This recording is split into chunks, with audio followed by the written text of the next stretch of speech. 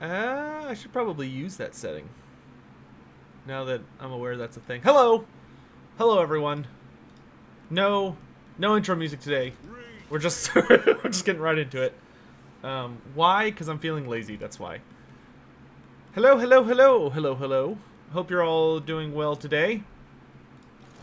We'll kind of give people a hot minute to get in here before we start going through the hello queue. You'll notice, looking around, we may or may not have gone a little bit back in time because I talked to a friend of mine who's a dev and was like, hey, the Skaven keeps stealing my purple item. Why is that a thing? And they were like, oh yeah, that'll be fixed at some point soon. And I was like, okay, cool. And he's like, just go back in time. So that's what happened. I went back in time. But I have been greatly assured that it will not be it will be a fixed bug whenever the next update is. So yeah. A couple of little things before we get started.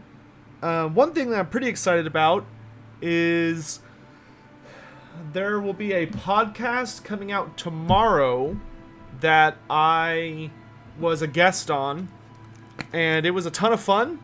And I believe they brought me on because they were like, hey, we want to know more about the Lizardmen, but I ended up like completely missing, or I got like super wrapped up in trying to explain like the origin of the Lizardmen. So instead of talking about the Lizardmen, the entire episode was about like the founding of the Warhammer Fantasy universe and like the almost a very notable portion of the Great Incursion of Chaos and like how the demons came to be and like their invasion and all this other crazy shit.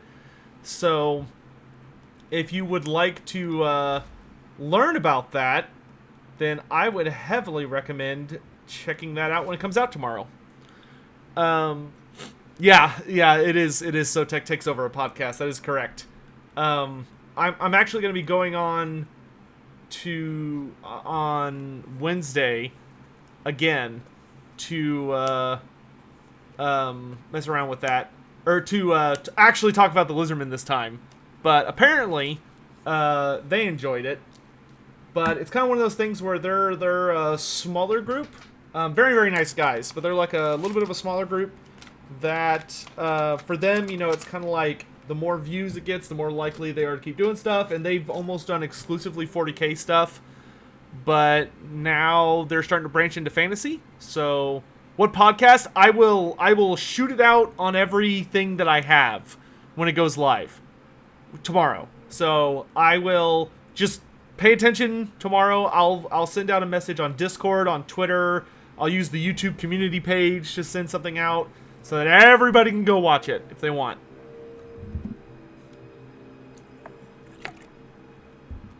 How far back in time did we go? So we haven't lost any of the armor. So you'll notice that Thorgrim still has Alric's armor, and I don't think we've even forged. Yeah, we haven't even forged Star Metal Plate yet, because I don't have any wine. So we haven't made the Star Metal Plate yet. We haven't confederated with Belagar yet. So we went back a pretty good ways. But I refuse to allow the Skaven to steal my special armor. In fact, I think we're going to switch Thorgrim onto some different armor. That way it can't be stolen from him. Because the Skaven have like a issue where they have like a super high rate of stealing items. So if you fight them with the dwarf purple items, or I think maybe the Tomb King purple items as well, if the Skaven beat you, they're like guaranteed to steal it, and the odds of you getting it back is like hilariously small. So you just should not fight Skaven with those kinds of items right now. Like you could fight them with legendary lord items, just don't fight them with crafted purple items. Are there any rumors about the Old World Future Edition? There are plenty of rumors, but none that I put any stock in. The only thing about Warhammer: The Old World that's been confirmed is that that Kislev is a starting race. And the only other one that I would put anything on, like I would say, oh yeah, this seems likely, is the rumor that Cathay is going to be playable. I think that has some merit. Oh yeah, we got to say hello to everybody, don't we? Alright, so let's start here. We've got Zernov, hello! Servant of the Great Horned Rat, Archmage Eldrin, Kadom, Ledge Lekej, Lekej? Yeah. Jirum, Lord Inquisitor Ignis. I don't know whether to listen to the audiobook or watch me. Do both. You can do both at the same time. Grumpy Guard, hello. Seb's Mad, Mamba King, Brendan Miller, Great Book of Grudges. Whoops. Czar94, salutations to you as well. We got Jake Wu and Mochi Punk 218. James Radcliffe. Headband 60R. Headband something. Headband. Christian Social Witch. Great book. I already said hi to you. Inquisitor Thomas. Kira Haas. Good to see you. What's with the trend about Warhammer to make Dark Elves part of the good guys? We'll get into that in a minute. Kadom, Ulf Stelier. I did have a good weekend, thank you. EA Diaz, hello, hello. Vince676. Great Book of Grudges. It is not my fault you live on the exact opposite side of the planet from me. It is not even 3 p.m. in the afternoon here. Angel Tubrai, hello. Francis. Let's see. Edmund Zedhib. Ulfster. I didn't use Zinchian trickery to go back in time. Grombrindal just turned back time. He's basically an ancestor god. He's just awesome like that. The White Dwarf. Oh, he's here in chat. Look at that. You can be two places at once. 900 Fireball. When am I next playing ROR? Probably tomorrow. I saw that they have Twitch integration now, and I'm really, really excited to mess around with that.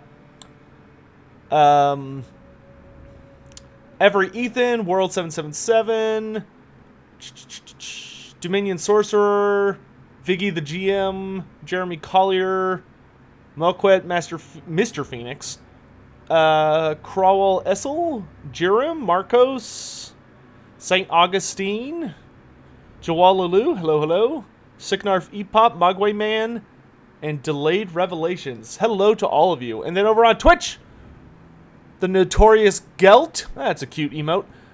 Misherman 1424, Undertaker number 1, and Tyrant Quad 0. Good to see you guys. Thanks for coming by. I hope you're all doing well. Let's get into it. So, right now, our main objective is we're trying to push back the rats in the south. I think right now we're more interested in just trying to maintain our borders. Mainly by hopefully recapturing Karakdraz. But we're just trying to focus on taking the south back from the Skaven, while Grombrindal and Ungrim take the north from the Greenskins. That's our main objective right now. We've also got a couple characters running around. So like this guy is heading to Karakdraz so that we can get Thorgrim's axe. We should have another hero somewhere. Oh wait, I think that's after we confederate with Belagar. And then we're securing our hold over the Badakvar region, which is, of course, very important. You know what? Give me... Yeah, let's do that. Let's get underway lookouts. Get out of here, greenskins. Green filth!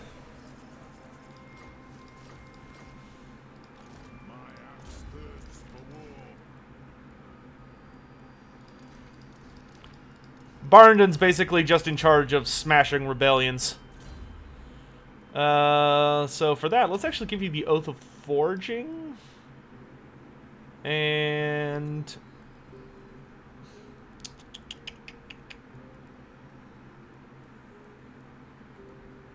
Miner's Instinct will work. Good job. Oh my gosh, so many at Sotex. Ooh, a double barrel. That is very nice. Yeah, I'll give that to one of my engineers. Thank you. Good job, Barrington. Way to be a boss. Alright, we'll see you later. Let's get Stone Mine Tower fully upgraded. Thorgrim, instead of going... Is that Deathmaster Snitch? That is Deathmaster Snitch. Let's go after him. So we'll meet him in Keragdron and take the fight to him. You are marching north with all haste. What else we got? Defeat Norska, defeat 2 greenskins, go to Red Eye Mountain, defeat 2 greenskins. Okay. Ungrim, I want you to go for Khazad Irkulaz, while Grombrindal handles the Karakadran region. And we have a rebellion in Rib Peak. That's fine. We've got a pretty powerful garrison there. We just need somebody to watch over it. We need a Rune Lord. Wow, really? I don't have any buffs to upgrading my lords? That's a bummer. Okay, in that case, let's just get... Kun Dragon Slayer.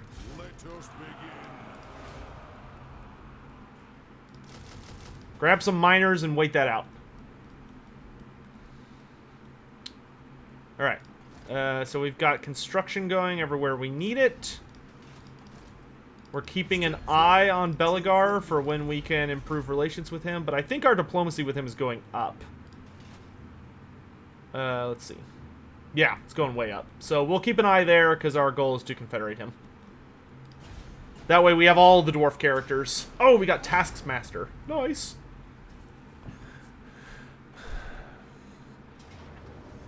Hey, Deathmaster. Goodbye, Deathmaster, you little bastard. Alright, so that's a grudge struck out. Alright, let's get caught up on comments. What Chaos Dwarf Lords do I think we'll see for Total War Warhammer 3? I think Chaos Dwarf... I think we'll get at least 4 for Chaos Dwarves. And if I had to do a list, which I would, which I am guessing at, my guesses would be Drazoath the Ashen, Shartor the Executioner, their big bad, whose name is escaping me right now. Oh my gosh, what is his name? Somebody in chat will know it. It's like, it's something Iron Hand.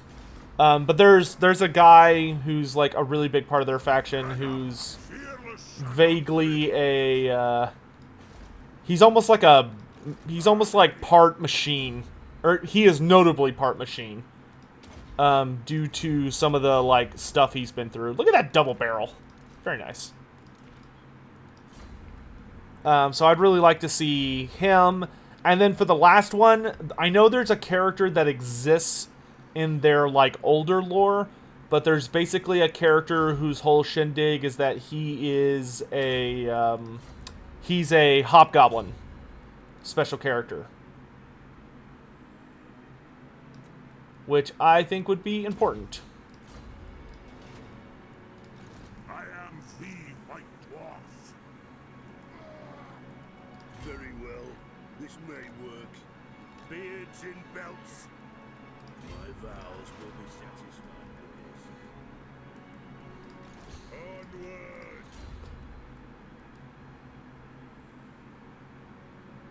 Gorge against the foul. Give me a Blade Shield. Try and make Thorgrim nice and tanky. Max tier scouting. Yes! I do want to change this army a bit. Let's get Ironbreakers. I don't think Skulder Guard are gonna be what we want. Let's actually move Thorgrim. Do I need to protect? Oh yeah, I do need to protect it. So let's hop over here. But we want to switch out some of Thorgrim's stuff for fire. I need a lot more flames. Caradron will rebel, but that's fine. Ooh, gosh, that's a nasty little army that he cooked up there. Alright, and then this hero Onward. is almost there.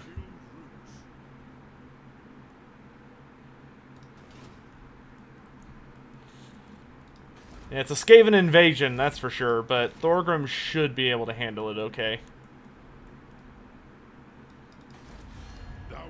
Oh, that's right. We could confederate Carrick Hearn right now, but I think I'll wait. I want to say we confederated them last time, but I think I want to wait and just focus my efforts on them. Hail, mountain lords. May your horde increase. No, no. Okay. Let's see what else we got here. When the Skaven attacked the Empire, was it intended by Pestilence that their plague jumped from the humans to the Skaven? No. When Clan Pestilence unleashed the Black Plague on the Empire, it was not intended at that time for it to rebound and infect the actual Skaven. But there basically was a... Let's just say there was a incident that occurred within the Skaven Empire where one of these Skaven had the ability to essentially allow that to occur, and that particular Skaven and some events surrounding him led to the disease spreading to infect the Skaven. It was not intended for... Clan Pestilence had no desire for the plague to spread and start hurting the other clans, because while that didn't necessarily hurt Clan Pestilence at first, it united the other clans against them, because before the Black Plague was infecting Skaven, Clan Pestilence had basically gathered so much power that they had functionally claimed 3 places on the Council of 13.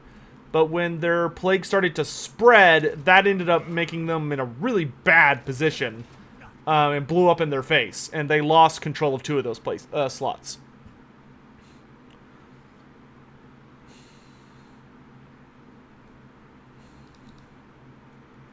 How do the god-specific Gors compare to other Chaos Infantry? Tyrant, we don't really know. At least in, like, modern terms, like, as far as, like, rules and stuff go, because they didn't really get used a lot. I mean, traditionally, they would have just been, like... Traditionally, it would have just been something simple, like, oh, okay, your best Gors will have the Mark of Nurgle, so that just means that they're gonna have... that just means that they're gonna get, in addition to their regular rules, they'll be -1 to hit in close combat.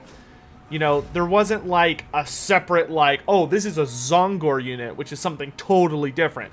Like, that wasn't really a thing. At least, not in any time while I was playing the game.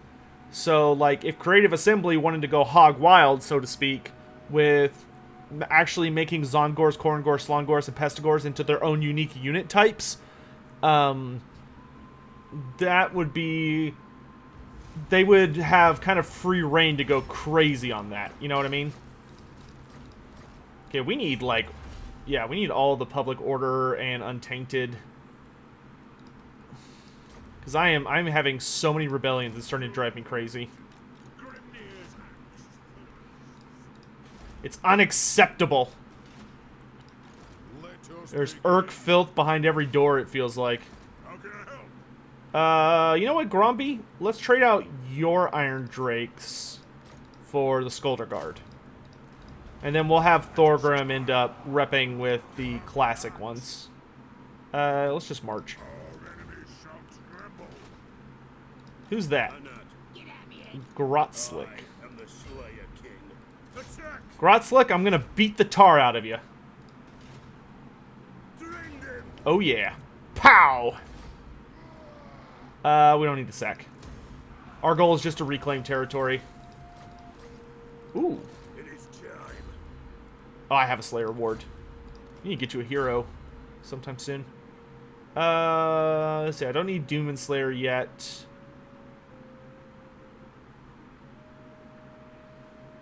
Let's work on your melee tree. We've got the Urk on the run! It is time. I really want to make... Well, that's a decent helmet. Alright. Badak Dawa's bag will be secure next turn. We are doing okay. Join me. Yes! Alright.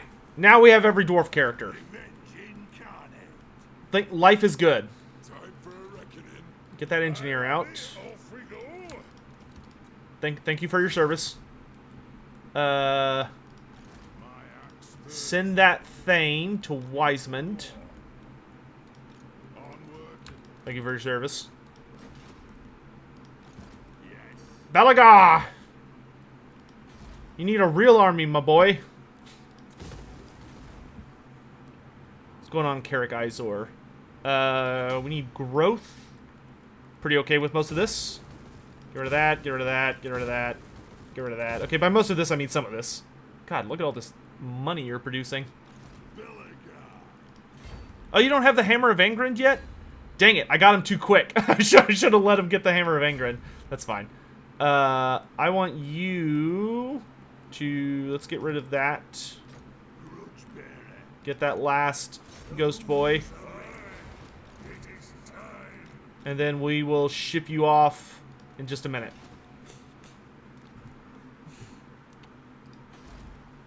Kill everything without a beard? Oh, we will. Okay, engineer, you're gonna go join Thorgrim. Carrick Dromar! Woo, Bugman's Brewery. Get your kegs out, lads. We want empower the guilds.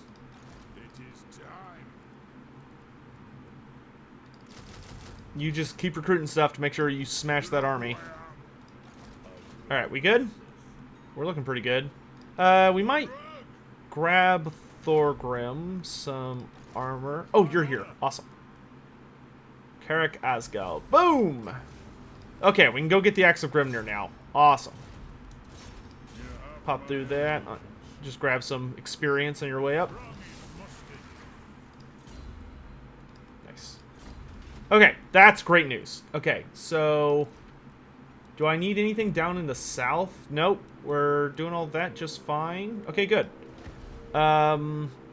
Maybe recycle and get rid of that. I think we should just save up for now to get all the legendary items. Just so we have them. Okay, looking good.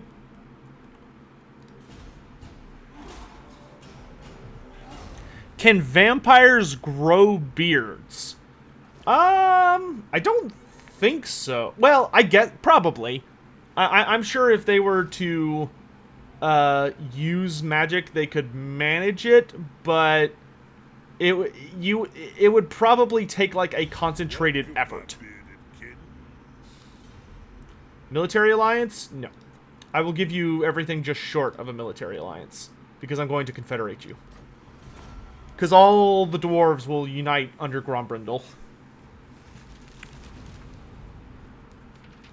One of the vampire counts has a beard. Well, yeah, it seems certainly possible. But I imagine it takes, like, a concentrated effort. It's not just something that occurs naturally. Yeah, God, get that rebellion army out of here.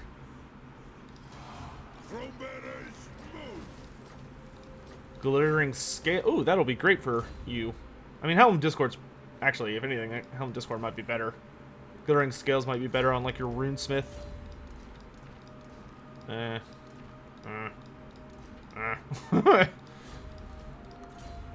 Let's see. You know what? I need a lot more oath gold, honestly. Alright, so let's make the other piece of armor. So let's make the star metal plate, because we can give that to Ungrim for now. And then let's hire on Gotrek for a hot bit.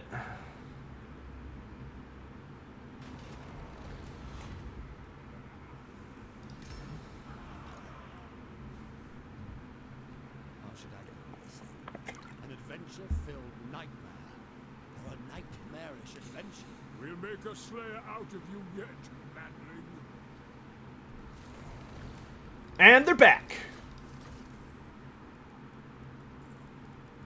Are we supposed to get an event for Oh. Normally you get like an event for what storyline they were on, but I guess we don't get it this time. That's okay. Thorgrim, just park. Hey, Last Defender of Chodol, thank you for the tip. I really appreciate it. Why do you think Creative Assembly isn't bringing more monstrous mounts to hero types? Like the Griffin Manticore for the Noble / Master. Do you think more hero types should get monstrous / impactful creatures? So, I think in general, their goal is to try and stick to tabletop.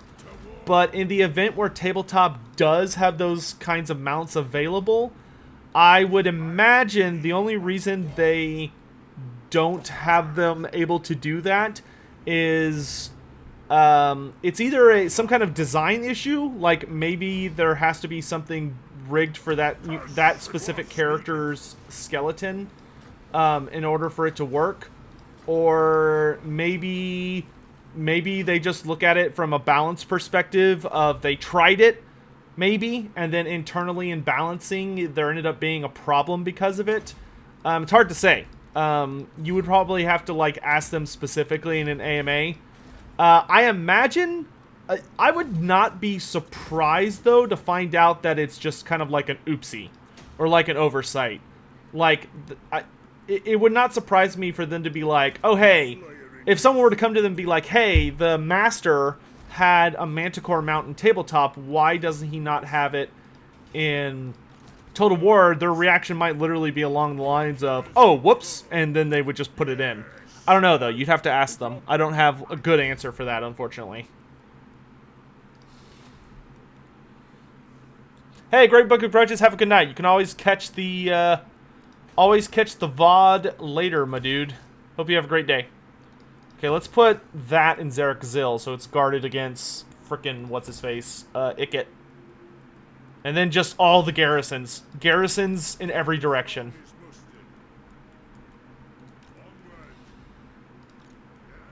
Does anybody else kind of wish that when they had the voice actor say the throng is mustard, they'd be like, hey, could you, like, make it sound a little less like a condiment? A little more like something else? You don't have to, but it'd be appreciated. Okay, we're gonna send him to take Karak Ansgahar.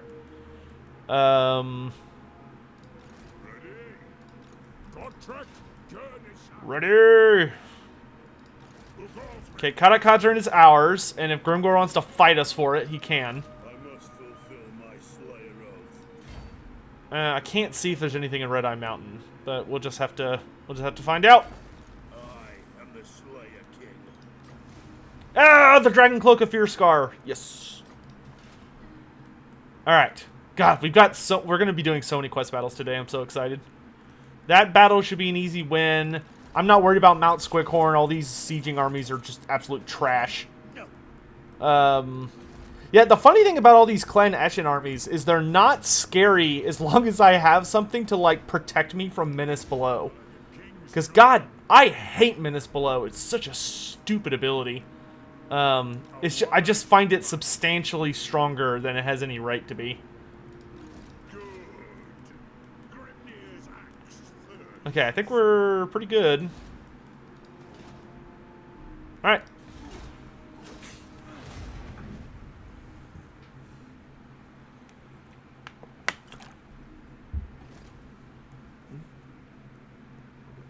Did I read your post above about what, in your opinion, you should play when you start...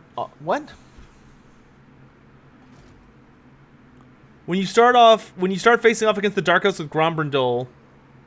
Oh, I don't think I would play that on stream because it's, like, literally so offensive. I could actually see, like, demonetization. I would encourage people to listen to that speech, but I'm not going to play it on stream because, A, I don't own the rights to it, so there's copyright issues because it's made by somebody else. And B, that one is, like, so offensive in, like, the tirade of insults it lists off that I could actually see it causing problems. They seek to undermine us. Into the darkness. Nicely done. Alright, we are in position. Let's get Doc Karaz ready to go. Doc Karaz, why don't you work on Rangers? Stone Mine Tower. Let's get you working on basic troops. You're marching to Wisemond.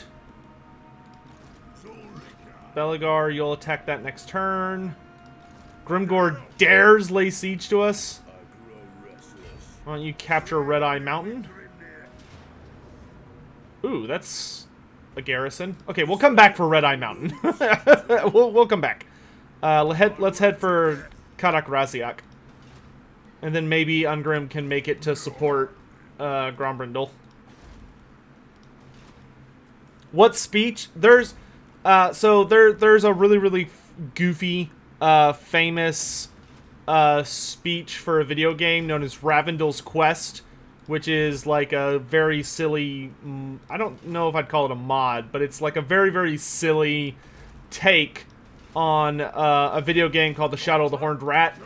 It's called Ravendell's Quest, and it has one of the most famous tirades of a dwarf character talking to an elf character that has ever existed in any medium. And if you hate elves, it's very worth listening to, because it's really funny. I'll put it this way. If you're a big fan of The Emperor Had a Text-to-Speak device, the Ravendell's Quest dwarf is so famous, he even makes an appearance in that 40k series, which is hysterical. Oh, is it the Skaven versus Gotrek Garnison? They surrounded him, but they failed to realize that the High King is, like, literally right there.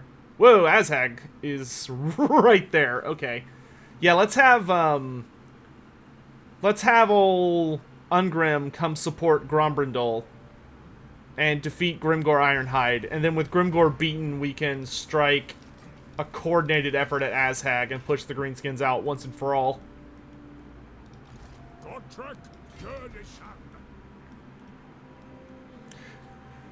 Did the Chaos Dwarves supporting Tarmakon successfully retreat after Chaos lost the battle for Nuln? Yeah, so let's play Antonius.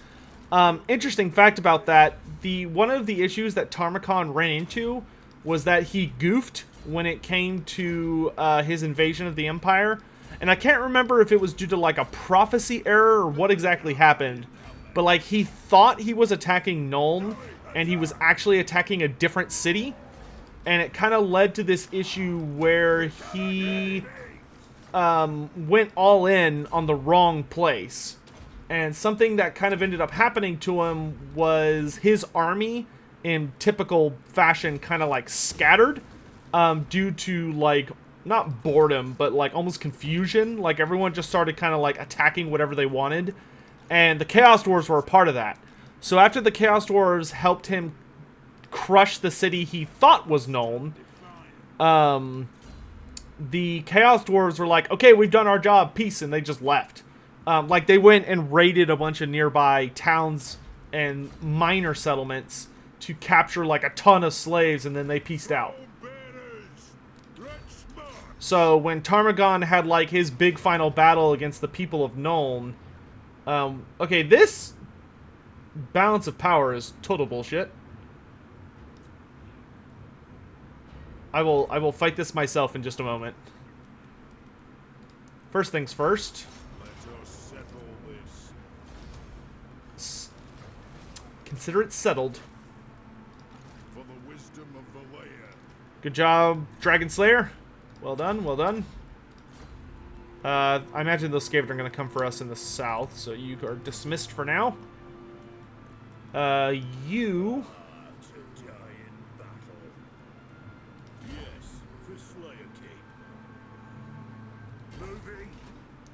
I want you coming south. Nashrak's lair needs to prepare for attack. Same thing with Khazad Irkulaz.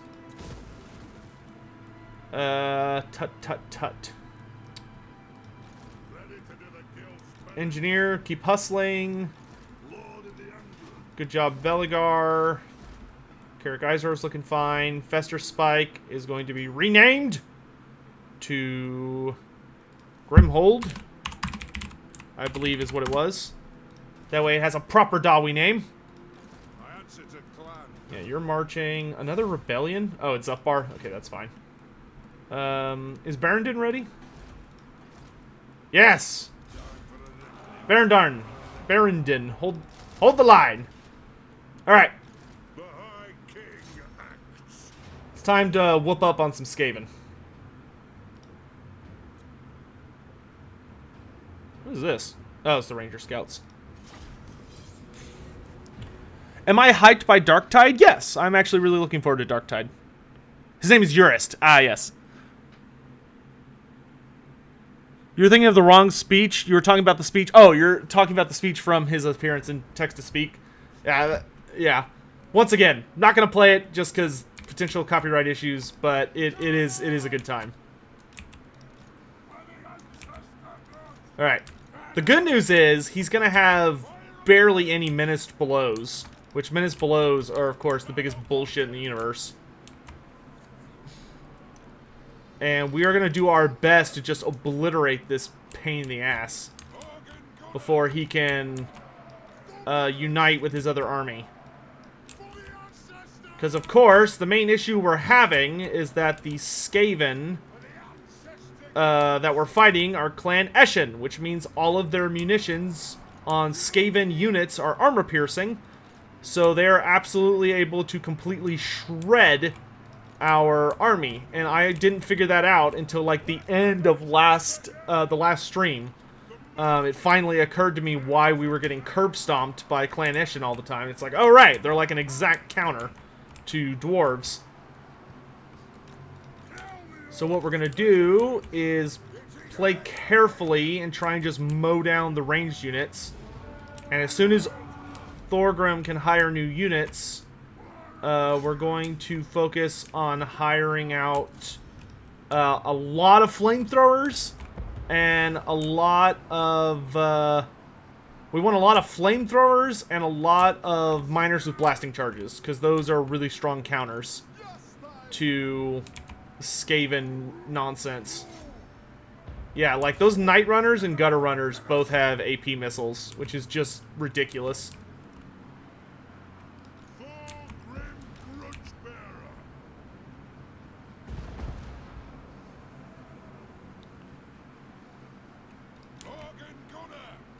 Organ Gunner, let's get on those. Yep, here they come. He's not gonna have too many of these. He'll have a couple, but not too many. Like, I can't even send my copters over there, because the copters will just get instantly countered and torn apart. Actually, I want you on those warp grinders.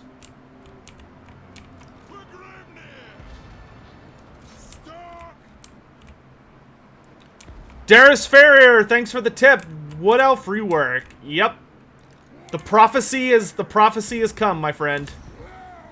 No more will the Wood Elves be literally just the worst campaign ever conceived in any universe.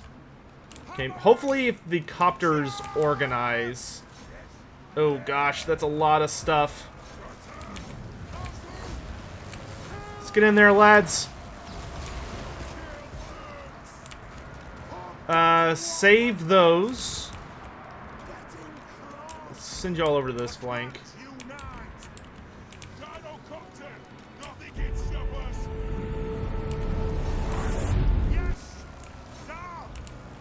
Okay, I want you throwing munitions. Head that way. Thorgrim, into them!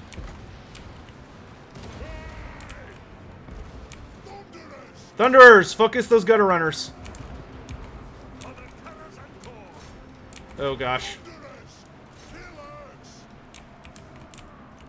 I would literally kill for magic bullets. Yeah, I mean, just look at the damage my copters are just getting shredded out there.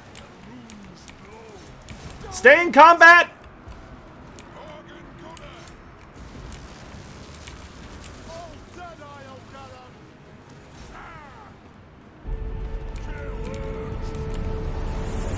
Hey, Darius Farrar, thanks for all the tips, my dude. I really appreciate it. Freaking stealth bullshit. Turn and fire! Slayers, give us some breathing room. Here, let's focus these gutter runners. Thorgrim's doing his job, kicking ass, taking names. Who's leading this army? Grace here? Kick his ass. Slow him down so he can't get away. Pursue anything that cannot shoot backwards. Steamcopter, go after those gutter runners.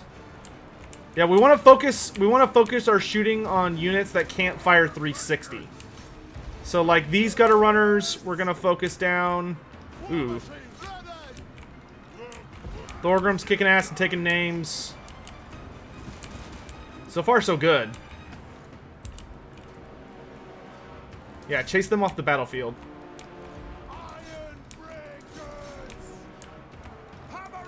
Into them!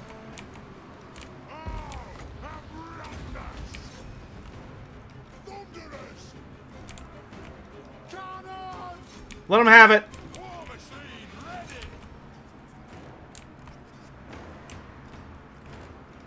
I lied. Fire that way.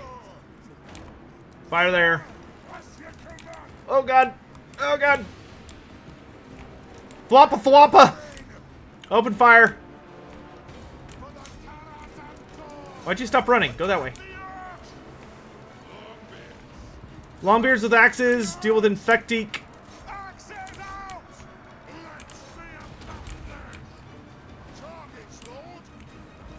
Alright, we're doing a great job of holding the line here. This is going pretty well. Like obviously we're taking some hits all over the place, but overall we are holding the line, and that's what's important.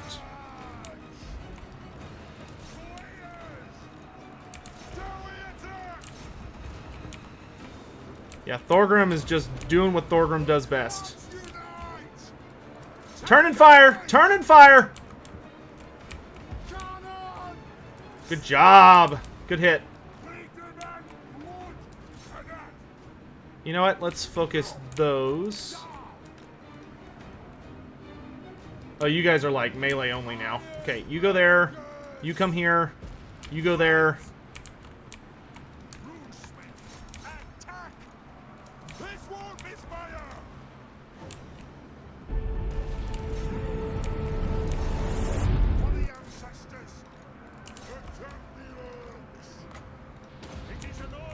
Oh, you're in for it now, ready? Victory! Durus Ferrer with another tip. Actually, I have another question. Could Clan Mulder mix a human with a rat? Could they? Yes. Would it look like what you're probably thinking it would look like? No. It would probably be really gross. Could a Skaven mix a human with a Skaven? Yes, but it would be nightmare fuel. It would not be pretty. Now, that being said, if you want to make an OC character, go for it. Like, who cares about canonicity at that point, man? You do you. Calling the Witch Hunter. Be nice, guys. Don't yuck somebody's yum. I'll put it this way. There is actually a Skaven-human hybrid already in the lore. There are Skaven-human hybrids that Clan Mulder created. They're called Flayerkin, and they are gross. Flayerkin are literally like Warriors of Chaos / Norskins that were fused with Skaven. And it was, not great. They were nasty. Crucial end, yeah, so there's a character called Thorich. Thorich was a personal experiment of Throt the Unclean, and Thorich isn't a human combined with a rat ogre. Thorich is literally just a large augmented rat ogre that has had a brain, or sorry, Gorich. Gorich is literally just like a large augmented rat ogre body, where a Norskin berserker's brain, a Khorne berserker's brain was ripped out of his body and shoved in that body. He's actually the Castellan of Hellpit. So he's actually he's a very authoritative figure within Skavendom, much to Throt the Unclean's annoyance. Apparently Throt the Unclean doesn't like him very much. Because I think he kind of has indulged in his own designs and doesn't care much for doing what Throt tells him to do. I think we can auto-resolve this without too much pain. I lied! It was a lot of pain! That's okay, though. We didn't lose any regiments of renown, and the Skaven are defeated. Yes!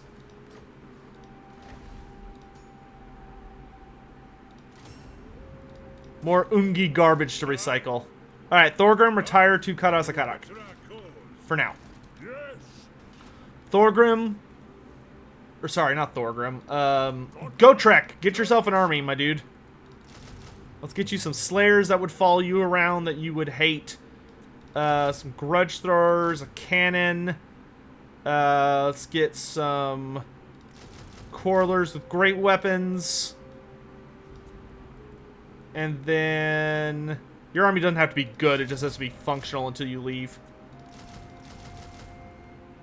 No, we have a lot of great weapons, so let's just get shields. Yeah! Now we're talking. Alright. Engineer. Head there. Belagar, just park there for a bit. Alright, is that everything? Everybody's moved. Grombrindal is waiting for aid. Yeah, we're cooking.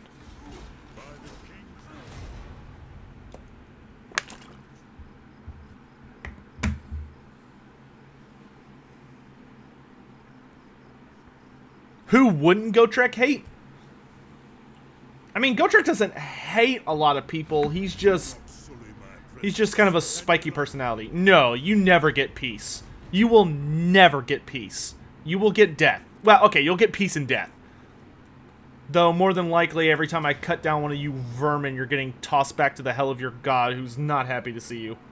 Get out of here, Grimgor, nerd. Pfft, to think I was bothered by that. Greenskins. Now then, Manlin, what brings you here this day? Nope, not yet. Eventually I will purge the elves, but not yet.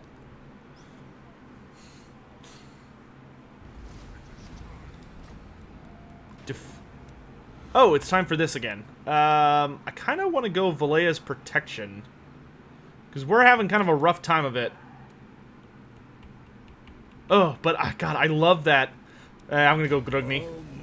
I love the research too much. Getting fast research is like just sweet nothings in my ear. Yes! Ancient Bloodline. Fire support. Or advanced. Ooh, advanced forging. Yeah, the engineer has arrived! Who are the Thaggoraki? Thaggoraki are the Skaven. Raki just means rat, and I want to say it's Thaggor. It's either Thaga or Thaggor means backstabber. So Skaven in Dwarf in Khazalid literally means something like backstabbing rat, which is a very apt description to get the point of what Skaven are across to somebody that doesn't know about them or is dubious about their existence, perhaps.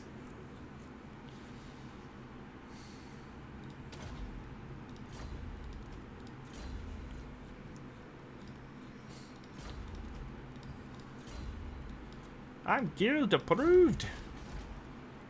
Karakadrin is secure. This brings me much joy. You know who I am? I must fulfill my Slayer oath. Ungrim, it's time for you to come home, my dude. I'm ready. Grombrindal, let's get you healed up, my man. Let's get you healed up. And then with Grombrindal, I need to... I've got like one more greenskin thing. Raise or sack 3 different greenskin settlements. 1, 2, 3. Done. Okay. So, Ungrim's going to go on defense. Gromby is going to stay on offense. Barrendon, you're going to allow Zuffbard to rebel so that you can put it down. Gotrek is rallying an army, and Gotrek's probably going to focus on Gunbad. And then Belagar... We're not at war with anyone to my west. The Skaven are minding their own business for now. You have a proposal? We are willing. Never. Oh, that was delightfully too loud. Ansgahar, let's get garrisons going. Belagar, just hold out. Actually, let's find out who owns Migdol. Who owns Migdol von Galbarak? I think it's Clan. I think it's Queek. But we'll find out.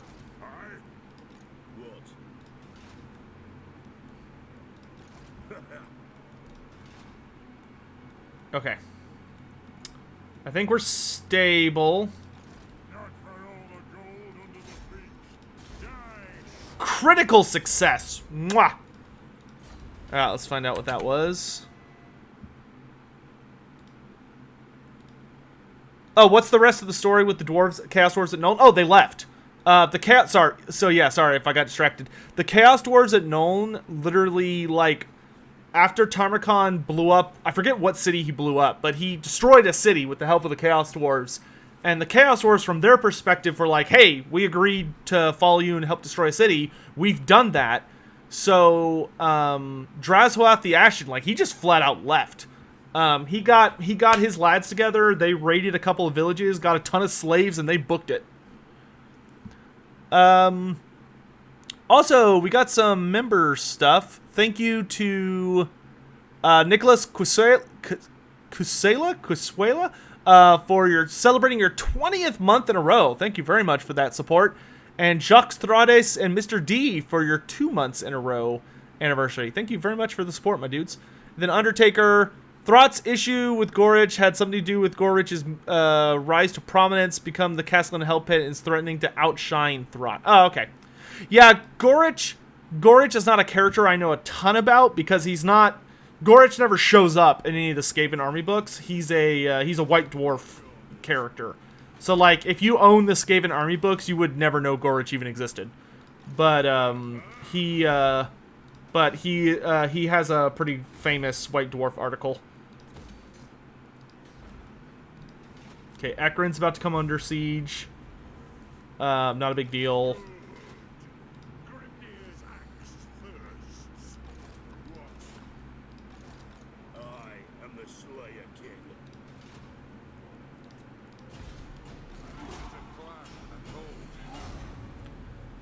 But yeah, that's the end of the Chaos Dwarf story. It's just that Drashoath the Ashen did what he considered his job, so he left, and not just because of it, but partly because there was a number of factors.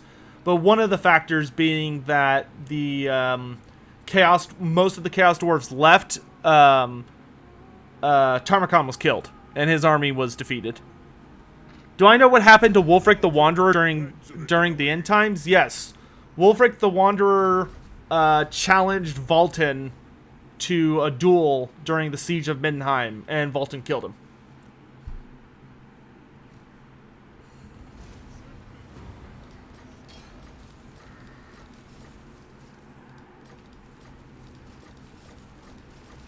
Oh my god! Ah, so many notifications. All right. So Belagar, let's find out who's here. Okay, it's Clan Moors, who we're not quite looking to start a fight with. I will punch Queek in the face, but I want to try and get a handle on Clan Eshin before we do that.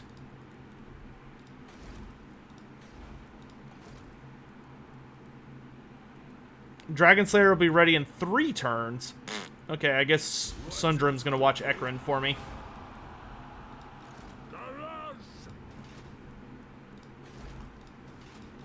To war for the wisdom of Valea.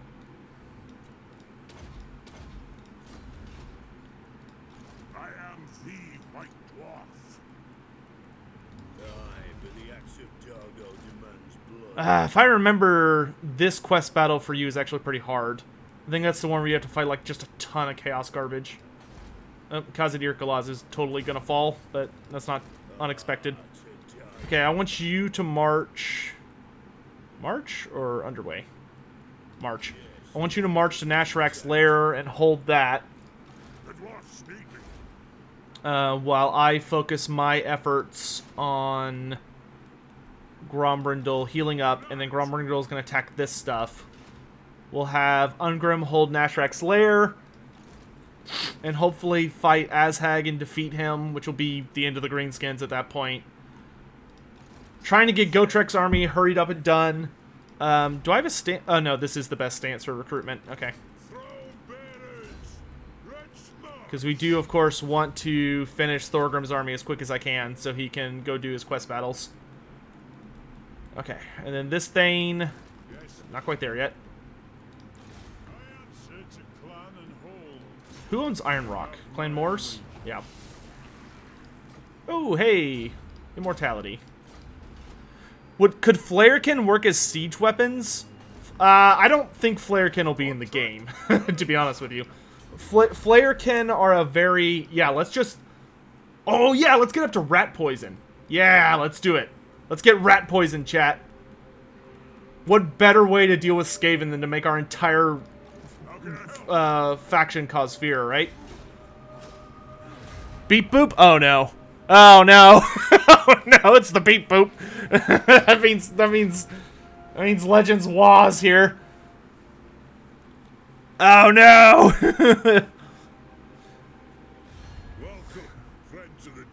We didn't get the rat poison in time. They're coming in. How are y'all doing?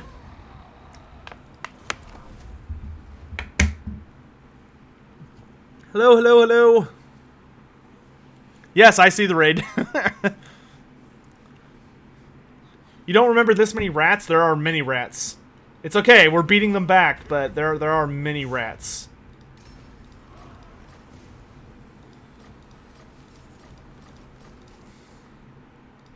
You know who I am. Alright, Grumby. I'll do it. We got stuff to blow up. Onward. Okay, I want you to hold Nashrak's lair. Let's get rid of that. Okay, here, let's do some, like, faction-wide recruitment. Yeah, you need to spice up your army a bit, my dude. You need some AP. You need some war machines. Okay, let's maybe... How many globals can I do? 5? Okay, so let's do 2 cannons. Whoops. Oh, yeah. Let's get 2 gyrocopters.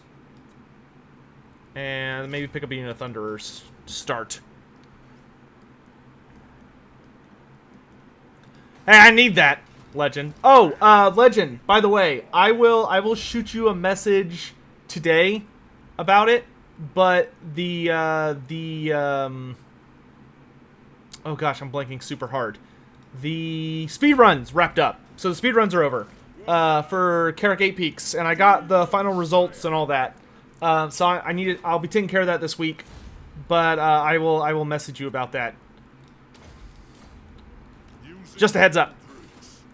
It was very exciting, and it actually came down to the wire on a couple of them. Warpstone, we don't use that cursed substance here. The thing about a properly run Lizardman Empire is you gotta have the Slaanan enforced version of OSHA, which of course can see into the future and stop people from making stupid mistakes in the first place. So this is a non-Warpstone environment.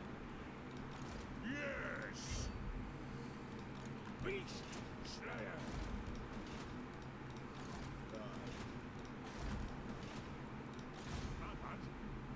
Stoneheart. I want you to keep an eye on what's going on in Karakdraz. Fear no peril. Yeah, I think you'll be pretty entertained with how they figured out some of the stuff. Some of the runs were ended freakishly fast. They discovered some pretty hilarious exploits to get Carrick 8 peaks. Like there was a guy who figured out you could do Skarsnik, taking Carrick 8 peaks in like 6 turns.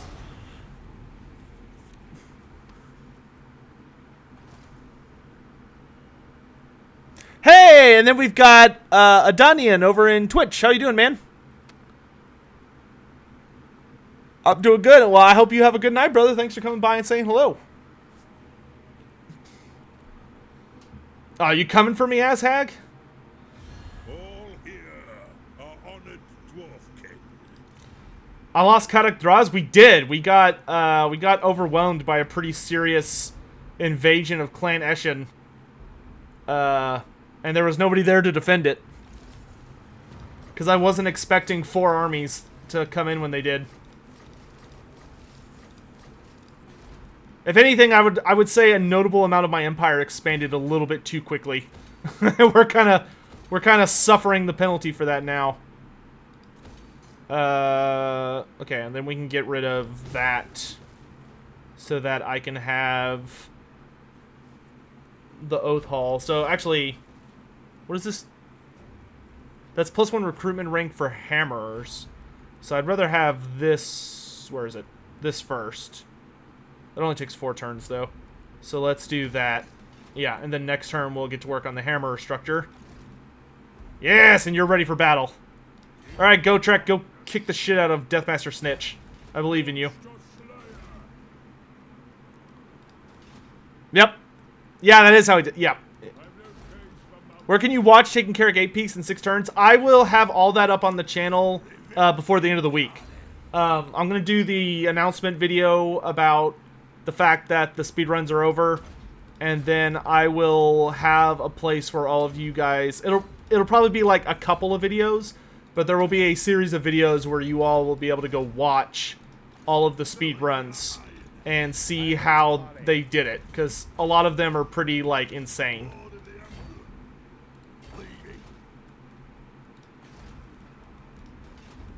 Okay. Ekron's holding steady.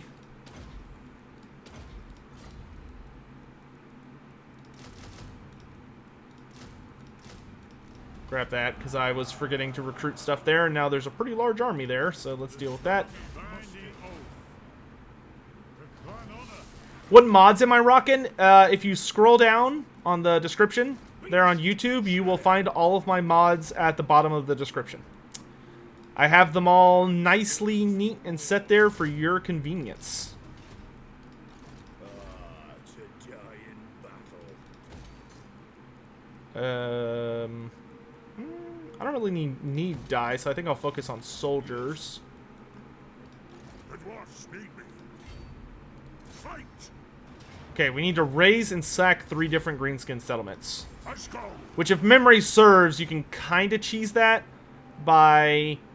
I think you can sack a settlement and then, like, immediately raise it, and it counts. Well, this is as good a time as any to test it. Give me that charge bonus. And you're super good against greenskins now. Alright, we've got the Slayer Shrine. That's awesome. Thorgrim. Okay, so we're actually gonna pull back on the Thunderer madness. We need more anti-Skaven, and Copters are not gonna cut it. Copters just get torn apart by the frickin' rats. Let's get a Grudge Thrower. And then I want Iron Drakes and Bugman's Rangers. We'll keep 1 Thunderer for a quest battle we're about to do. And then I need Longbeard, Slayer. That'll work for what I need to do. Okay, Barak Var's looking handy. Kadak Ansgahar might be in a little trouble soon, but it'll be okay for the moment. We've got good growth going in the vaults. Southern Grey Mountains, let's go ahead and confederate with Carrick Norn. So that's another one of the Dwarven Kings signed up alongside us. I will keep the Thanes. The rest of you are free to go. Let us begin. What do you got here? Very soldier heavy, but I would rather you be more about economic strength than military strength. Thanes, come to me. We're gonna use you guys to just mess up a bunch of Skaven armies. Rally to me! Alright, Legend, have a good one.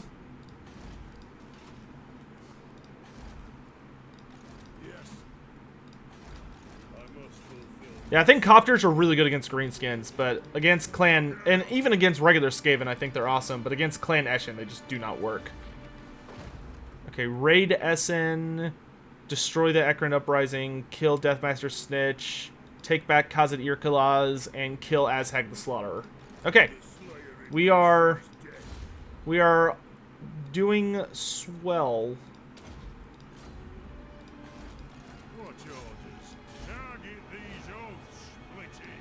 Alright, you discovered it this last turn. Okay. Aw, dang, I should have forged something new. And I should have moved that guy further. We'll send that guy to Sylvania, actually, because I'm gonna get... Thorgrim's gonna need me to do anti-undead stuff. Snotter finished Realm Slayer and Ghoul Slayer. Ooh, this will be fun. Let's actually fight this. Gotrek Garnison versus Deathmaster Snitch. Just finished Realm Slayer and Ghoul Slayer today. 10 out of 10, mate. Dude, awesome. I'm so glad you enjoyed it. Snotter, you said, okay, you've done Realm Slayer and Ghoul Slayer. Have you done Blood of the Old World yet? Blood of the Old World is the last big Gotrek book. And then there's a couple, if you really enjoy Gotrek and Age of Sigmar, I've actually got a couple of short story recommendations.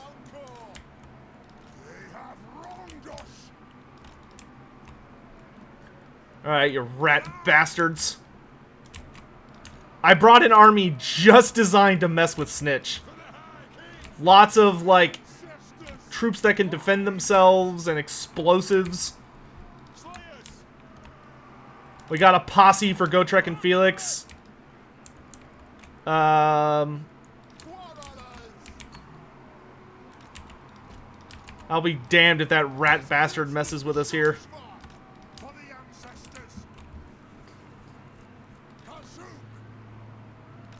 You lads defend the war machines.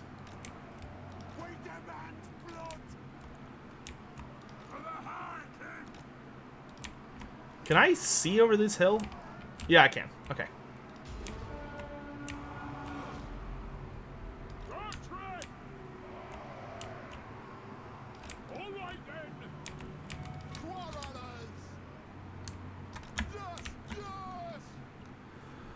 Russianator, do the dwarves ever mount any creatures or anything in either the Old World or Age of Sigmar?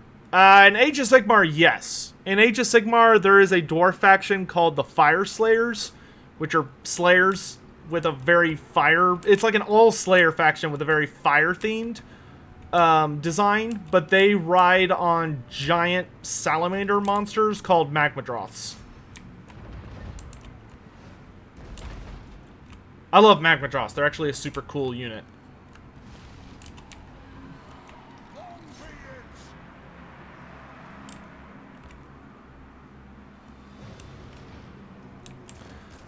Emo Chipmunk. If I could have chosen who would get each wind of magic, who would I have picked for each? So my goal, if I had spread out the winds of magic, would essentially have been to say, okay, everybody who is not associated...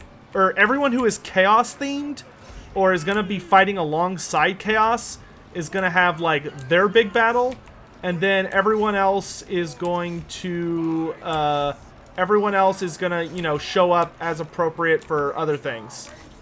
Here we go. Gotrek Garnison versus Deathmaster. Oh, kick his ass! Dude, look at the damage those two did to each other. They're both down to like half health instantly. Oh, the coward! He's running. Good job, Gotrek. Slayers! Don't let Gotrek get all the good licks in. Charge! Did Ikit make it into Age of Sigmar? No, none of the Skaven characters made it into Age of Sigmar except for Thankful. Nobody else made it.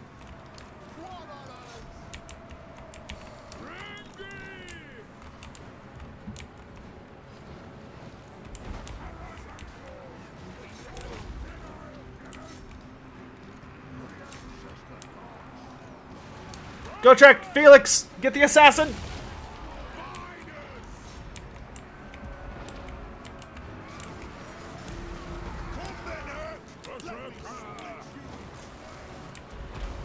They didn't even give Felix a speed buff. One of the most like common things that happens in a Gotrek and Felix book is that Felix always like is faster than Gotrek. He just chooses to run like enough so that they're the same speed. So either they just need to flat out be the same speed, or Felix needs to be faster. But he looks very silly, running slowly.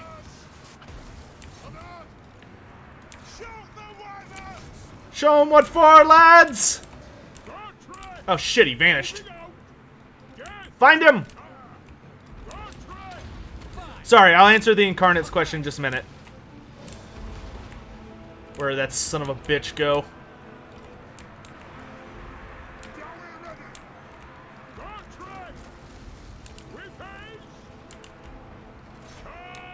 Damn, we lost him. Oh, there he is.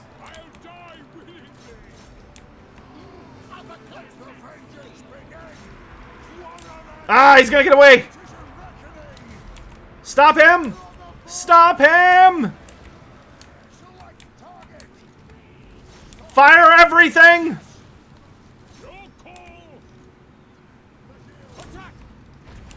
Fire everything!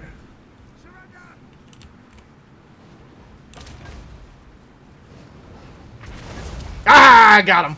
Son of a bitch. Okay, real quick. I saw somebody ask, what are some good books from a skating point of view? Allow me.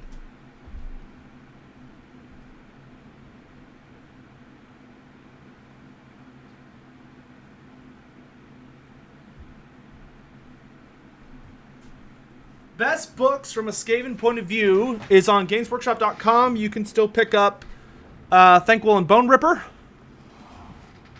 which has is just all from Thanquol's point of view, and some other characters, like a bunch of special character show-ups, like Lord Skrulk and Ikit Claw and Queehead Taker. There's also this, Warlords of Carrick 8 Peaks, which has a book about from Skarsnik's perspective, a book from Queek's perspective, and a book from Belgar's perspective, and Thorgrim. Then you have, you could also buy the Black Plague series, which is in the Time of Legend series, which the Black Plague has a lot of Skaven perspective.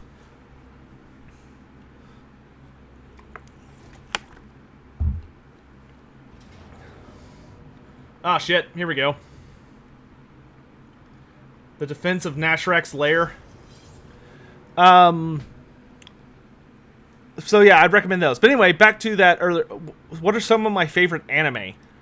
Same guy. So my favorite anime, some of my favorite, Full Metal Alchemist, both Brotherhood and the first one. Really like both of them, even though they're very different tonally. They start off the same, but the way they end is drastically different. I also am a big fan. I liked Death Note quite a bit.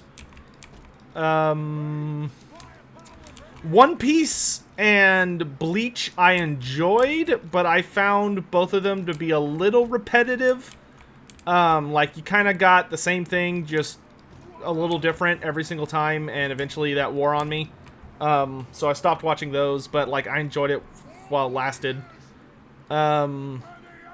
I'd probably say, like, my biggest one is Full Metal. Do griffins ever hunt dwarves? Yes, griffins will hunt anything that come into their mountains. A wise ranger knows where a griffin haunt is, so that they can lead enemies into it. Good grief, I have so many freaking Quarlers. That's good though, but especially because Azhag doesn't have his mount. Ooh, I started a little far away, but it looks like he's coming to me. Here, let's have the Grudgler bump up a bit.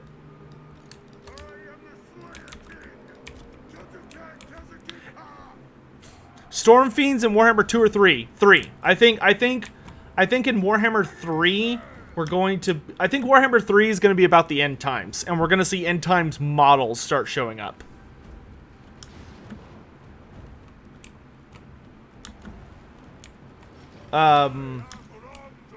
See, outside of that, what was I talking about? Oh yeah, the incarnates. So my big thing for the incarnates is I would have had one for every race. I think Games Workshop really goofed up when they ended up accidentally having like a ton of overlapping races slash characters. So like instead of being like, oh, okay, we're gonna have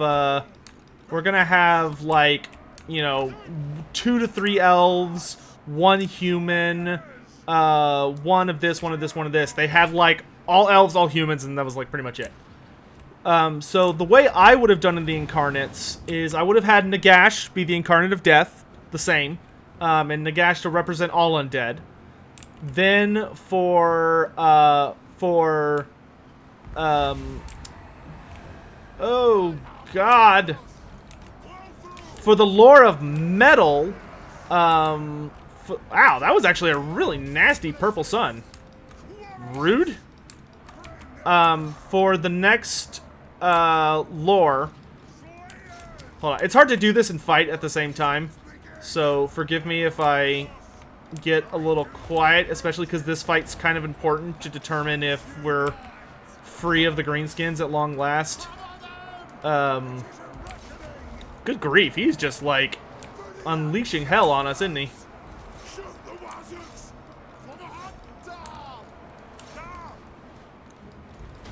Don't worry, I will answer your question. I just need to think for a hot minute. Dude, Ungrim, yeah, I need you to, like, Red Ruin and kill Azhek, like, right now. Ooh, big chunk of health gone. You gotta get rid of all these black orcs. Grudge Thrower, let's... you know what? Okay, those guys are shattered. Doesn't look like the greenskins are gonna be coming to that flank. So let's move over this way. Okay, he's wawing, but Ungrim is tearing up his lord. Corlers, beautifully done. Let's focus the next unit, please. Miners, hold the line.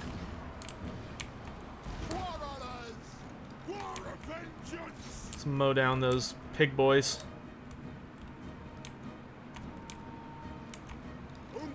Yeah, you just escort him out of here. Ooh, pump wagons. Corlers, focus fire. Next unit of black orcs. Next unit of black orcs. I want them out. Out, out, out, out, out, out. Let's dedicate one Slayer unit to the pump wagons. This unit's gonna hustle over this way a good bit. You lot, reform the line. Reform the line. Oh god, here they come.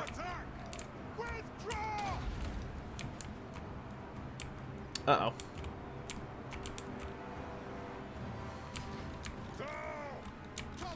You two, get after those pigs. Miners, back to the front line. Yeah, Ungrim, just lead them out of here. With me, lads! Oh god, oh god, oh god. Guard stance, guard stance. Guard stance. Don't overchase.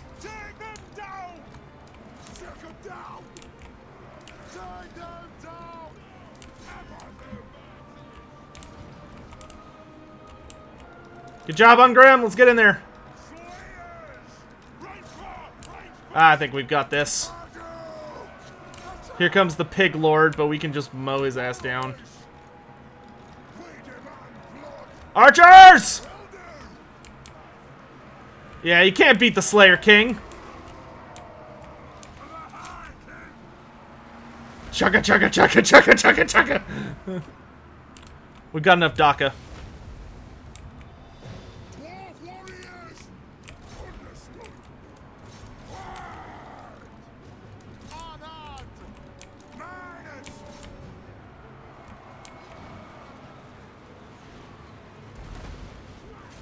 Yeah, get out of here, you bugger. Good work, lads. Okay, so, what I would have done with the incarnates, I'll let this run out for a minute so I can actually think. What I would have done for the incarnates is I would have had Nagash be the incarnate of death and take over the undead. Giving Cetra like a really badass last hurrah final stand type situation. I would have had Mazda Mundi be the incarnate of fire. And the reason I would have had Mazda Mundi be the incarnate of fire is I would have focused on his aspect as, like, he lives in Hexawatl, he's the focused, like, representative of the sun god Chotek, so he would have seen it as a blessing from Chotek. I would have had the Lore of Heavens go to Greece's Goldtooth, him seeing it as the, like, a being worshipped as a herald of the Great Maw, with a big, because ogres have a massive amount of their culture and iconography focused on, like, celestial bodies and events. I would have had Malekith still be the incarnate of Shadow. I would have had Alariel still be the incarnate of life after she combines with Ariel. I would have had Karl Franz, not Sigmar, but Karl Franz, be the incarnate of light as, like, the ultimate body of a badass good guy. And then I would have had Grimgor be the incarnate of beast and, like, the incarnate of everything wild and crazy. And then, who am I missing? I'm missing somebody. Beast, wild, death, life.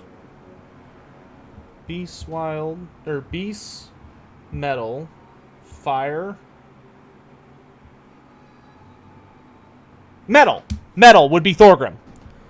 I would have had Thorgrim be the incarnate of metal and the dwarf representative. So there would have been one human, 2 elves, 1 dwarf, 1 ogre, 1 lizard man, 1 greenskin, and 1 undead. That would have been my mix. That would have been my remix of the Lores of Magic.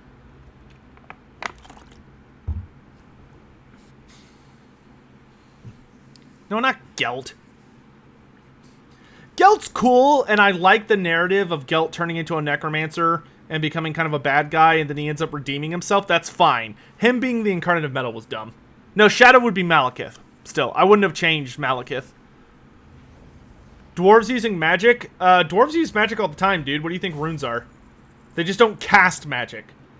I think Thorgrim, the Wind of Metal, would have been bound into the Throne of Power and the Rune of Azamar. I think you even could have had a cool narrative about Thorgrim dying and someone else having to, like, step in. The Von Karsteins are dead. That's kind of a bummer. The only reason I consider that a big bummer, though, is because I wanted to kill them myself for the lore attributes. Or their attributes. But it looks like the Empire is winning its fight against the baddies. The undead, which is great. Because a lot of the time when I play, the Empire gets smashed. So this is excellent news that the Empire is winning. You have a proposal? We are winning. What about Gorst? I would have... Gorst was dead by the end times. Gorst got shot in the head by a witch hunter. But if you're asking what would I've done with Gorst's character, I would have... well, it's not appropriate. I'll just say it that way. He would have suffered greatly. That's all I'll say about Gorst. If Gorst had been left to my tender mercies, he would not have... He probably would not have enjoyed his stay. I'll leave it at that. Dude, Gotrek has stock now? That's sexy.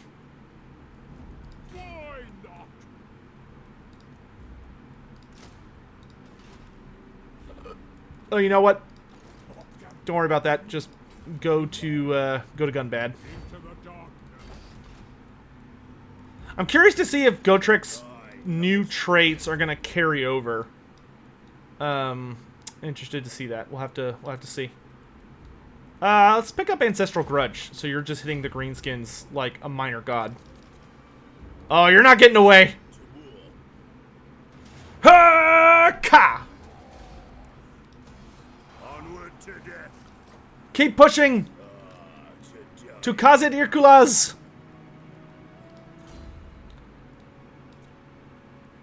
Give me Blade Master, so I'm more likely to hit. And then more Slayers! Okay, so the thing we wanted to check is that for the Rune Helm, I need to raise or sack 3 different settlements. I've already sacked Karakraziak once, but I believe, due to this annoying little thing I've noticed, if I raise it, it'll count as a separate entry. Did it count? No, it didn't. Isn't that interesting? Okay, so that's kind of stupid. Because I know something it does count for, which is the chapters, which annoys me. Oh well. That's okay. Summon me if you dare. Ew. Yeah, I'll wait till he comes inside. Or tries to come inside. Gotrek loses all equipment and traits once he leaves. Oh, that's so stupid. He should keep them. That would make him much more exciting of a character.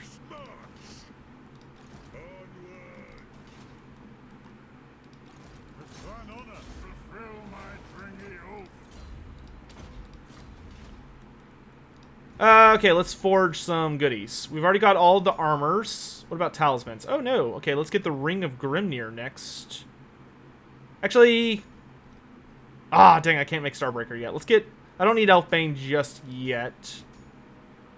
Oh, gosh. Biting Blade, Enchanted Shield, Tormentor Sword. We'll keep the double barrel. Let's do the Horn of the Ancestors. Summoning Ghosts is cool. I can actually give that to Ungrim, I think. Because that'll give him some more physical resistance, which is never a bad thing. I love Brian Blessed. He has such a good voice.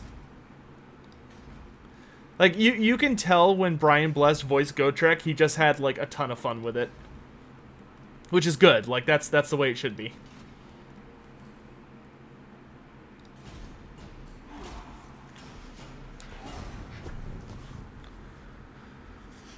Are there any more unique beast/monsters for the Dark Elves? Yeah, if you really wanted.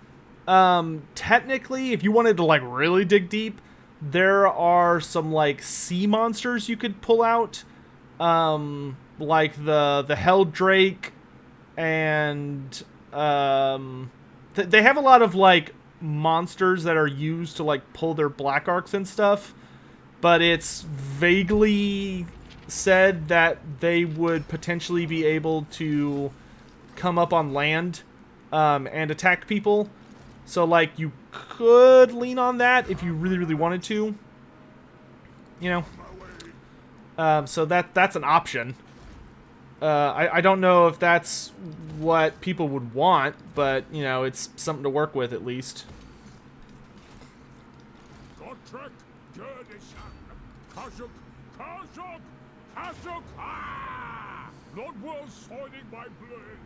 Yeah, we'll let him attack you in Gundad. It's fine.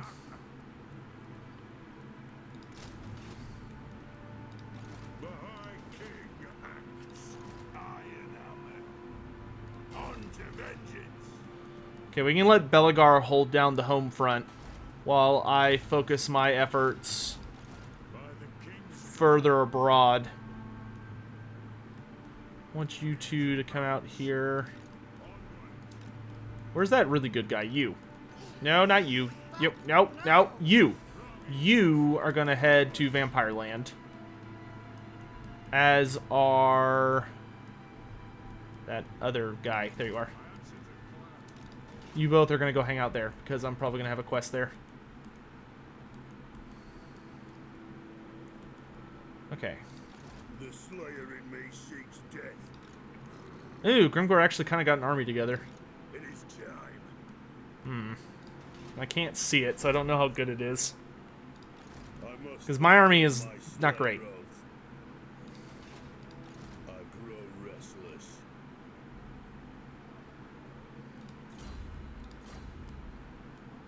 Why don't you just hang out and heal? Inquisitor Thomas! Hey, buddy! Thanks so much for becoming a member. I really appreciate that. Thank you.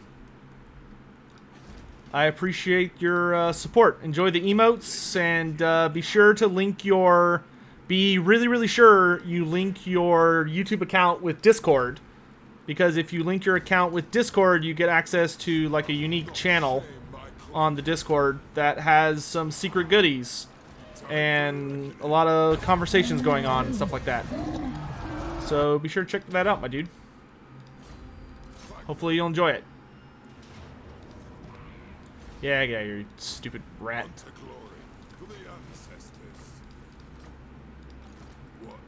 And Ekrend really likes rebelling, doesn't it?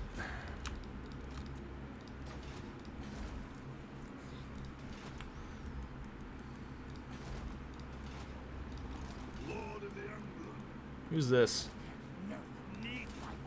Ew. That guy's actually kind of got some nasty stuff.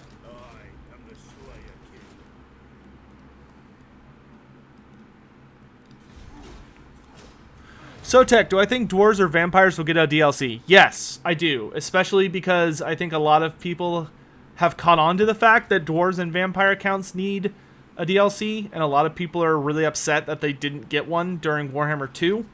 I am going to keep beating those drums myself and like making videos about it, about stuff that I think they're missing, and that I will forever give CA grief about giving us Clan Eshin versus the Dark Elves. That I hate that so much. The fact that that wasn't Clan Eshin versus like Karak Azul or like Clan Eshin versus some dwarf faction was one of the biggest slaps in the face, I think, to the dwarf community since like the end times. Like I thought that was terrible. Creative Assembly really dropped the ball on that, I think.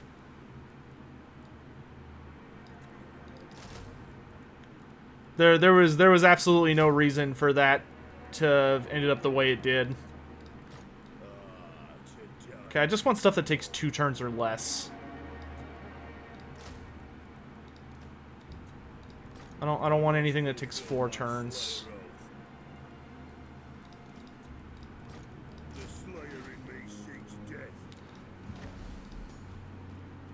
Grab the Scepter of Stone.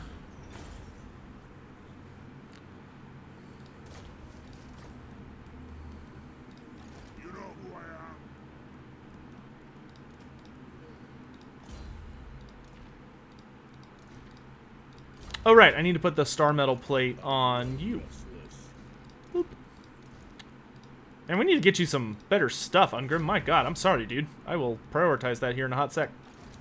I'll do the fighting. Get out of here, beard burner. Alright, that's another grudge avenged. Oh god, thank god, it's time for a story.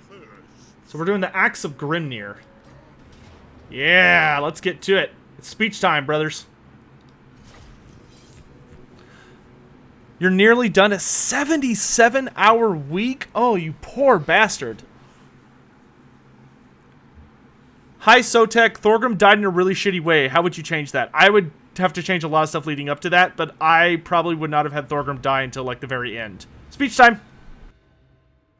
Behold, the stone fruits of the Engineers Guild's labor. New flying gyro machines will take to the air. Let me assure my traditionalist brethren within the guild that Morgrim himself would be pleased with this innovation.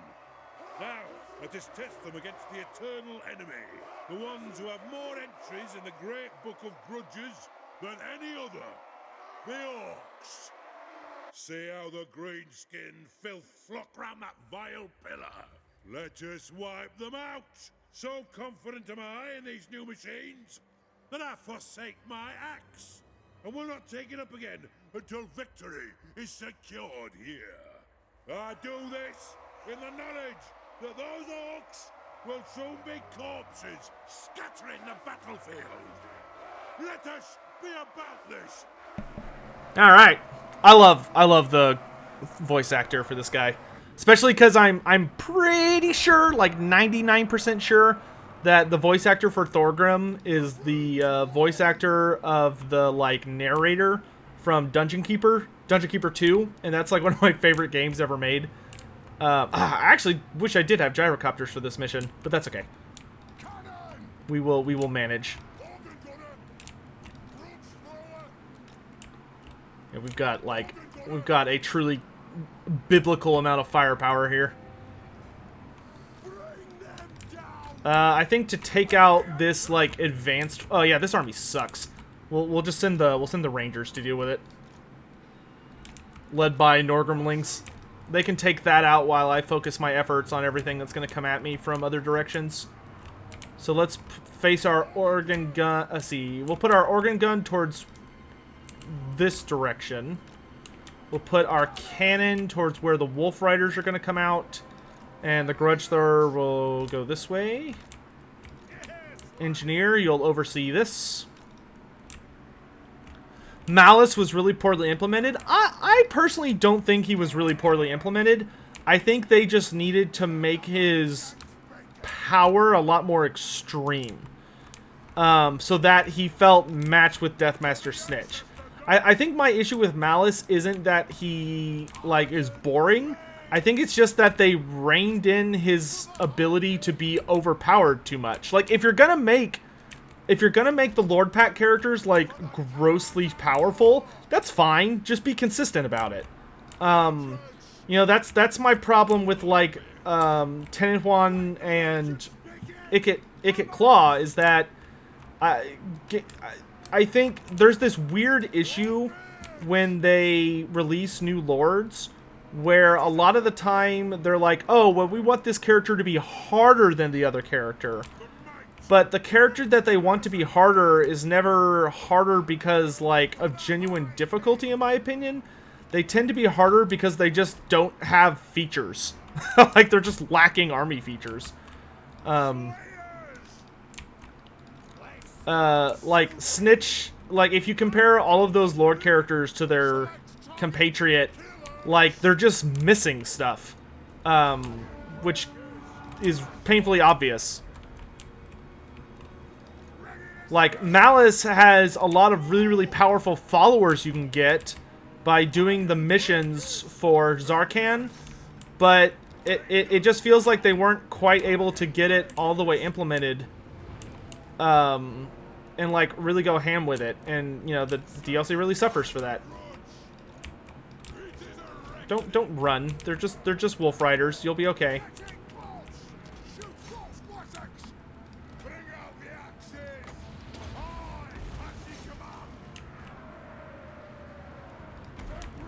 Dude, you guys are awesome in combat. Just mess them up.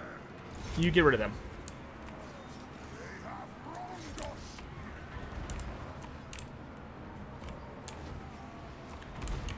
It's like y'all are rangers. You can beat some Wolf Riders. You'll be okay. Oh, screw this.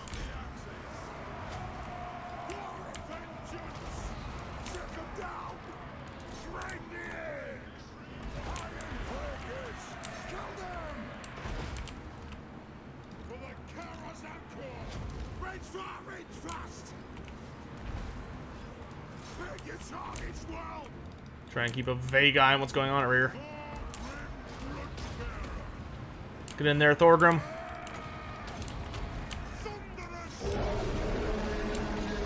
Oh God, I forgot somebody tipped earlier. I will check that in just a hot minute. So sorry.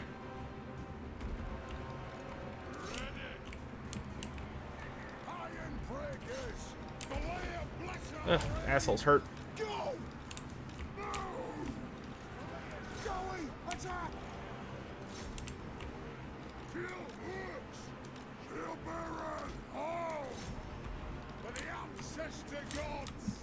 Okay, I'm clear on the back.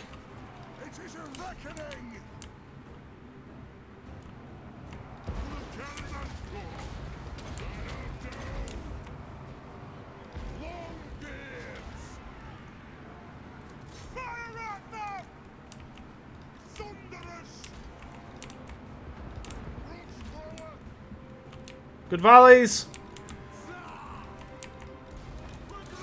Okay, Doom Divers are offline. Easy peasy.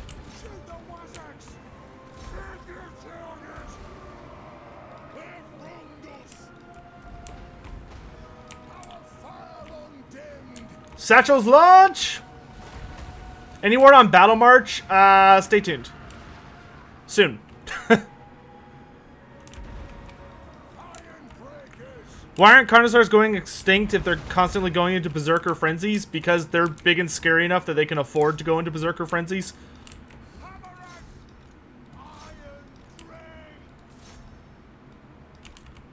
Alright, let's go hunt down these stupid shamans.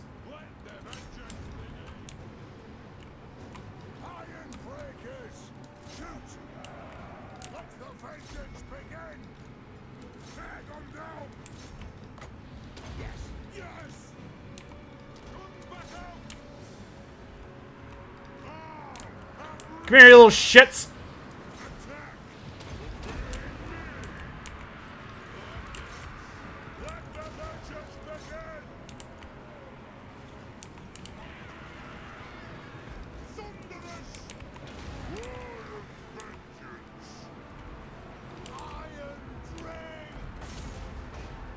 Light him up!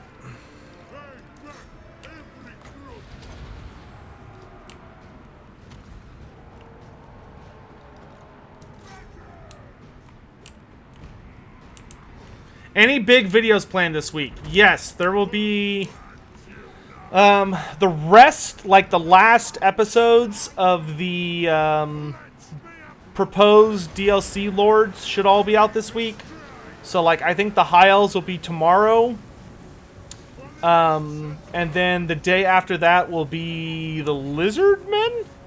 And then the day, so like Monday you'll get the Legendary Lord proposal for the High Elves. Tuesday, you'll probably get the Lizardmen. Wednesday, I think I'm gonna do the how I think the new, who I think the Wood Elf Lord is going to be, and a proposal on like the new units and stuff I think will be coming with them. Then on Thursday, I'm hoping I'll be able to get out the... Oh no, I'm pretty sure I will. The Skaven video for like the new proposed video for Skaven Hero of Legend. And then after that is Tomb Kings, which Tomb Kings is the last like kind of long one, so that one might be on the weekend, but hopefully it'll be out before then. And then after that is the this quest battle doesn't even work. It's not even tracking killing or routing all the shamans, because I've shattered all the shamans. You just have to like fight until the end, which is a little silly, but it's not a huge deal, so it's whatever.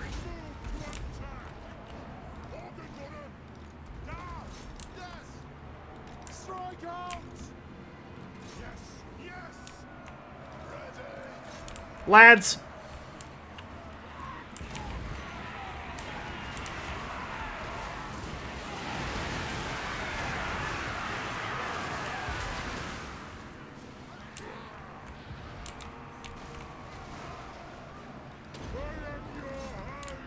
Come here, you big lummox.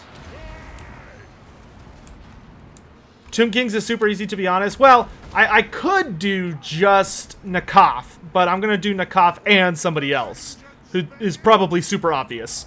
They're both super obvious.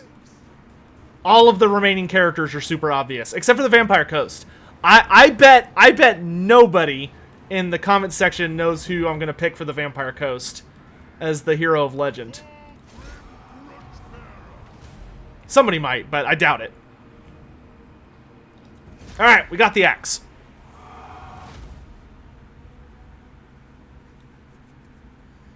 How do Iron Drakes work? It's an alchemical mixture that's augmented by rune power.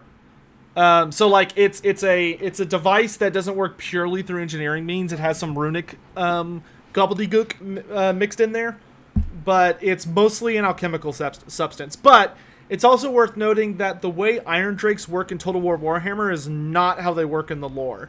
In the lore, Iron Drakes shoot like bolts of energy.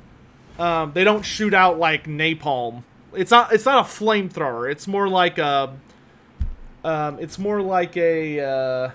don't know. I don't know what a good example is. It's more like what the salamanders shoot, but like super fast and very long range. Iron Drakes in the lore are very, very long range weapons. I want to well, not very, but notably. They had like an 18-inch range, and they would absolutely they were very, very armor piercing. They were excellent for just like mowing down like really, really expensive units. Oh, Thorgrim, you're looking so pretty, my lad. Dude, I can't wait till we can get Thorgrim to just have like a stupid amount of thunderers or hammers. It's gonna taste so good.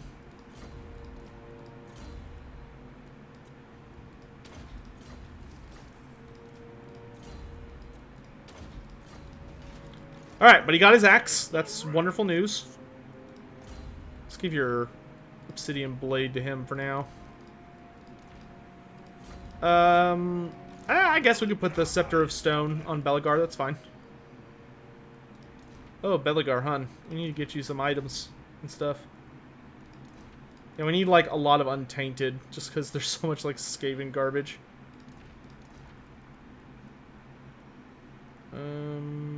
Yeah, that works.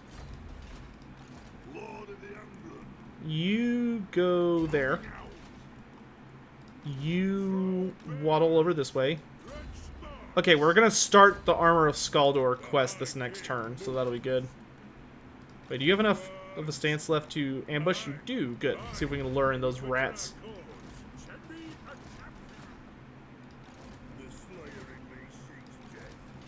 Alright, that's gonna get rid of the Essen Grudge, which will be nice. All of you lads are heading south. The Thanes are marching.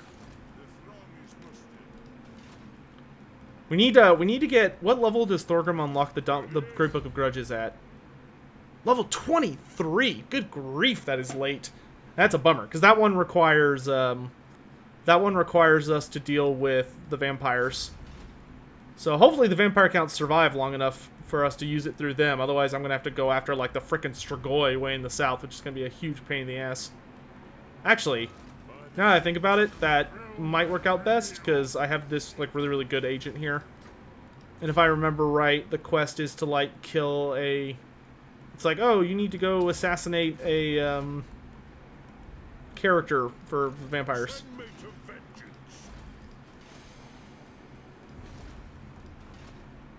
Gunbad, I need you on Empower the Guilds. Okay. Isn't there a Skaven undead? Yeah. I'll put it. The only hint I'll give you guys about my Vampire Coast hero is that he's not from Dreadfleet. Oh yeah, don't forget the donations. Thank you. Undertaker said that, which means Undertaker is the one who donated. He's predictable. Let's see. So first we got a tip from Snatter. I gotta say, the bit where Brian Bless as Gotrek screams his deeds at the God Beast gave me literal goosebumps. Oh yeah, it's great. Brian Bless kills it in the AOS things. And then Undertaker, Malice should have also gotten a better post-campaign reward. Yeah, well, if there's one problem that Creative Assembly massively has that you can, like, easily track, nice. Oh gosh, form a defensive pact with Krakadrak. Ooh, okay.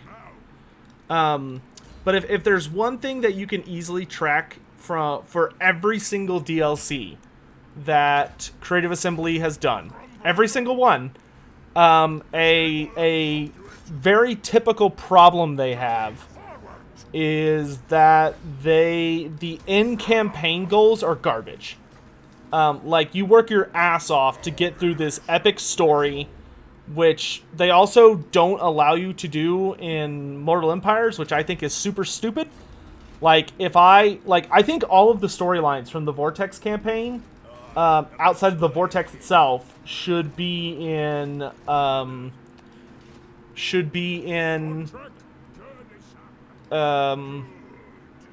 Mortal Empires. Like, Vampire Co. should do the thing for Aminar. You know, all of the legendary lore, all the Lord Pack fights should be there. So, like, Grom the Paunch and Eltharion should have their thing, and Nakai and what's-his-face from the Empire should have their thing. Like, all of that should be in there. And a lot of the time it's not, which is bad, I think. And then you get to the end and you don't get anything for it. Like, if you accomplish that big mission, which should eat up most of your campaign, the reward should be, okay, like, you've done the big story quest, so now your character gets, like, a massive buff that makes them, like, a nightmare to deal with. You know, and it doesn't have to be, like, you win the campaign, but it should be something like, oh, okay, you did this, so now you're gonna get, now instead of simply having, like, maybe you get, like, a banner, like the Beastmen do, that just allows you to make, like, a borderline unkillable unit for a minute. Or maybe you get, like, Aminar was terrible. The Vampire Coast DLC is the best DLC unless you think about Aminar. Aminar, like, literally made that DLC go from, like, the best DLC to one of the, like, probably, I think it has the worst payoff of any DLC, is having this super badass big merworm boss, and then you get to the end of the campaign and it's nothing. Like, you can just tell that they worked their ass off to have Aminar be this super badass looking creature. You have the epic final battle where he's, like, floating around the map and he's all scary looking and shit.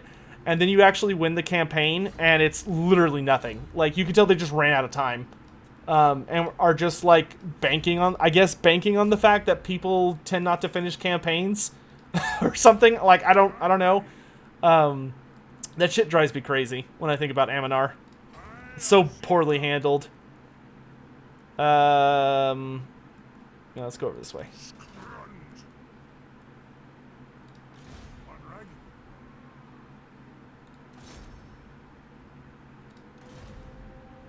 Yes, let's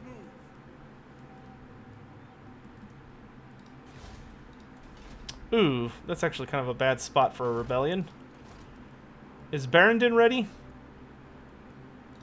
Oh no, he's still holding out at Zupbar. Damn. I guess we're gonna put. Wait. Ah, dang it. Yeah, I'm still at a Confederation thing, so I can't. I was like, oh, maybe if I can Confederate Karakiran in time, I can, like, put a good defense here, but nope.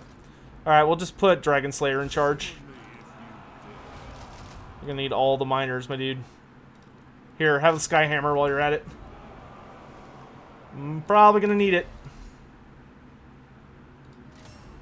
I'll keep the Gambler's Armor, it's pretty good.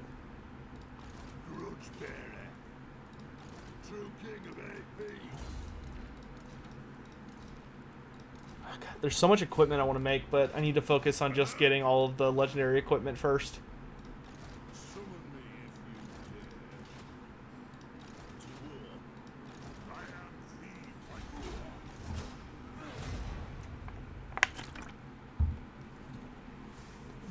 And yeah, all the Vortex campaigns are super stupid, too. Like, the Skaven one ends with you literally manifesting a god.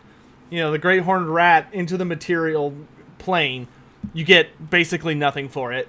Malekith is, he absorbs all the fucking power of the Vortex, which should make him a god. He gets basically nothing for it. The High Elves just kind of restore the status quo, so for them, it kind of makes sense to me that they wouldn't get a lot for it. The Lizardmen seize control of the Heart of Ulthuan, so that should probably be kind of significant. But yeah, they're just all like... See ya. Does Thorgrim ever fight unmounted? Yes. Thorgrim has a funny habit of whenever he issues a challenge... Like, if Thorgrim's gonna duel someone, so he issues a challenge to them, he almost always gets off the Throne of Power and goes and, like, slaps them personally in the face.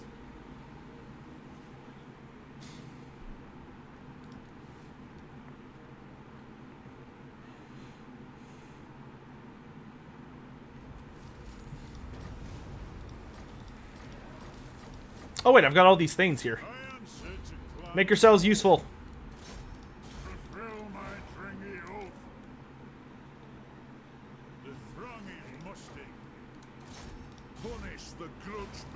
Yes, assault units. Make his life miserable. Oh, his army sucks. Get him. Cha! Good job. Making Pappy proud. Indeed, indeed. See you later.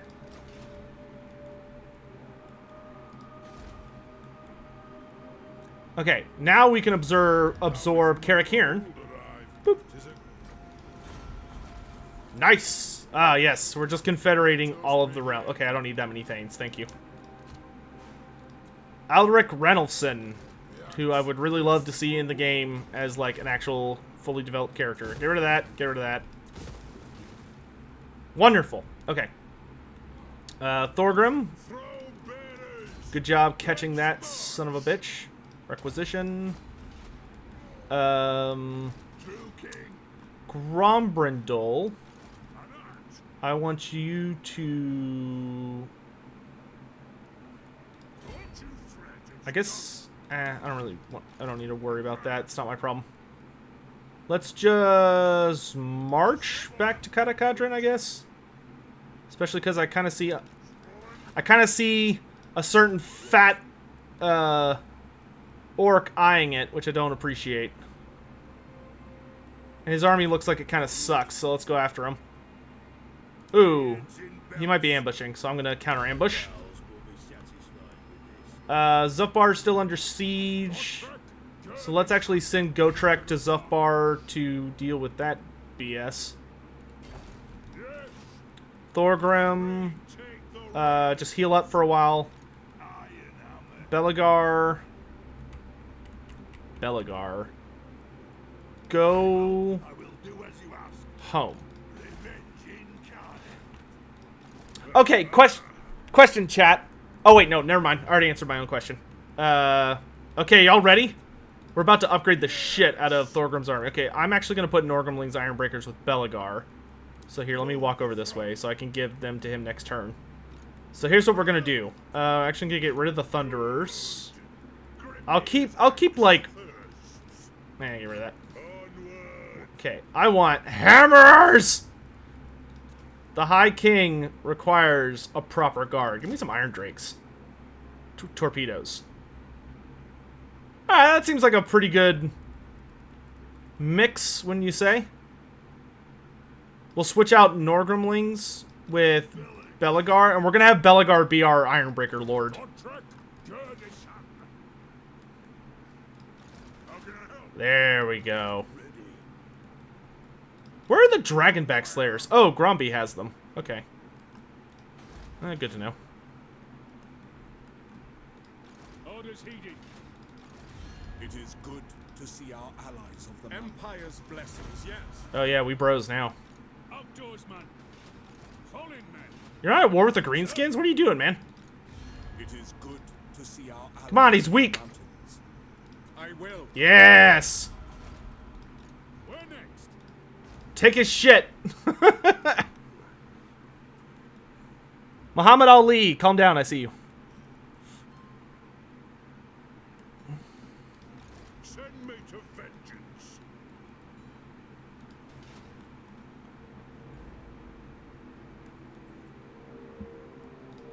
Throw bearers. Let's march.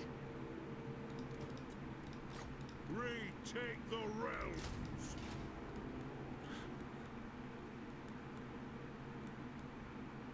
I think Game 3 is not going to be a game, rather a campaign like Warhammer 1. I don't even know what that means. What? Is not going to be a game, but more like a campaign.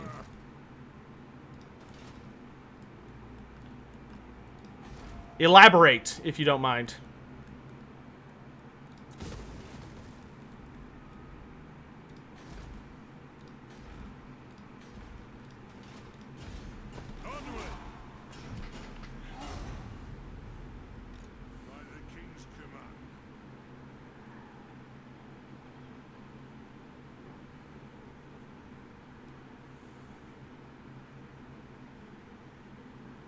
Hey, Dan Reck, how you doing, man? What is my favorite SF lore? SF? What is SF? You think it's not going to include Mortal Empires? To that, I say that's the silliest thing I've ever heard. Like, Game 3 is going to have a immortal empires, whatever you want to call it. It might not be right out at launch, but it's going to be there. I obviously it's going to have a Vortex style map. So like if you only own Game 3, there's going to be a only Game 3 map. But then I think they're also going to do an Immortal Empires. To not do it at this point would be suicide. Like that would be a horrible decision from a marketing standpoint. Anyone who says otherwise is just trying to drum up drama.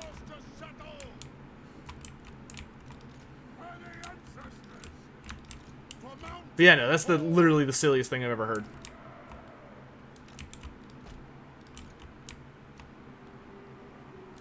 It is a reckoning. Ready to serve.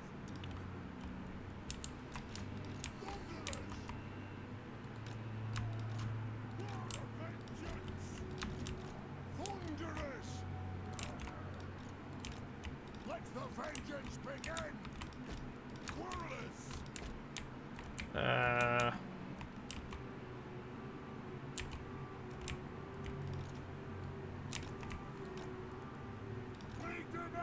Blood for the ancestors. Quarrelers. Because let me tell you, there is actually a lot of people out there that that seem to really get their jollies off by trying to just scare people into thinking absolutely ridiculous stuff is going to happen or not happen.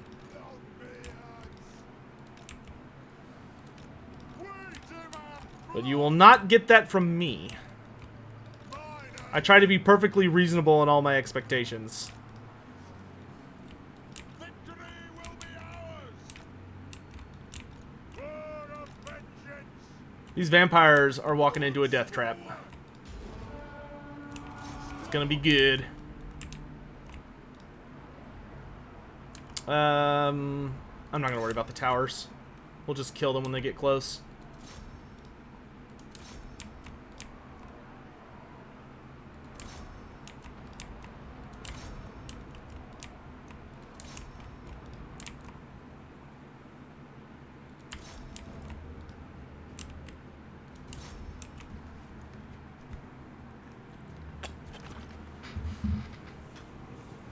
Hopefully CA buffs unit garrisons if they rework sieges. Oh, I'm sure they will.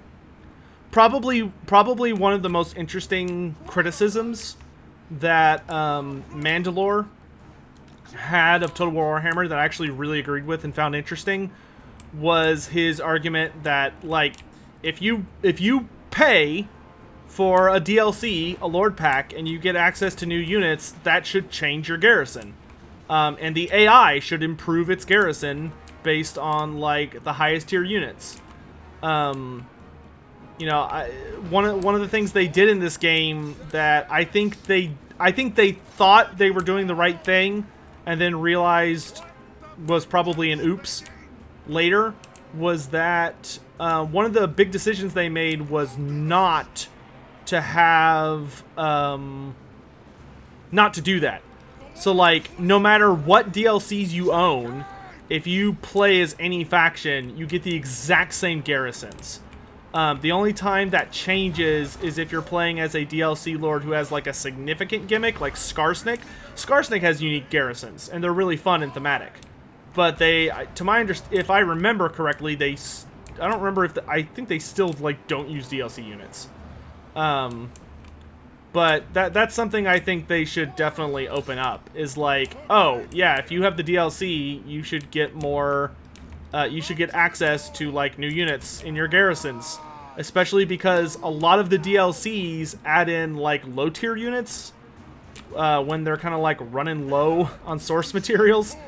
You know, the Empire one being a really good example. It's like, oh yeah, we don't really have any more high tier Empire units, so here's, like, Huntsmen and Archers, which Huntsmen could be generously described as mid-tier. But, you know, it's like a bunch of Archer units and then a really crappy War Wagon. Which, granted, the War Wagon I thought was a little dumb, but some people like it. But the like the archers and the huntsmen, like, yeah, sure, those are missing from the Empire roster.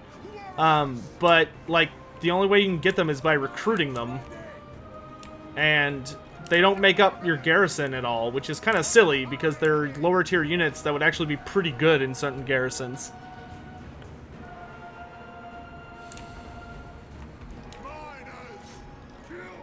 Like, war wagons are kind of goofy, but like, hey, if you gave me a war wagon unit on like my tier 1 garrison, I'd be okay with that. Or if I got like the war wagons with mortars in my garrison for like tier 3, or like when I actually build a garrison structure, war wagons with mortars would be fucking awesome in a siege. Like, those are a great defensive unit in sieges, with that arcing fire and being able to reposition.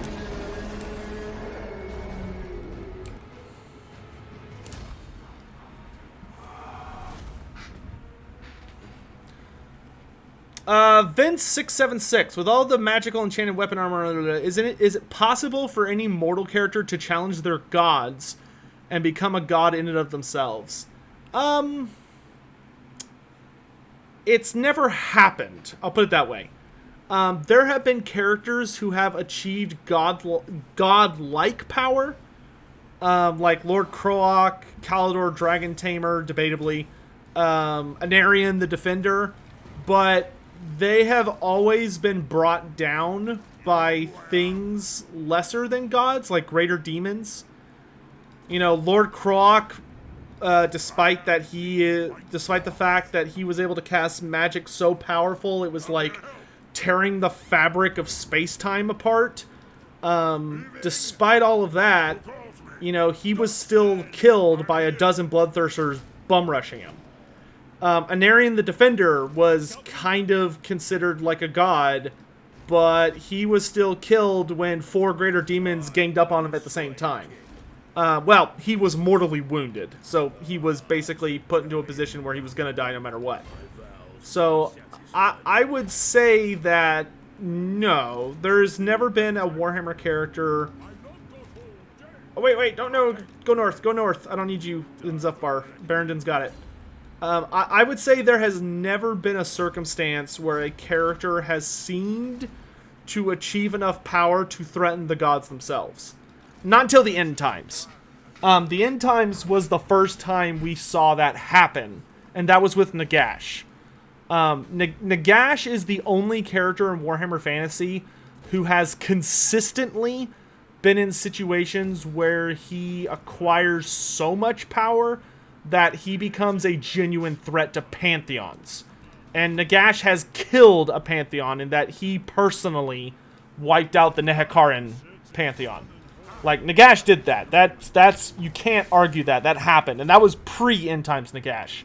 Granted, he didn't kill Usirian until later. Which Usirian, of course, is the god of the underworld for Nehekara. So, like, it took him until the end times for him to finally get the last one. But, you know, I would still say that Nagash is... I would say Nagash. Nagash is probably the strongest, is the only character who has ever gotten so much power that he was able to cast down his own gods. I mean, Sigmar became a god, but one could argue that Sigmar always was a god, or something godlike, and his journey was just him, like, realizing that. You know, there are different ways to look at it. You know what? I want you to go make contact with the... Oh, wait, we made contact with Krakadrak. Hey, dudes, what's up? Wow, you really hate Reichland. And I also have a Confederation penalty right now. Tell you what, I know you hate me, but what if I gave you, like, $10,000? Okay, what about $20,000? Okay, not great. Could I get anything for 10,000? Oh, maybe not aggression? Not likely. What about flat 10? I'll give you a flat 10 grand for non-aggression. How about that? Nine. You know what? We'll come back to you once the Confederation penalty wears out. We'll come back. We'll come back. I know Confederation is very spooky. I get it. I get it. Oh, we can make a new super item. Okay, we got all the enchanted items. Let's get talismans going. Let's get the Ring of Grimnir. Sigmar is just a dude with a hammer? No. No. Sigmar is not just a dude with a hammer. And Sigmar was also born at a very auspicious time that heavily suggests he is more than just a mortal man. It's worth noting that both Sigmar and Sotek, like the god Sotek, basically were born into existence from the same event. So there is some kind of relationship between Sigmar and Sotek. And Sotek is literally like the most powerful divine being in the Lizardman pantheon. So to say that Sigmar was just a man, I think is flagrantly inappropriate and ignoring a lot of details. I mean, the last time we saw Sigmar fight, when Sigmar fought Morkar the Uniter, who was the first ever chosen to ever exist. So, like, the first ever chosen. Super powerful, towering, nightmarishly scary character who united the Dark Gods in single purpose and was like one of the most horrifying forces to ever be unleashed on the world. Fights Sigmar Heldenhammer one-on-one, and in that fight Sigmar is swinging so hard that every time his Galmraz hits anything, it's like a bomb goes off, like actual detonations. Like he's leaving craters in the earth with his swings and like all this other crap. And like to Morkar's credit, Morkar was enough of an opponent that Sigmar had to go all out against him. But like, yeah, Morkar didn't stand a chance in hell. Okay, let's get rid of all this garbage, Beligar. Let's get you an army worthy of a Dawi king. We'll go mostly Ironbreakers. Nope, not Longbeards. Couple hammers. A lot of Bugman's Rangers. Give me a flame cannon, an organ gun, a cannon. And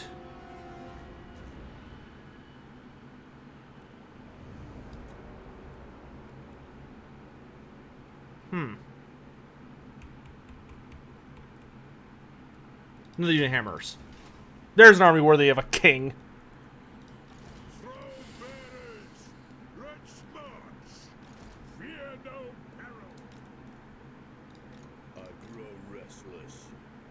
Your army's looking a little rough there, Azhag. Yes, the Slayer King. And whack! Many Slayers died, but we reclaimed Peak Pass because of it, so they died with honor. I must fulfill my Slayer oath. More Slayers, please. Infinite Slayers, please. I've no case for mountain. I'm ready. Doesn't that further your quest? Oh yeah, it did. Move a character to Blood River Valley. Okay. Yes. You, move 5 feet. Onward. Oh, finally, we can do the fucking Runehelm quest. With the Orc Lairs destroyed and razed thanks to Grombrindal and Gotrek's earlier efforts. Haha, it's funny, Gotrek's involved in this.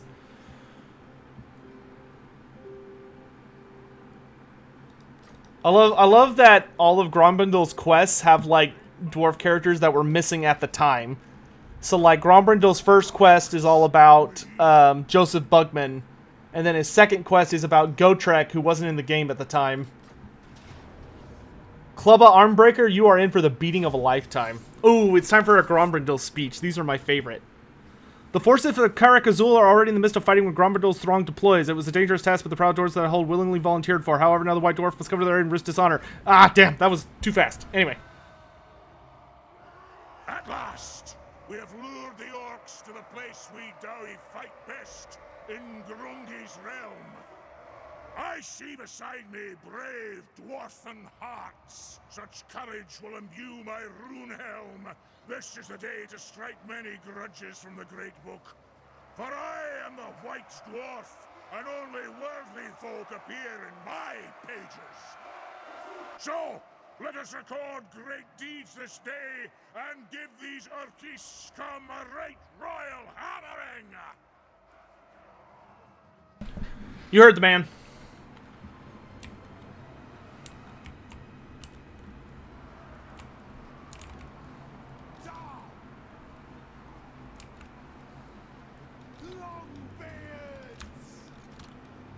You can get a better army for Grombrindal as well at some point. This is kind of a bad mission for siege equipment because I gotta like haul ass over there. But I have a suspicion enemies are gonna come on behind us. So let's actually like leave the Longbeards to guard our flanks. And I'll just have Grombrindal like run the Slayers and the Gyrocopters out there. Oh, we can take the Bugman's Rangers as well.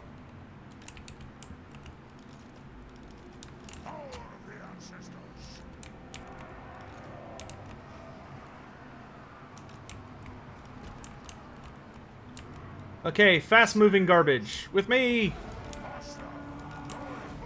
I don't have a runesmith in this army. Strange. Whoa. Whoa. Okay. Oh my! Oh my! Wow, holy shit. This is like the starting one for the dwarves, but like souped up on cocaine. Good God! To the front! To the front! Slayers the spiders! Good fucking grief.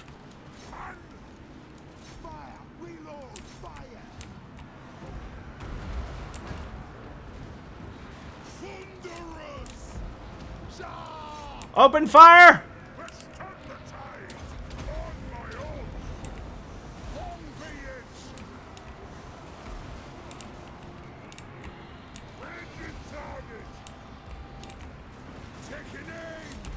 I was not quite expecting like the fucking like entirety of the Greenskins' monstrous allies just come running out at me.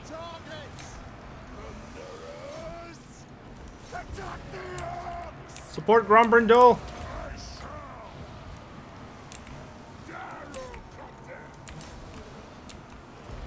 Okay, I am no longer worried about a greenskin army coming from behind me.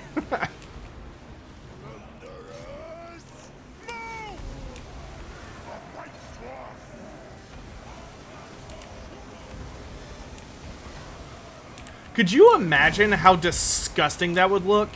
Like, high-powered steam guns firing actual steam missiles at something made out of flesh. Like, I couldn't imagine how disgusting that would look, considering how, like, gnarly burns are. Alright, now fast stuff. Let's go. War machines, pull into range.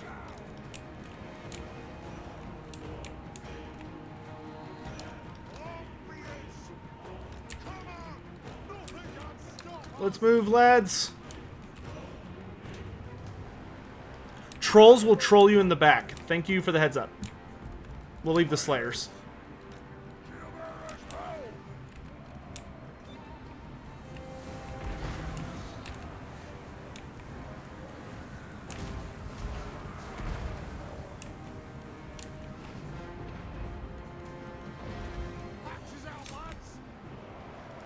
I love that if they get too close to my ranged units, I can just, like, open fire with artillery.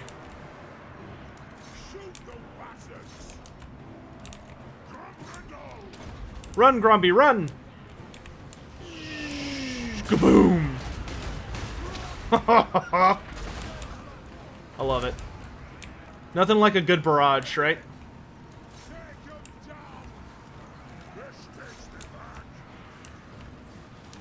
Just tickles you in all the best ways.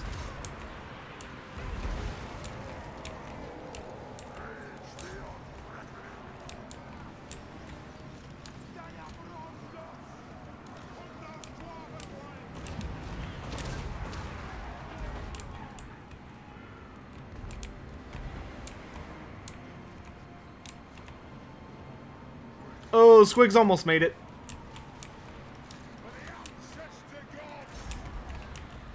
Gromby, flash bomb now. Bookmans, fall back.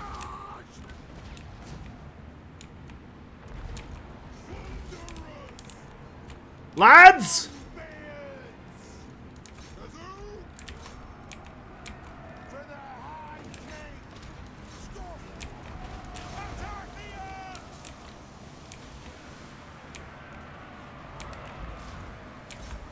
I want you on those ranged units.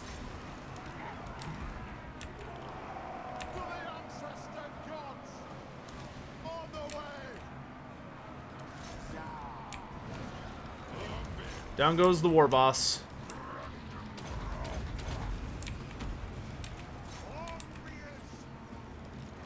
Oh, I thought I moved my copters in.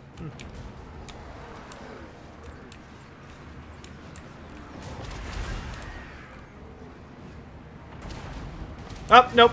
No back trolls. That was it. That was fun. I like how that one just, like, produced a stupid amount of monsters on the side. That was actually really fun.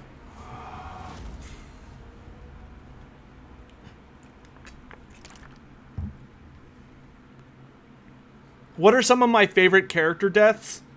Gorfang Rotgut had a super amazing death where he fights...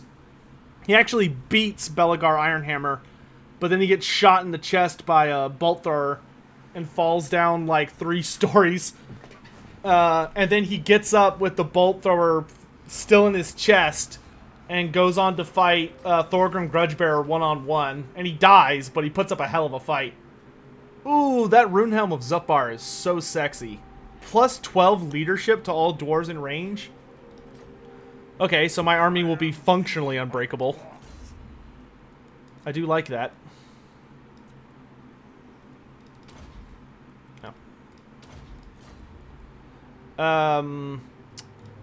Grombrindal kind of has a small skill tree. Oh, but okay, but I have a skill dump. Okay, that's nice. As long as I've got a skill dump. Okay, Slayers, thanks for joining me. You fulfilled your oath. Get out.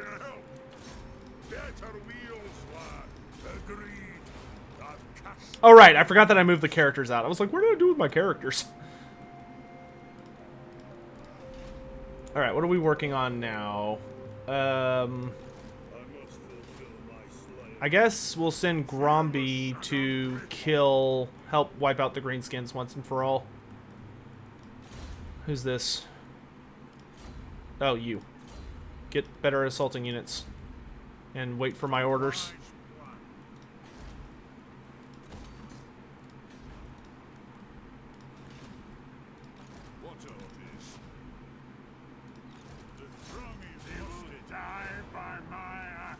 Oh, God. Ooh. I love critical successes on assassinations. It's the tastiest thing.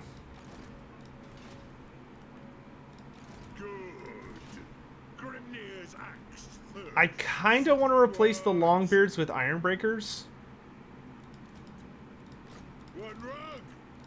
I'll just...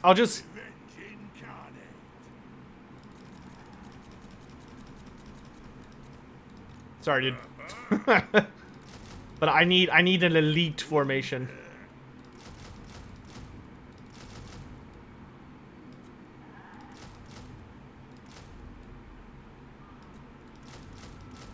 Perfect. If you guys will excuse me for just a minute, I need some more water. So I'm gonna run downstairs real quick because I don't have any up here. And grab that. Let's forge a better weapon real quick for... Can I like forge something? Old Guard's hammer. Perfect. Well, no. I'm about to fight Prospector's pickaxe. There we go. We'll give that to Ungrim for right now because I really want to do his quest battle for his axe. But that requires me... to tussle with some Chaos Lads who are kind of nasty. Oh wait, don't I have the Dragon Cloak ready? Oh yeah, I do. So go to Goromati Mountains, fight Norska. Oh wow, we have all of his stuff ready to go. Holy shit, yeah, we need to do that. I've still got 3 turns of Confederation stuff. Okay guys, I'll be right back. I need more agua. Ugh.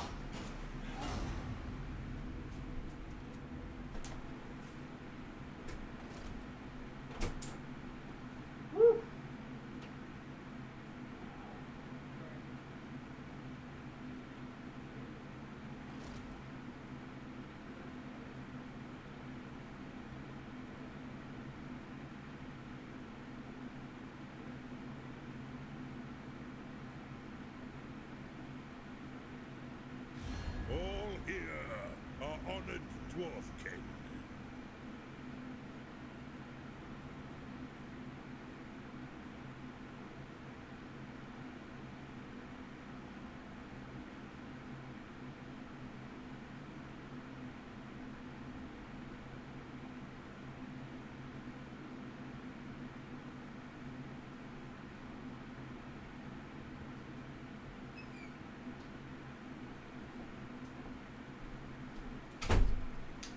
Okay.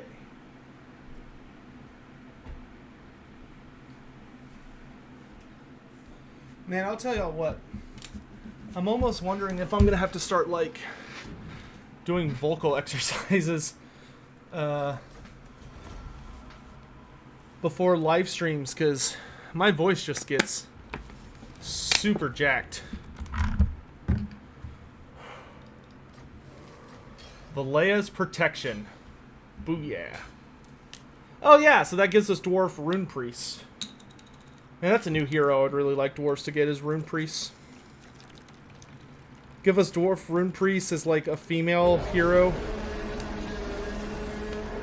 Or then, what do you call it? And then give us like Dragon Slayers as a hero. Well, maybe Dragon Slayers should be a, like an elite unit, and then Demon Slayers could be heroes.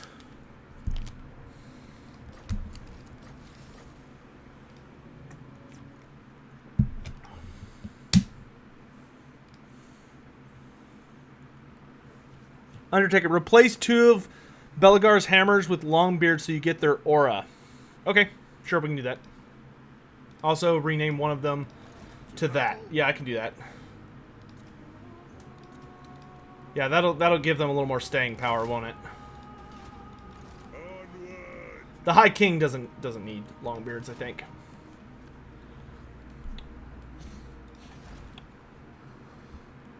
What is a Rune Priest? Yeah, Rune Priest should be all about like healing and replenishment and stuff, and untainted grounding magic, but not generating like stuff for rune forging or anything like that. It should purely be about like keeping Dawi alive. I'll see it done. I'm leaving. To war. Yes. All right, Ungrim. Ungrim, I think it's party hardy time. Let's go get... The Slayer Crown is the easiest to get, so let's get that first.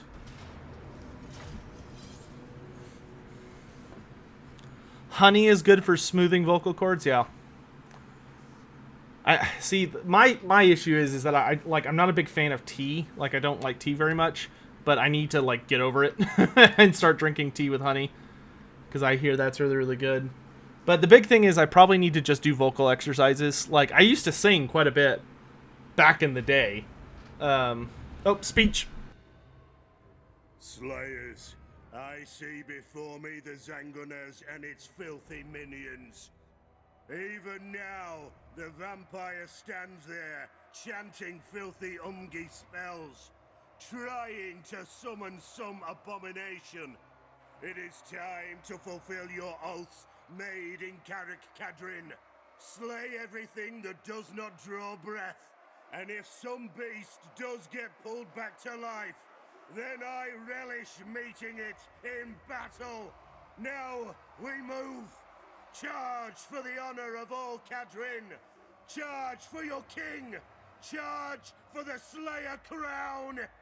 Charge! Alrighty.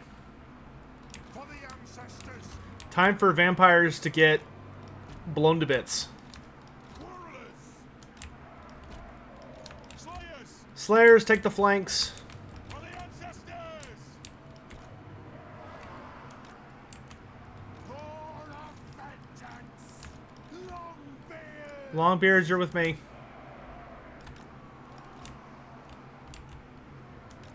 For the Cannons and Gore!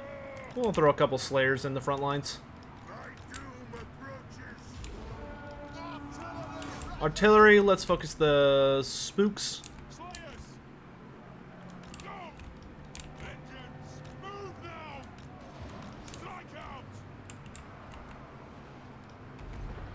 Good volley. Is that a dragon back there? Yeah, that's an Emperor class dragon. So this is a primordial dragon. The kind that hopefully, if you're lucky, you won't see alive.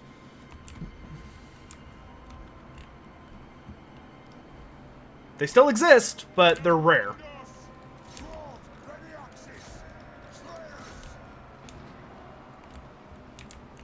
We demand blood! Tap the earth!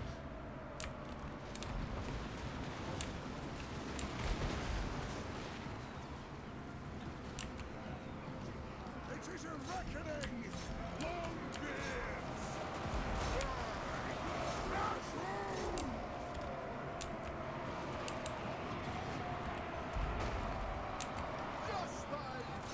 Which ones unite?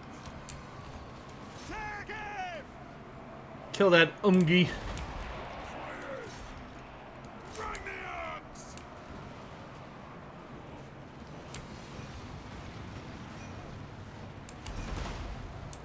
Cav left flank. They're being handled.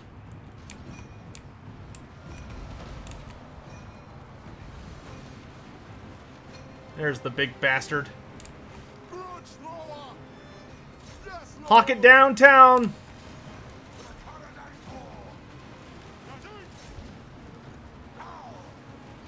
Strike out! Querulous! Vengeance! Open fire. On my own, they die!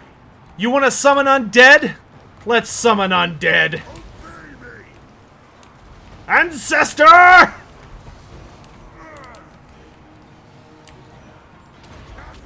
will march! Open fire. Slayers! On!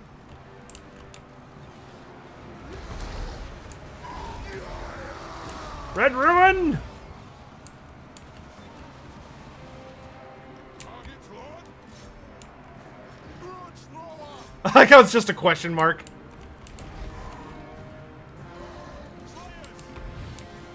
You see a dragon, you need lore? I don't know what dragon that is. It's a dragon. Do you have any idea how many dragons there are? Here, I'll tell you a cool story. One of the, a very recent feat, but easily one of the, well, easily the most impressive in his resume, was that there was actually a Emperor class dragon that terrorized through the Empire, that was destroying entire armies by itself. It was classified as a Doomfire dragon, and a Doomfire dragon is essentially it's not only an Emperor class dragon, meaning size and strength and all that, but as an Emperor class dragon, that also tells us its specialty is death magic. So not only is it this like exceedingly powerful monster that's incredibly difficult to fight, but it was like that big and just dripping in arcane power. Like this thing was radiating so much death magic that it was one of the greatest threats at the time, while it was still managing to rummage around. And it terrorized the Empire, and a lot of people were running for their lives, begging for mercy, screaming, all that usual garbage. But ended up being killed because as the Doomfire Dragon was making his way north, essentially, he was roughly in. I want to say he was roughly in this ballpark. Like he was terrorizing Reichland. He was terrorizing like Reichland, Wizenland, Stirland, around that area. And as he was heading north, he was. I think his name was Malefix. That might be wrong. I might be thinking of a different dragon. But he was killed by Marcus Wolfhart. Marcus Wolfhart made with all haste to Reichland, where this guy was. He was mostly terrorizing Reichland. And Marcus Wolfhart killed him with a single shot. It was basically the Bard versus Smaug scene from Lord of the Rings. But Marcus pulled back the amber bow and let fly and took him down with a single blow, where entire armies had been trying to fight him and were getting just like completely obliterated. From the Empire's perspective, it was basically nothing short of a miracle.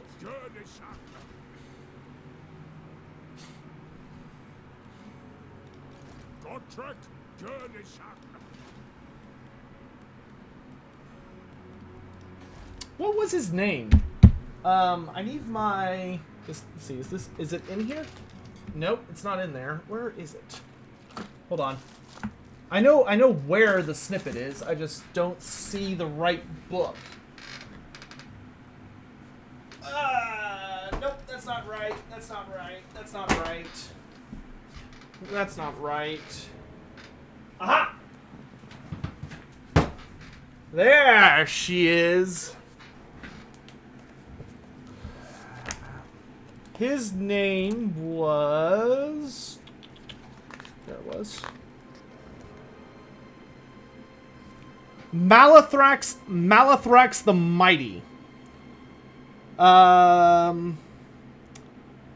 Let's see. Malethrax the Mighty terrorized the land of Volberg Land, wiping out entire villages.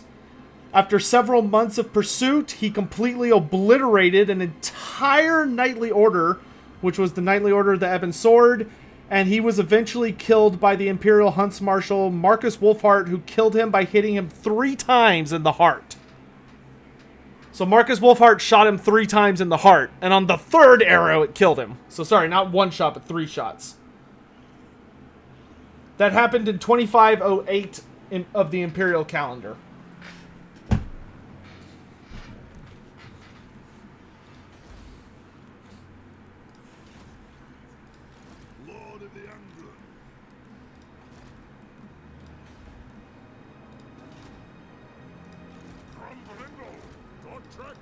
Did I do everything?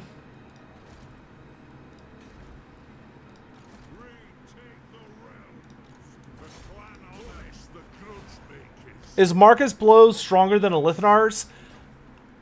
They specialize in different things. Elithnar is... I would say Elithnar's bow is usually stronger.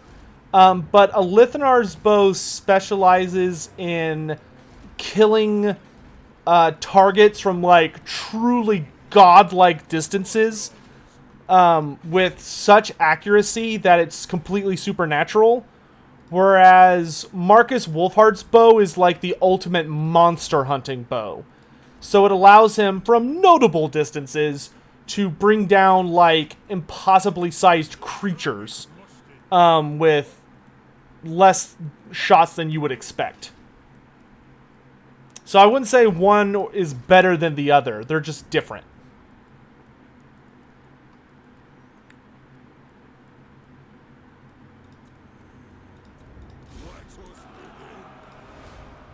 If that makes sense. What book is that? That is the core rulebook for Warhammer Fantasy Roleplay 4th Edition.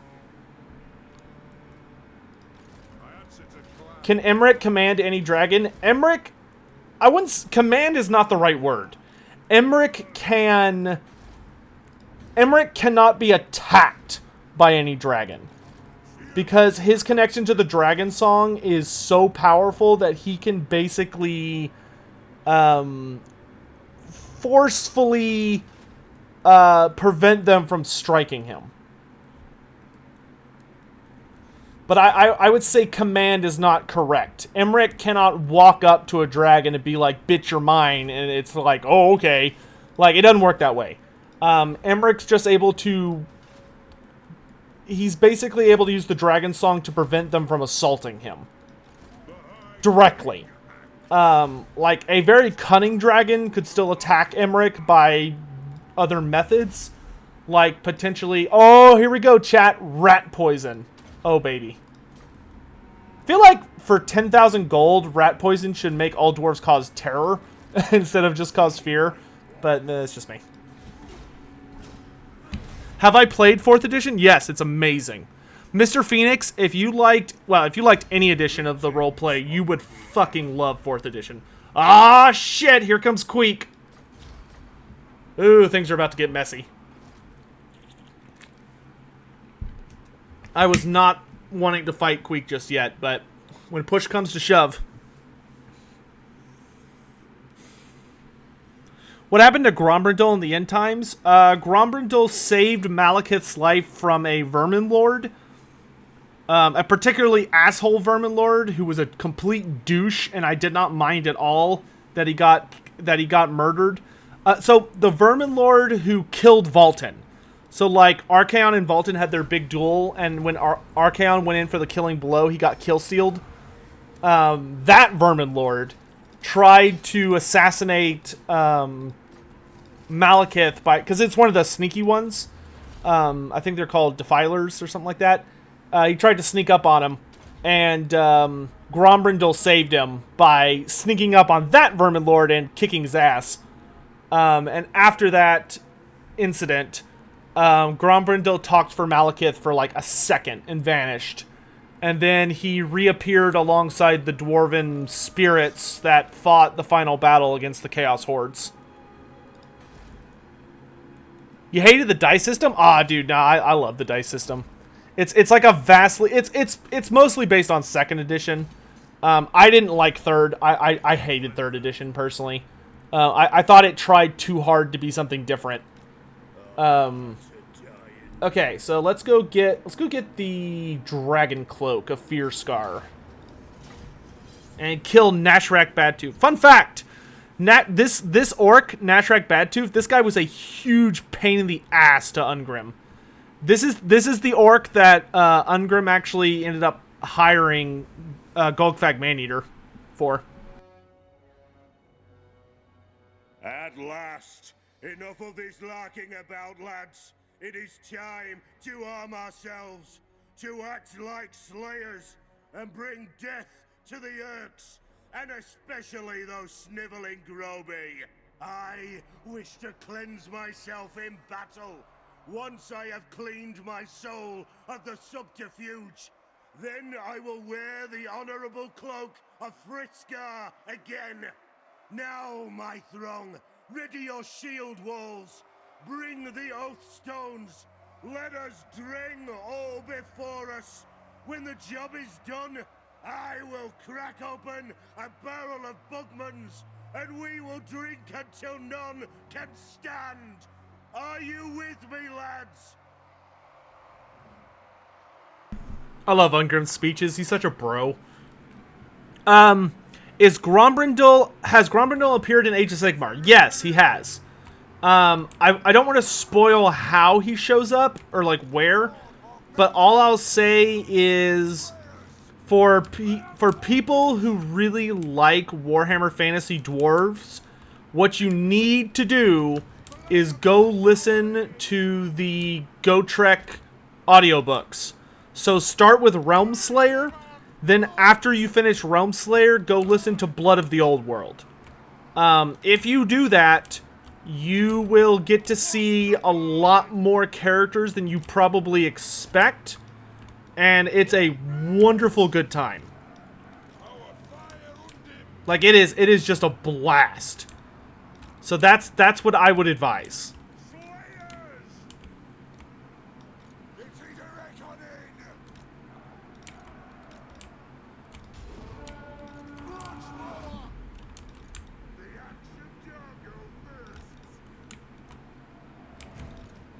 Come on, greenskin filth, come and get it.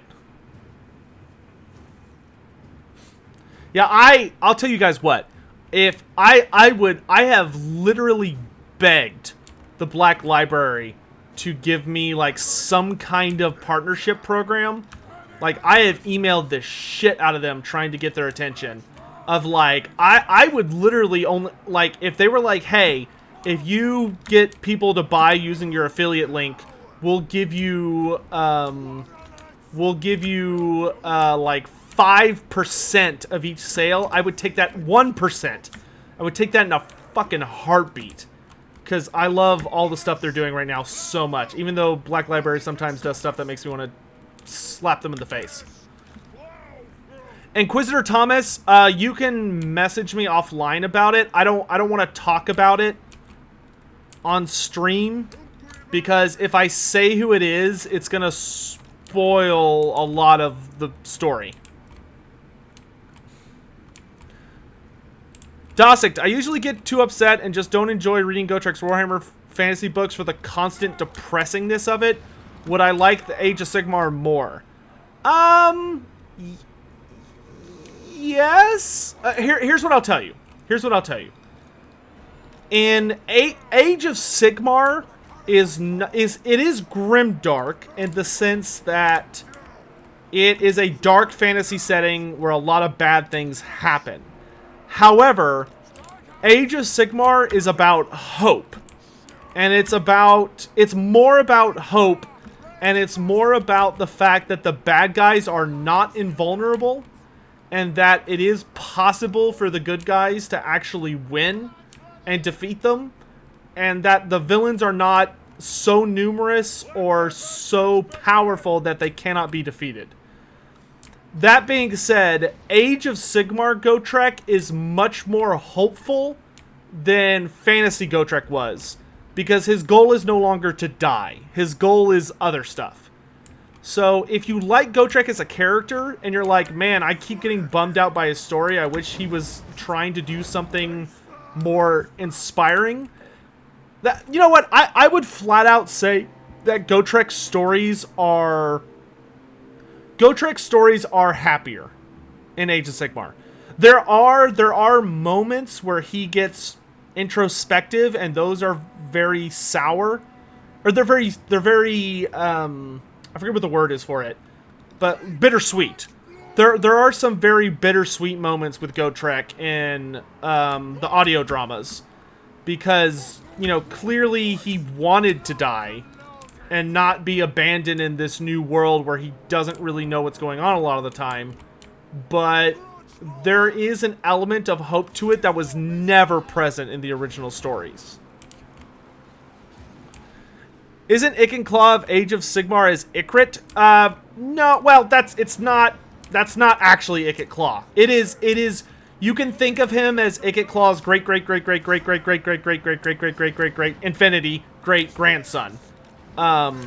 In that case, he is very similar to Ikenclaw. I would say he's not quite as accomplished, personally. But there's a lot of similarities there, yes.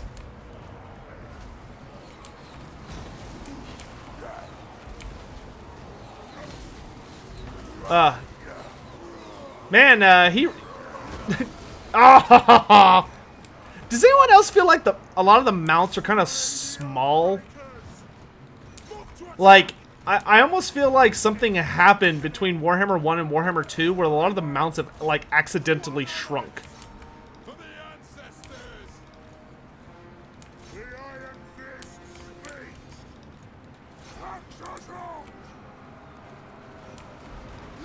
But I don't know, maybe I'm imagining things. Shoot! I'm being flanked? Nonsense. I'm simply allowing the enemy to come within range of my axes. Shoot the Wazaks! Attack the Orcs! It is an order! Warriors! For the Karazhan Corps! For the ancestors! Go! Nothing can stop us! Thunderers! Summon the Ancestor. He won't want to miss out on this.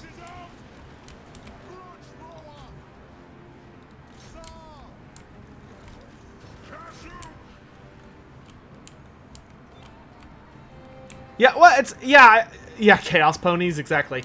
I just feel like the models looked a little too small. Like they just look a little silly. Maybe the orc's too big. I don't know. I'll have to like look at it. Like, yeah, I'm aware the Chaos Knights. The Chaos Knights horses are way too tiny. Dorgar is also way too small. But I think that's because whoever designed Dorgar at Creative Assembly thought he's just a horse, and they don't understand that he's a demonic seed, which is like a different classification of mount. Because like a Chaos horse would go on a 25 by 50 millimeter base, which is like regular calf size, so it's like about that. But Dorgar is a demonic steed, which means he's on like a 40 by 40 millimeter base, which is notably larger. Not longer, obviously, but Dorgar's big. He's chunky. Holy shit, a 20% ward save? That Dragon Cloak is kinda sexy. Iron Willed. Give me Lightning Strike. Oh, okay. And then Inspirational Leader. Alright, then you heal up, and I'll send you out to go fight Chaos. You know who I am. You know who I am. Our enemies shall tremble. No happening. Oh, it is happening. Your army sucks, dude. To battle! I'm here now. The dwarfs need me.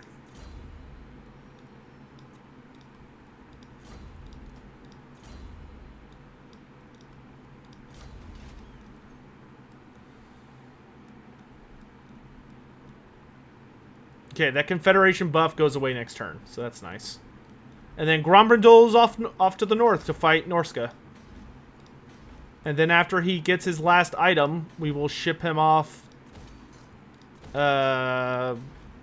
west to fight the elves. Also what I need... Meanwhile, we've got, like, Quick Head Taker's colossal tide of evil heading right for us. Okay, Belagar, once your army is ready, I want you to go fight Quick Head Taker's legions. Give me Grimnir's heirs.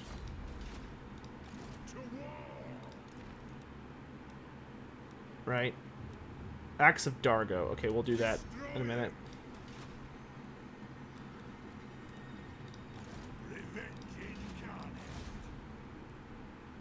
Brock Stoneheart. Head over here. I'm gonna need all my agents to help to hold back the tide. Is Barrendon ready for battle? No, I need 2 turns for Barrendon. Okay, your job is just to hold the fort until Barrendon gets here. Because there's a lot of nasty shit coming our way.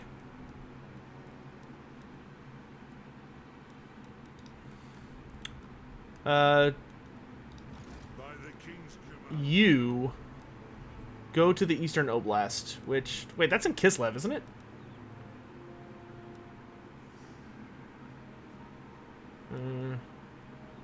Yeah. Norscan dwarves. Great King Thorgard Kromson. Yep.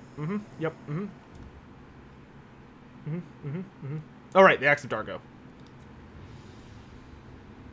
Grombrindal will hit that on his way north, so you can just hang out. Okay.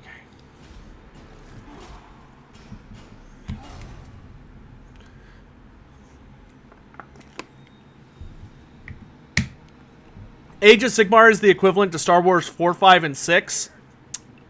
You know, I've never thought of it that way, but... Yeah, I guess you could say that.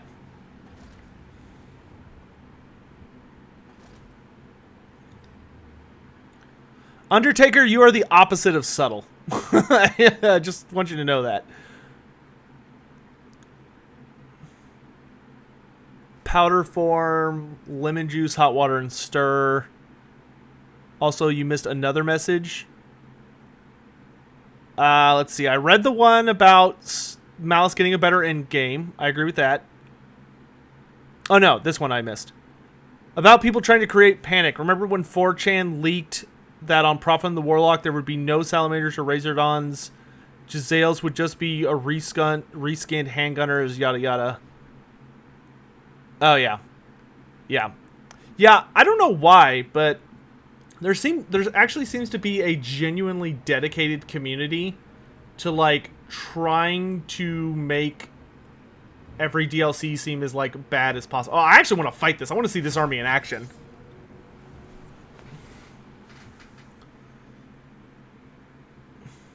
Yeah, no, you're fine, dude. The game crashed? Nope. I tabbed out for a sec.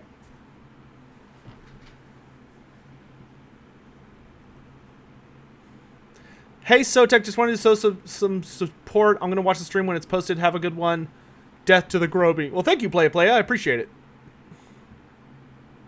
What book/stories would I recommend to someone new to fantasy who only knows about Total War and Vermintide? Gotrek and Felix.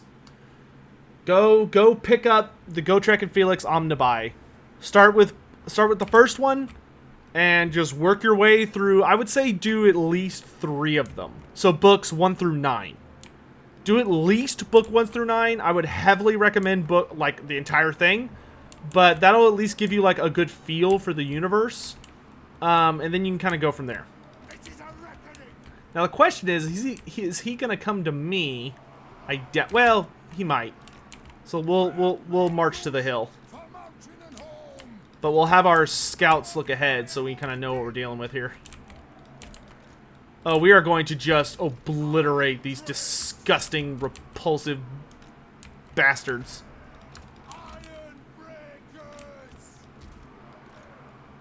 The King's Guard stands ready! I feel like there should be a tech upgrade you can get that lets hammers get the Guardian passive. Like, super duper late in the tech tree.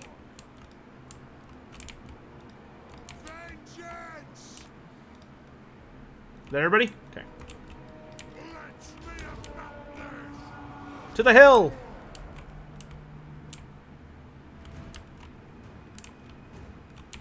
Okay, the crest of the hill is like right here.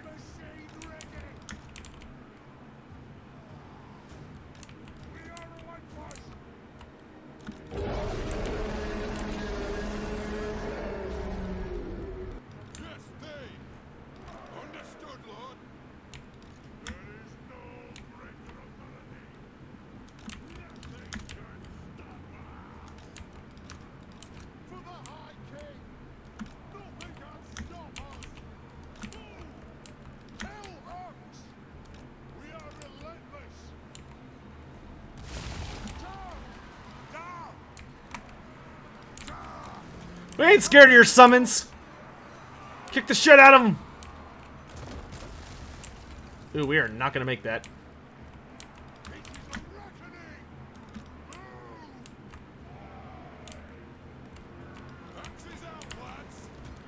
Chop them up.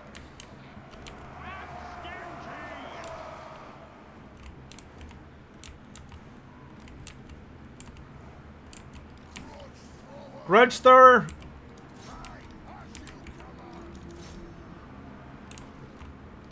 Quickly! We must support them!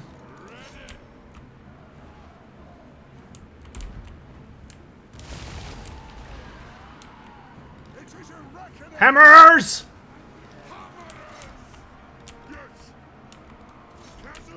Fall back!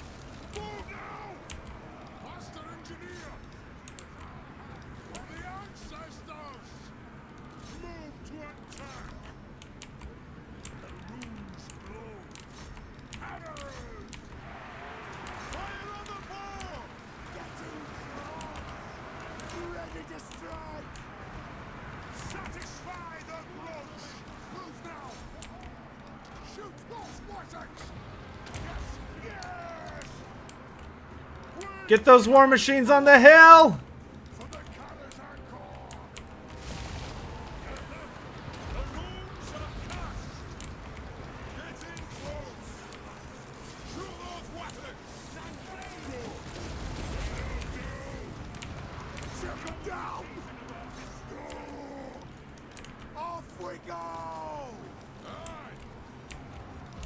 drakes! For mountain and home! Hammerers! Put those dwarfen legs! Zowie, attack! Have at them! Yes, yes! Range far, range fast! Lock him down. To the king!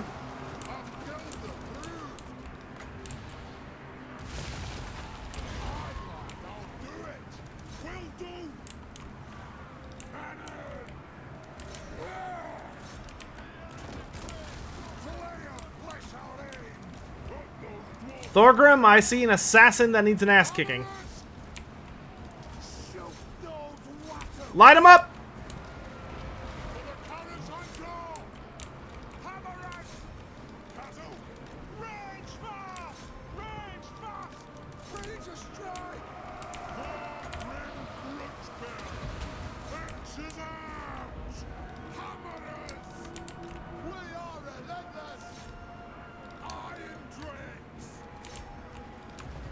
War machines! Let's get those gutter runners.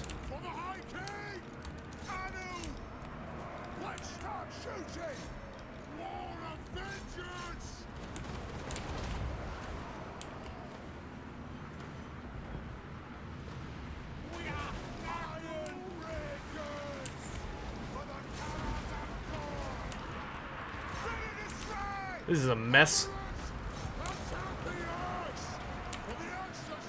About face!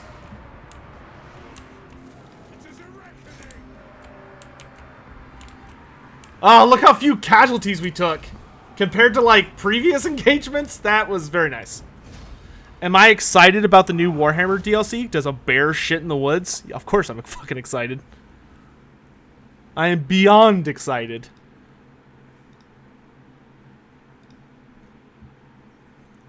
Rugsy, thank you very, very much for the tip. I appreciate it.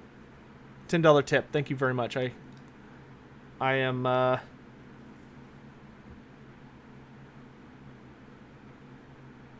helps. Thank you. Ah, the Exterminator.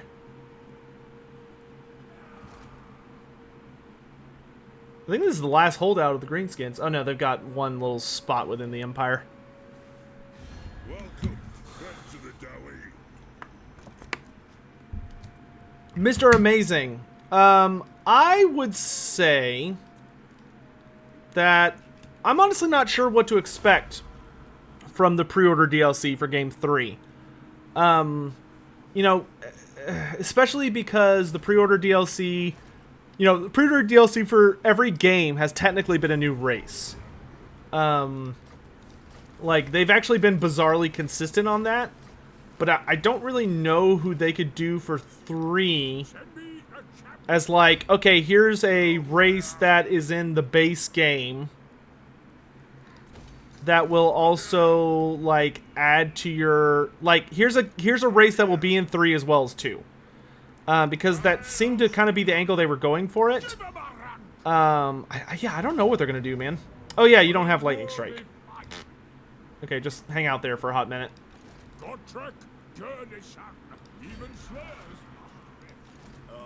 am the Slayer King. You are the Slayer King. Good boy. Let's go get your axe. I must fulfill my Slayer oath. Oh wait, I can't get it yet. Okay, so come north. The Slayer in me. We're just gonna gang everybody up on Red Eye Mountain and recapture it and name it Karagangor like it should be. He can go. Oh, I bet he's going to Karak Ansgahar. Never mind. After him.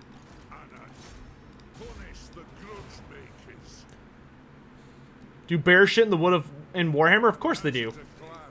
You don't remember any bears in the lore? Well, first of all, Kislev has war bears that are ridden into battle, according to Games Workshop, which is wonderful, and I love it. So they're definitely... And plus, if you play the RPG, there are tons of bears in Warhammer Fantasy. It's just no races have weaponized them, except for Kislev. I can't wait for Bear Cav, dude. Bear Cav is going to be like the best thing ever in the universe. Oop, nope. Assassination.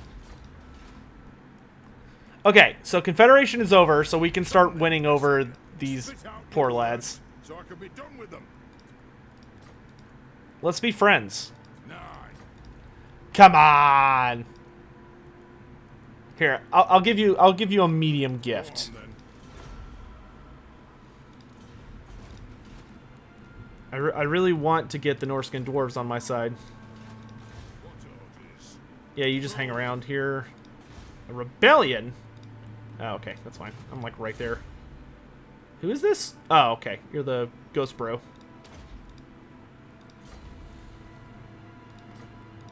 I stand defined. I answer to clan and hall. Yes, let's move.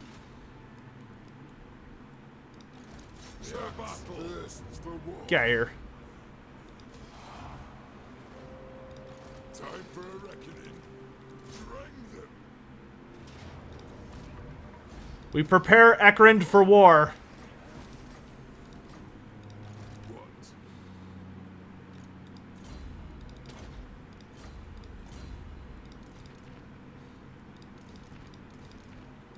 Because the Thaggoraki are coming. Okay, what do I want to get rid of? Get rid of the Shield of Ptolos. Get rid of the Spell Shield. Get rid of the Luck Stone. Get rid of the Miner's Pick. Keep the rest for now. I really want to replace you with Barrendin, but he's not ready until next turn. Because Barrendin's a badass. And knows what he's about. The High King acts. Okay, no purple items are allowed to go against the Skaven. Because problems happen. Which, actually, there you go. No purple items that can be lost are allowed to go up against the Skaven. Oh, can I forge a proper weapon? I can. Elfbane. Not quite what I want, but I'll take it.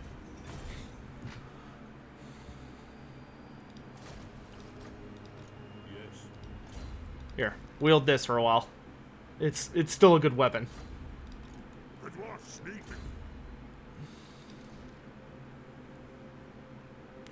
Yeah, Grombrindal will give you the Ring of Grimnir for a while.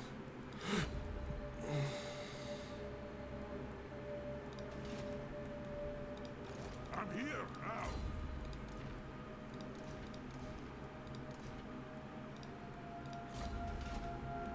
Can I forge any other goodies for my engineer?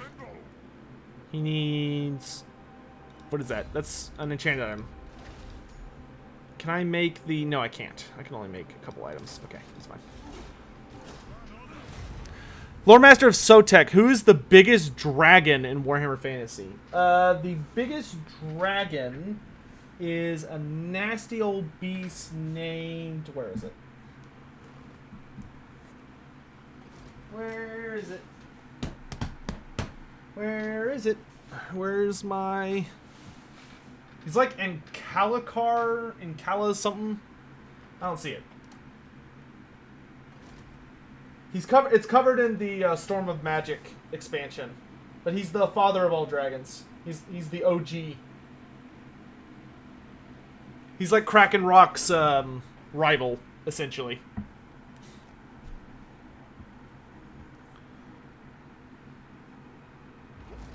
And his name is very obviously inspired by Encalagon the Black from Tolkien mythos. Yay, Barrendin's ready. Where is that son of a gun? Baron. There he is. Only one of the best dwarf lords to ever exist. Gambler's armor, warrior bane for right now. Don't worry, bro. I'll forge you some stuff.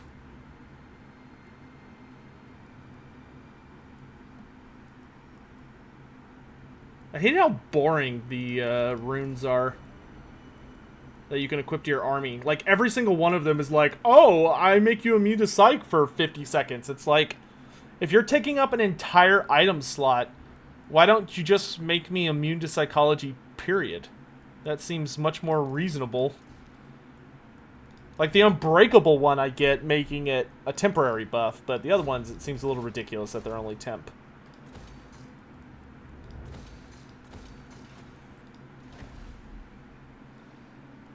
But first, I wanted to make the Ranger's pouch. There it is. It's for my engineer with Gromby.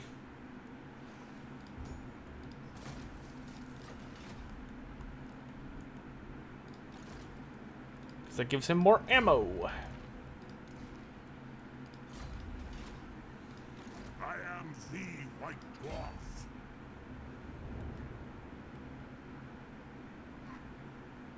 Moving out. Fear no peril. On the move. I grow restless. Grombrindal, Gotrek, Gurnison, and Ungrim. Oh my god, talk about just an absolute powerhouse legion. And delete us. That's okay, that's basically the end of the Greenskins. You know who I am. Yeah! Grimgor's Ard Boys. Dead. We did it, chat. We did it. The Greenskins are no more. And Karak Ungor is ours. That's a hell of a grudge struck out, if I do say so myself. How can I help?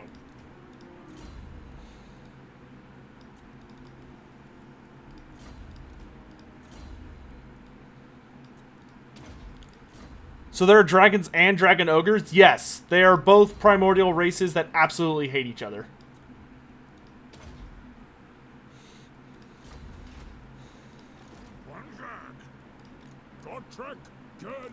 Ooh, Kazrak's in for a bad time.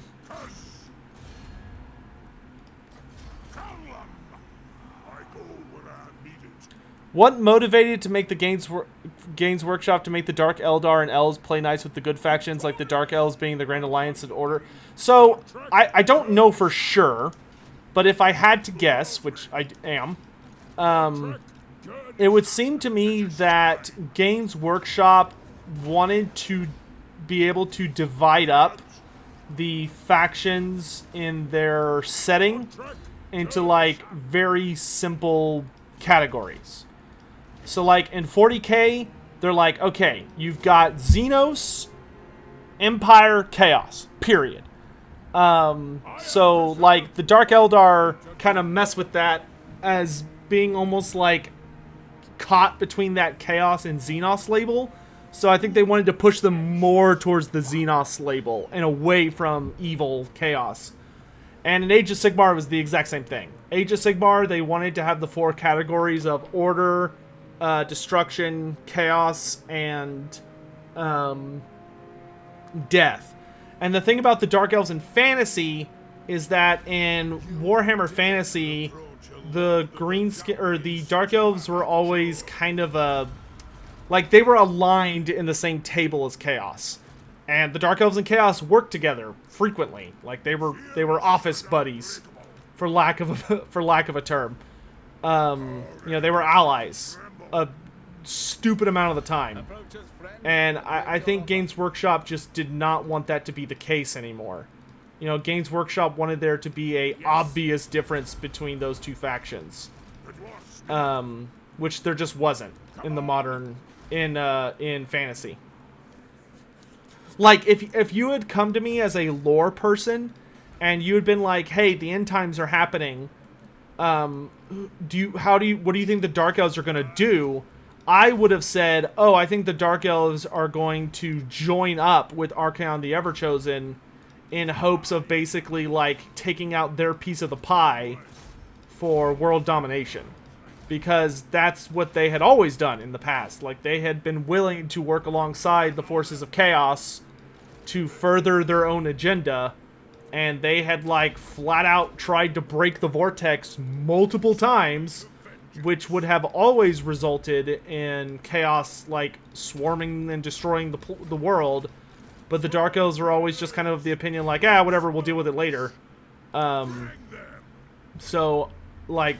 they were clearly gonna side with Chaos. What the fudge? How did that happen? Wow, something is super jacked up with the, Look at this. I'm gonna send in a picture. That is super bizarre. Wow. Huh. Onward!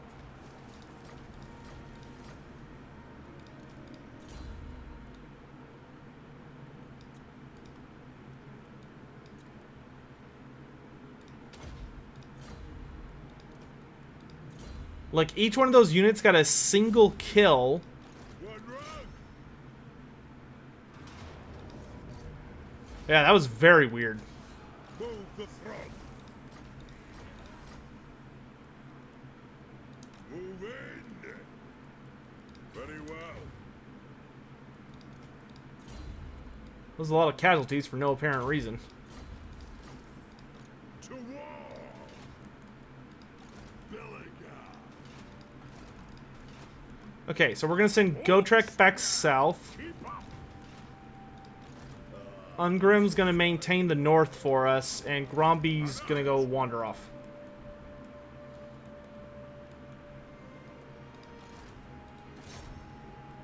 I challenge the Urk.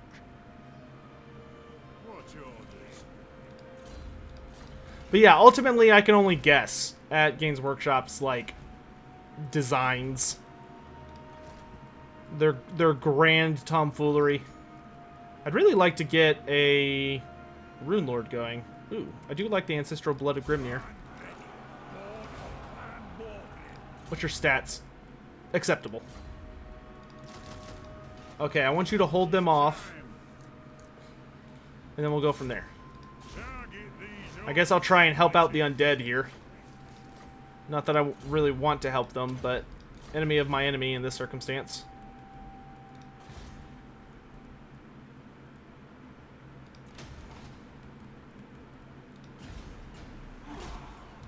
I am preserved for a greater doom. Matt the Dwarf. Honestly, I don't think so. I honestly think that the dwarves and the vampire counts are both going to miss out on a Total War Warhammer 2 DLC, which is complete garbage. Is Gotrek even worth using as a campaign lord? Well, he doesn't cost upkeep, and I believe he does not cause an increase in army supplies, which is the thing you have to, like, pay for every single time you hire a new army. So in that case, he's really, really nice. And he also is just super powerful and thematic, so I just like using him. Was there a Merlin type character in Warhammer Fantasy?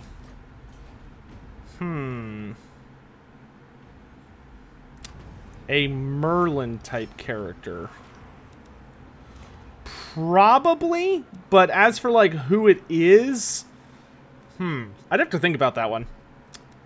What do we want to do? We're doing pretty good with Grogny.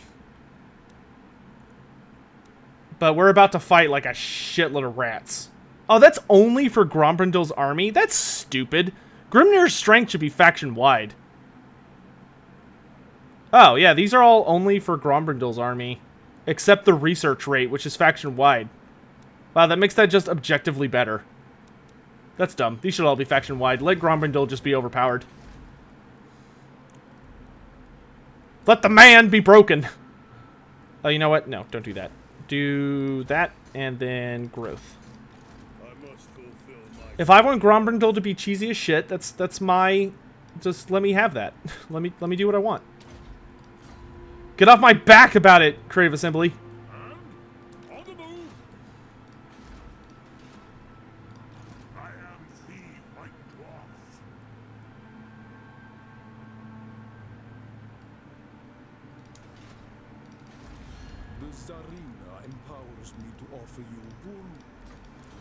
What's up, only random character that has unique voice acting, despite not having a unique character?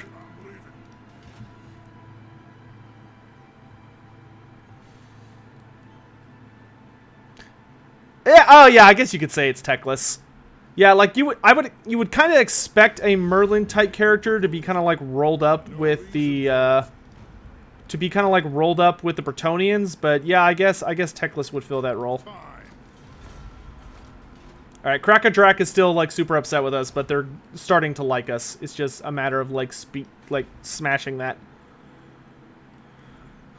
Ugh, the growth is so slow. Oh, Belagar's ready for battle. Belagar, ride south. I lied. Go this way first. I want to reclaim Migdal Vungulbarak. I am ready to parley. I hope your words are wise. Yeah, dude. Let's be bros. Of course. I see you've got a pirate problem. I don't like pirates. Very well. I will do as you ask. They're just thieves with extra R's involved. See what I did there? Sorry, that was dumb. Vengeful Grombrindal.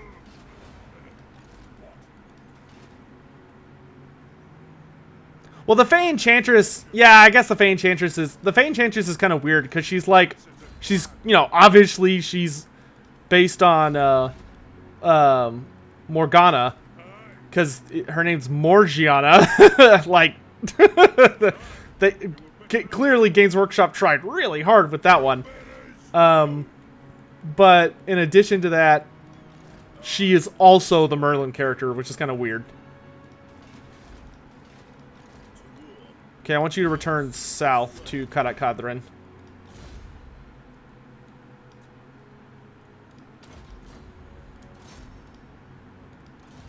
I'm gonna have Thorgrim tear up all these rats.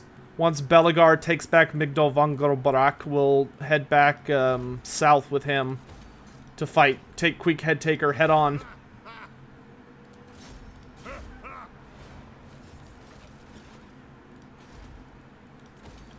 And Ekrend will continue preparing for battle.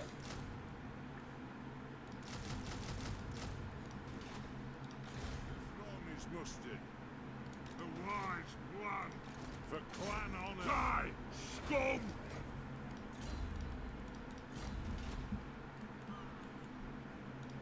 Giant Slayer. Cool.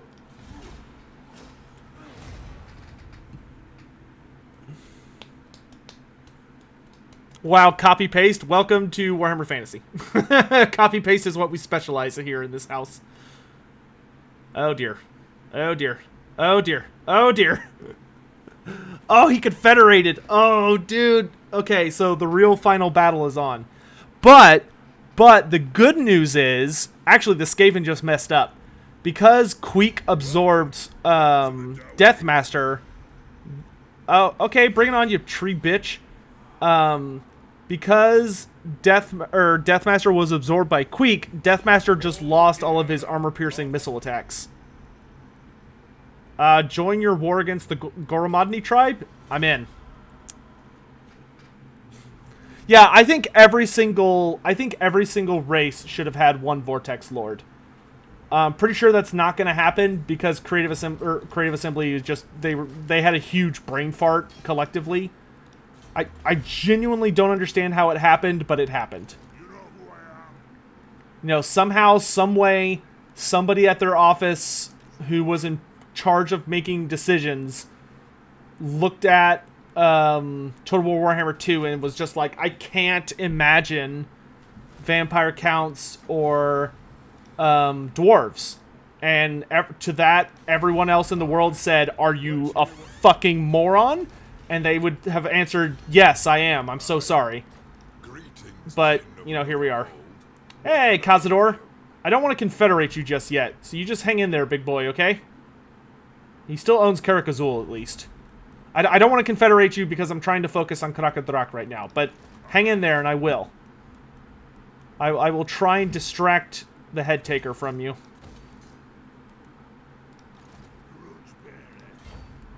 Can you really not make that? Ugh, you're killing me, Smalls. Here, we'll have Guthrie Proudbeard do it. Actually, we're going to rename you. Crag the Grim. There we go. I know a number of people in chat who appreciate that. Oh my god. Belagar, I'm sorry. I was going to let you fight Queek, but I need you to deal with the Wood Elves. Because you're the closest. Well, I don't know. Chat. Yeah, we'll send Belagar that way. Yeah. Thorgrim needs to deal with the rats. March to battle. Bids in bounce. God, we have so many rats to deal with. Oh my god. They just keep coming. But the good news is, by sending... Let's see, let's get Grudge against the elves going already. The good news is, since Thorgrim will be fighting... actually, I don't really need that yet, do I? Since Thorgrim will be busy with the rats, and Belagar's going to fight the elves instead, that means we can give Belagar all the fancy items, because he's not going to be fighting the Skaven, who would steal said fancy items and make me enraged. So Belagar gets to have fancy stuff now. When it's not equipped on somebody else, apparently. The Scepter of Stone, for instance. And we'll save up so we can get another one. Okay, Ungrim.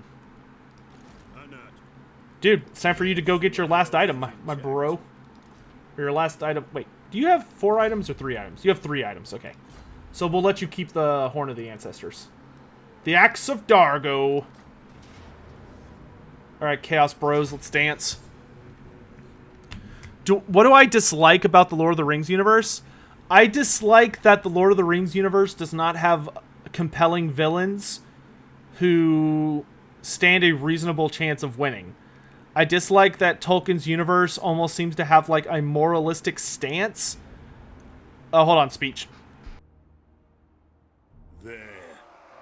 There across the way, the discordance, for the axe of Dargo to sing again, for the runes to glow bright with power once more. We must destroy the foe before us, the chaos filth that dare cross our mountains. We do this in the name of Grimnir, for it will be a joy to spill the blood of Northmen. The enemy lord is a taint upon the world, yet in fighting him, I shall make a thing of wondrous beauty, a perfect song of weaponcraft, in whose rhythm the axe of my ancestor shall find harmony anew. Slayers, I hear your howls of longing, desperate to be about this, to plunge your axes into the chaos scum before us. So, go, bring me victory, bring me death. Okay, sorry. We always like to mute for speeches. I'm Neurons. Thanks very much for the raid of 52 people, my dude. Welcome, welcome, welcome. It's always so lovely when we get a bunch of people over on Twitch. Most people, first of all, welcome. If you're not aware of who I am, I'm Lore Master of Sotek.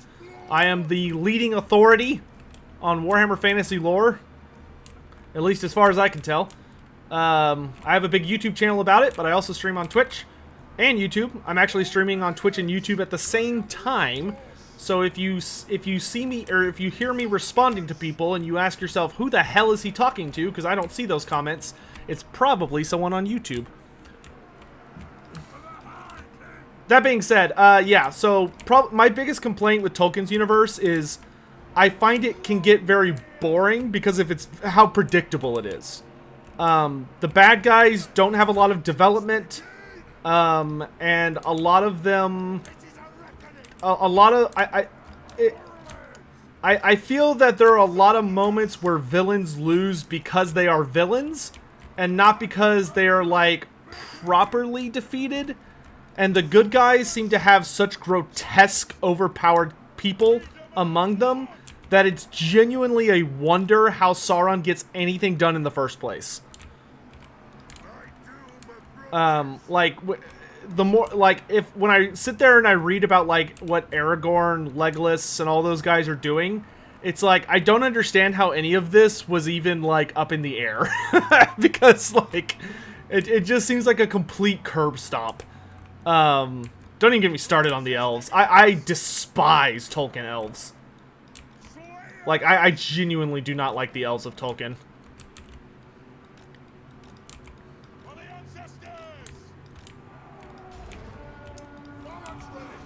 Like, their only threat is their own hubris. At least in my opinion.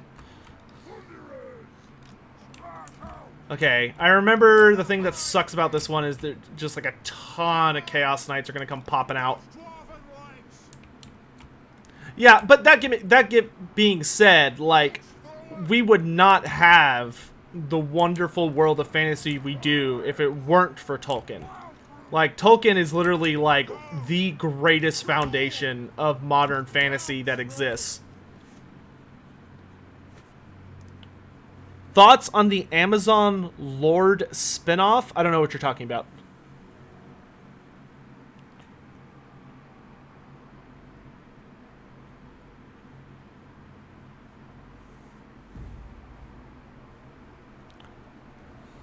And the other thing is, like, Tolkien just doesn't explore his villains at all, in my opinion.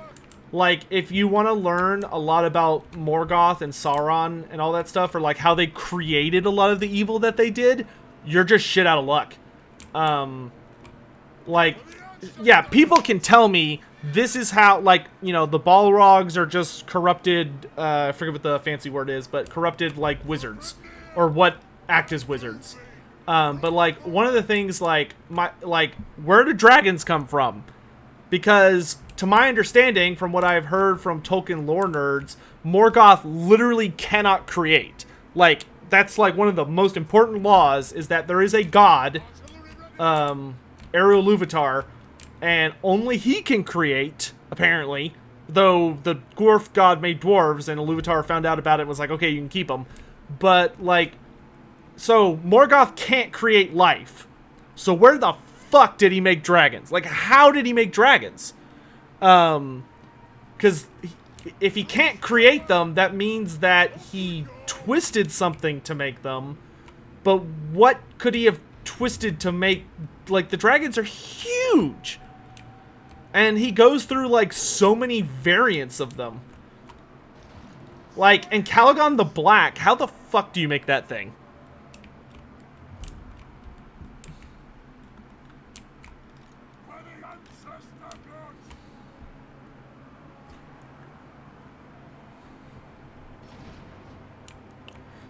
It just bothers me for how, like, that was largely a consequence of his source inspiration. Yeah, like, I get that, but my only like, critique to that would be that Tolkien went, like, super anal out of his way to explain, like, the creation of, like, the elves, the dwarves, men, like, all this stuff, and then you get to the bad guys and he's just like, eh. Like, sorry, I can't be bothered.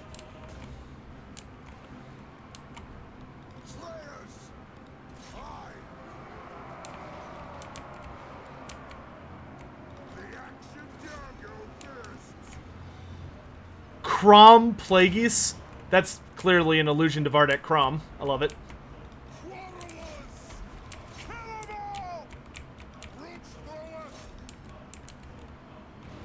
Careful, lads. Summon the ancestors! Come here, discount Crom.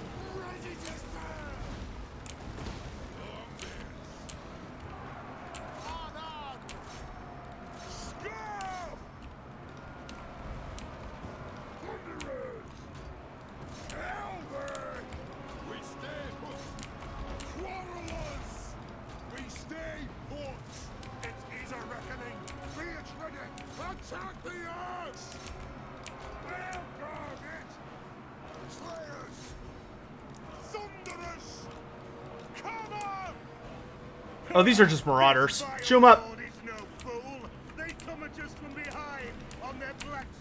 Oh, we're ready for you. To the death! Yeah, get out of here, Crom, you little bitch.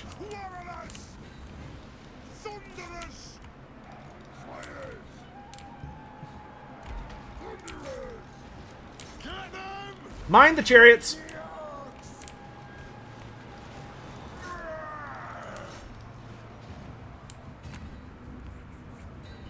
Was Smog like a baby compared to Calagon the Black? That's what I've heard.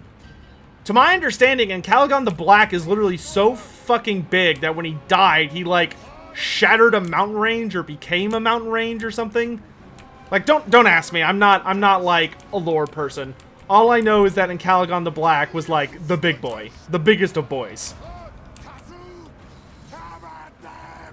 Like, I would categorize him as comically large.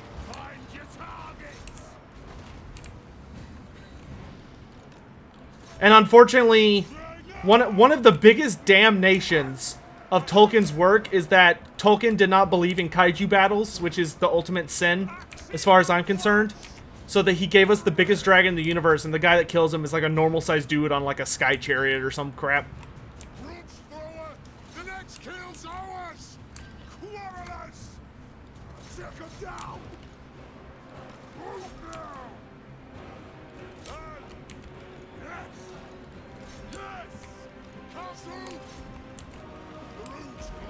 What do I think of the Harbinger? From the Beastman roster? Like the special character? He's alright. He's not crazy important. He's basically... The Harbinger is just a shittier version of Malagor. Like, he's Malagor, but without wings, way less good magic, and he's more about diplomacy. Whereas Malagor just, like, shows up, and if you don't listen to him, he kicks the shit out of you. Is Krakenrock the toughest? He's one of the toughest. Shotgun, thanks so much for using your Twitch Prime sub here, my dude. I appreciate it.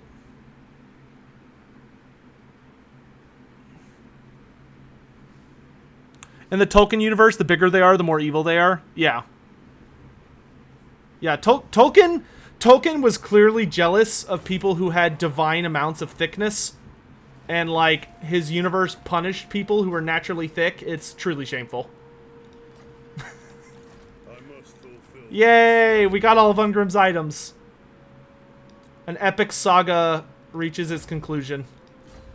And holy crap, I ran out of money. Building all those, like, super top-tier armies just completely, like, obliterated my bank.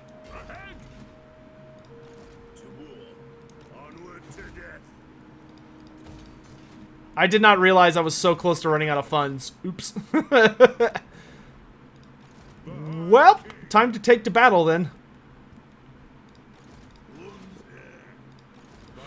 Earn lots of money the good old-fashioned way through truly epic amounts of violence. What realm do you... Okay, so next level we start the quest for the Dragon Crown. That's nice. That one's all about greenskins, which is a problem because I've killed all the greenskins, now that I think about it. Shit! I should have kept the greenskins alive. Oh, gosh, because it's going to be like, go do this to the greenskins, and I'm scared that there might be, like, a greenskin faction alive somewhere. Like the blue vipers or something. Dang it, I should have kept the greenskins alive so I could farm them. Because for his quest, I think you have to, like, take an action against a greenskin agent or something. And knowing my luck, there's going to be some stupid-ass greenskin faction alive somewhere on the planet. Lord of the Rings and Middle-earth are better than Warhammer? I disagree. I would say that they are just different settings. And neither is inherently better one way or the other. Because it's purely subjective. You can choose to like it, but that does not make it better or worse. Don't get caught up on stupid garbage like which universe is better than the other, because that's not an objective statement. Is Grom still alive? Pfft, I doubt it. Grom gets wiped out crazy fast in Mortal Empires.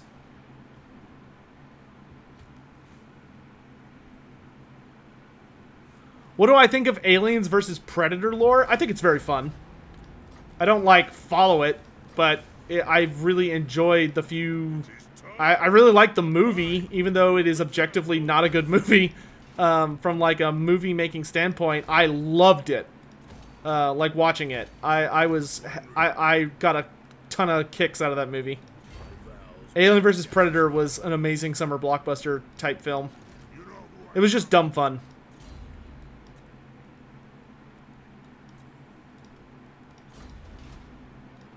Grombrindal. Just stay by them. I'll do it.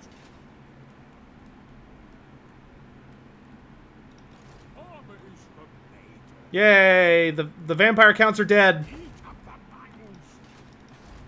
Do not I'm gonna offer the Empire to join war, even though it's the last settlement, just so I can say I participated. Of the Empire. Come I'll help! I'll help! very well. I'm helping. Okay, Belagar, help him capture Von Gobarak from the Skaven. for the king. Grimnir is with us for Karazanko. Oh, you know what? Can you take this by yourself? Yes, you can. Awesome. We can send Belagar out to help against the elves then. Yay, the Black Mountains. Okay, Belagar, you need to haul ass, dude. And let's give you Elfbane.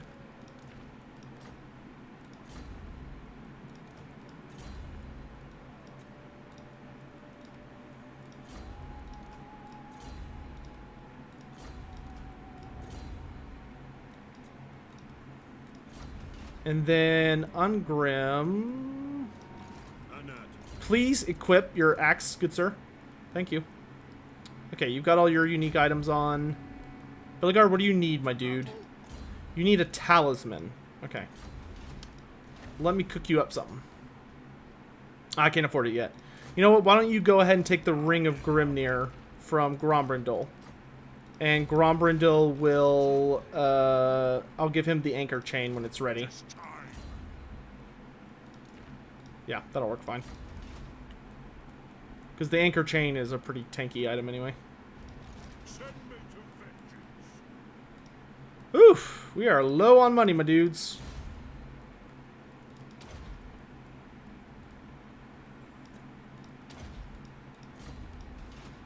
In fact, why don't we go ahead and have Crag the Grim step out for a little bit?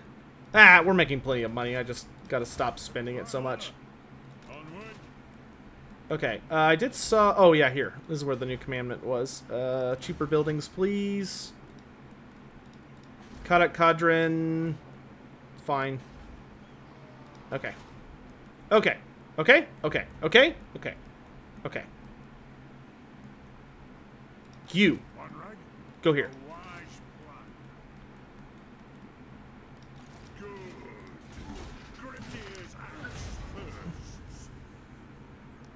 What are the 2 grudges in my book there? Oh, I'll check in a minute.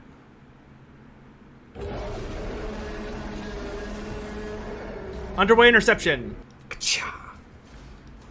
Get that weak shit out of here, Clan Moors.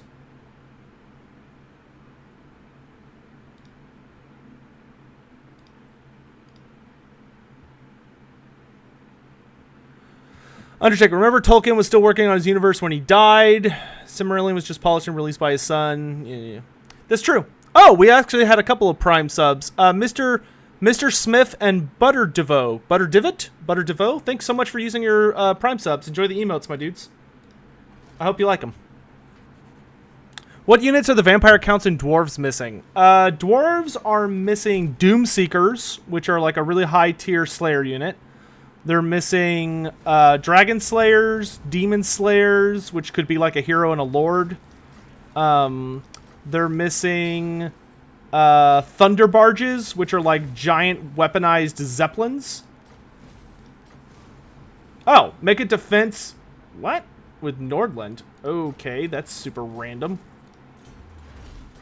I would also like to see dwarves get a new lord in like a... I would call him like engineer guild master, or maybe just a guild master.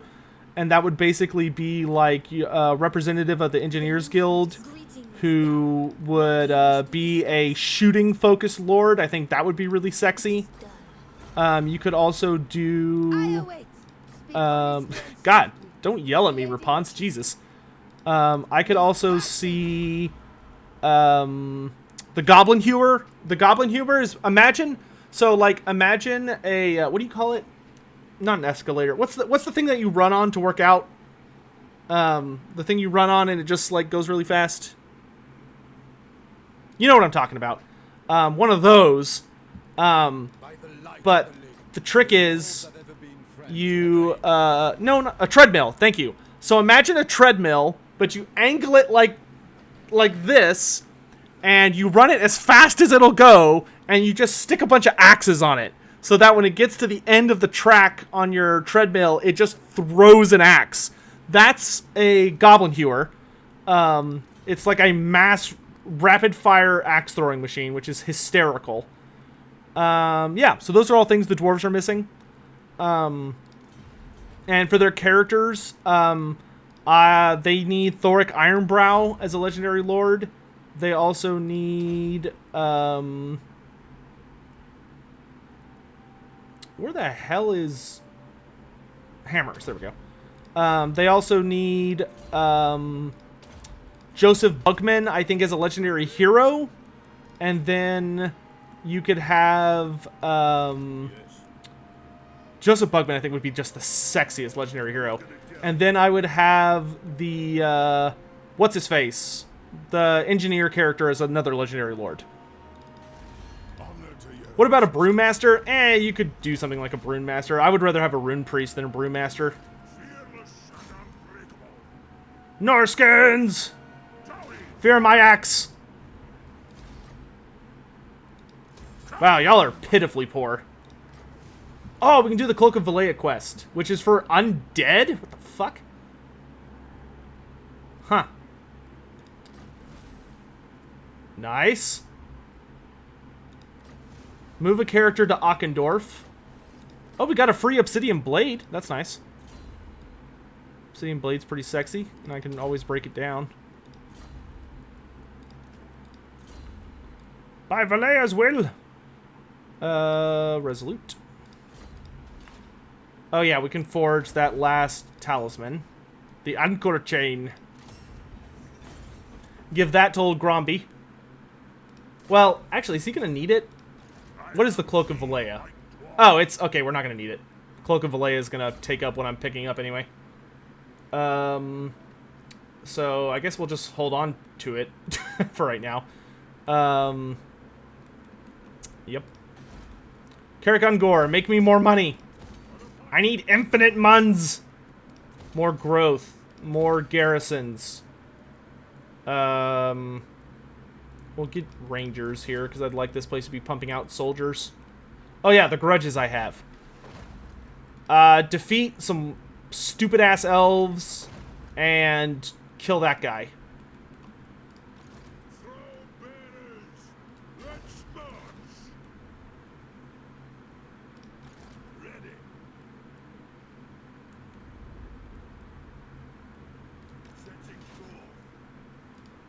I'm coming for you, Azurai. You didn't have to like me, but attacking me was a step too far. We hand out ass whoopings for those around these parts. Punish the grudge makers.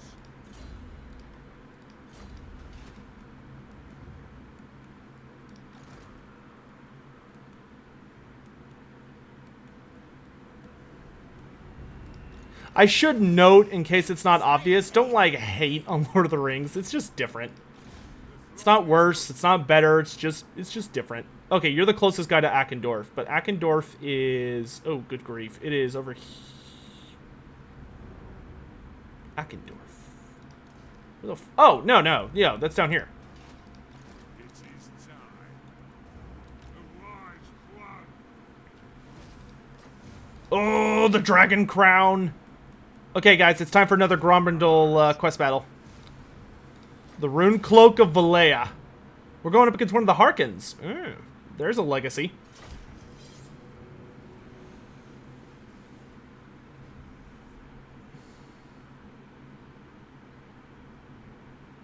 Enjoy the speech. Our goddess has spoken to me. She who prepares the hearth, who secures our holds. Escalar have been caught sneaking about like ratmen filth, trying to gain access to our mountains unseen. Well, I see you, scum, and by Valea's cloak, I'll have every last rotten one of you back in that ground, pushing up your tombstones! Short but sweet. Oh, dude, these guys are so boned. There has to be more to this. The last... I've done these fights in order for Grombrindal, and the last fight spawned, like, 2 Arachnaroks, a giant, and, like, a billion trolls the instant the battle started, so I'm assuming that something's about to pop out.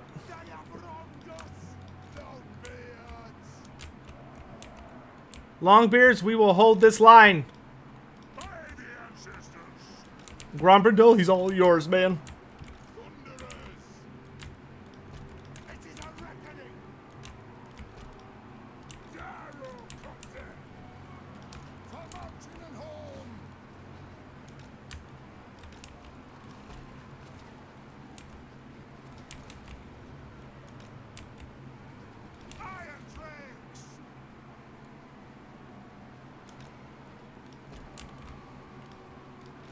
Target! Iron Drakes! Slayers! Fire!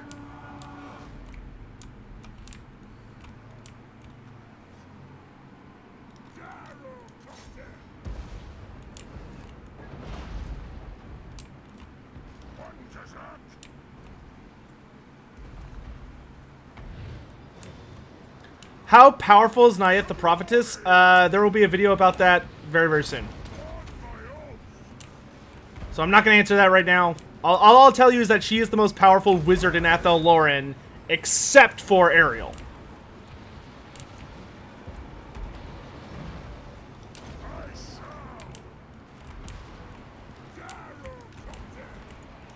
Cover fire! Cover fire!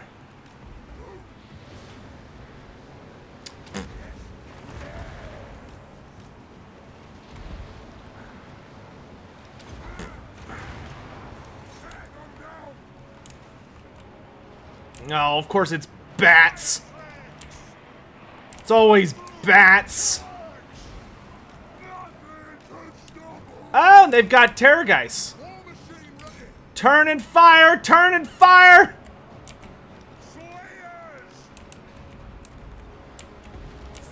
Good frickin' grief. Slow these assholes down a bit.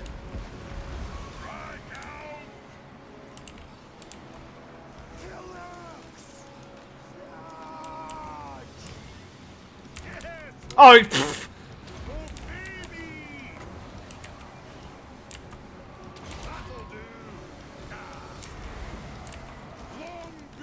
Lads, get your asses back here. Copters.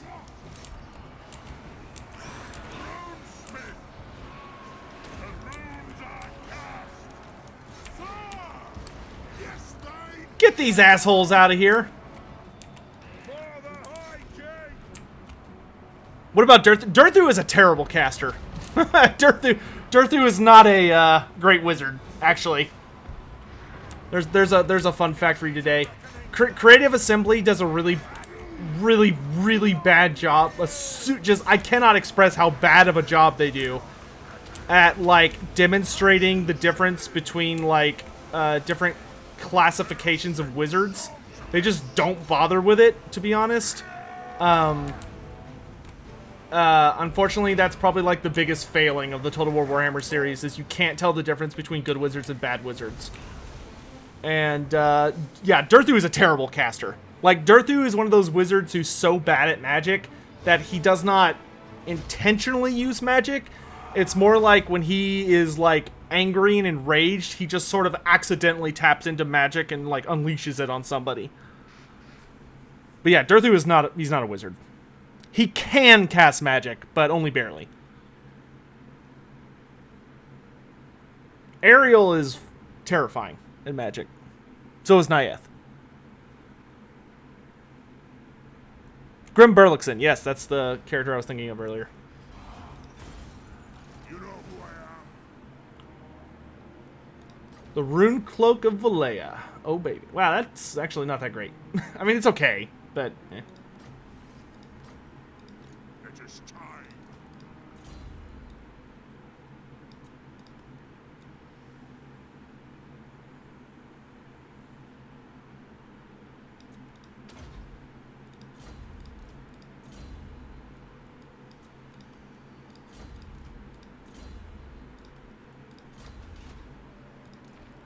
What do I need for... Win 2 battles against Norska. Okay, we'll just park our butt right here. I'll do it for clan honor. I challenge the earth. Nicely done. Armor is for maidens. Gotrek, as cute as you being up here is, I really need you to, like, get down here. We got stuff to do, man. Gunbad's rebelling. Dicks. Oh, wow, Gunbad's ready to level up. I just don't have the finances. I am the Slayer King. Yeah, you just park there for a while, Ungrim. I'm gonna make you an army worthy of the Slayer King. Ooh, hello, Badakvar. What are you up to? Not a lot, apparently. And by that, I mean I'm poor. Durthu is a strong character, so that negates his bad magic casting. Oh yeah, absolutely. Like, don't get me wrong, Durthu is one of the scariest things in Athel Loren. Like, Durthu is the most powerful creature you could run into in Athel Loren, save for maybe Orion or Ariel. Durthu is a monster. But he's not a good wizard. Like, but that doesn't negate him being a powerful character. Does that make sense? Oh man, Barrendon, dude, you are a little outnumbered. That's like 4,000 or 5,000 Skaven.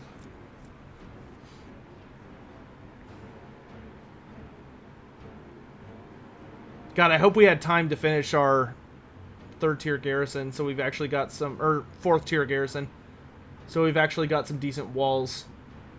So he's got 2 units of warp grinders. Those we need to make sure we kill quick. No war machines. Couple of doom. Oh wait, no. 3 war machines all in one army. So we'll definitely need to keep an eye out for that.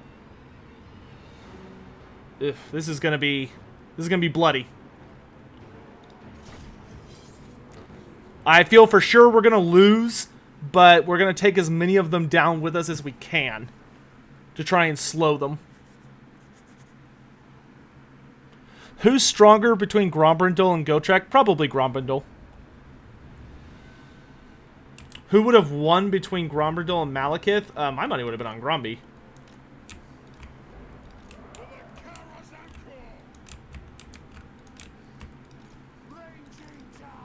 Now, the question is, do we face them on the walls?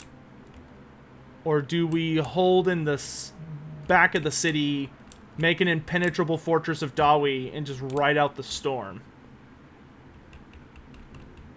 He doesn't have a lot of really good shooting. And I think he had 1 Plague Claw catapult. So I think we could afford to just hold in the city. And just, like, obliterate everything that gets in range.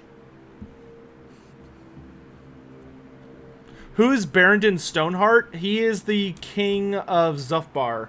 And if you buy the Masters of Stone and Steel omnibus that you can off Games Workshop's website, you will learn about him. He's an amazing character. Because there's literally a book that covers, like, his life story, essentially.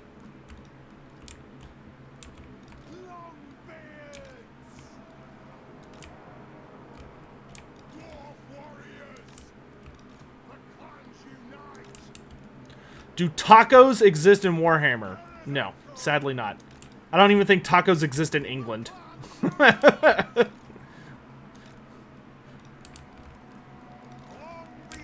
Tell you what, though, if I ever write a fantasy setting, you better bet your ass there's going to be tacos. God damn it, why'd you have to bring up tacos? Now I want tacos. Fuck, dude. vengeance begin.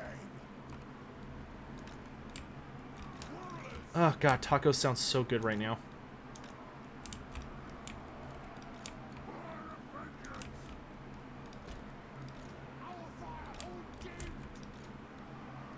Oh boy. Well, we've got enough quarrelers.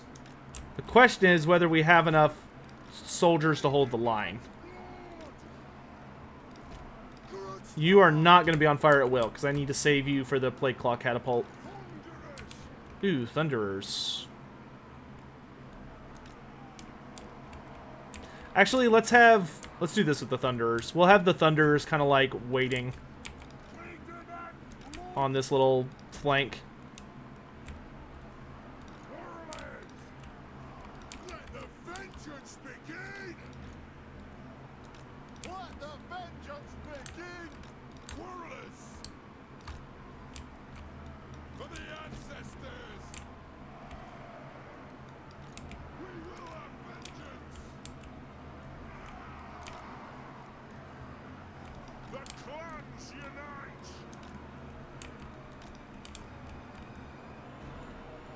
Let them come!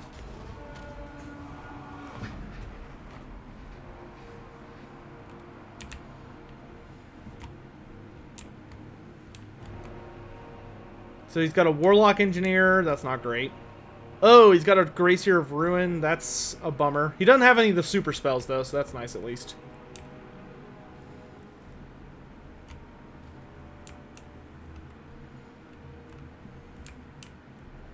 Come to me, Thaggoraki. Grudges will be avenged this day.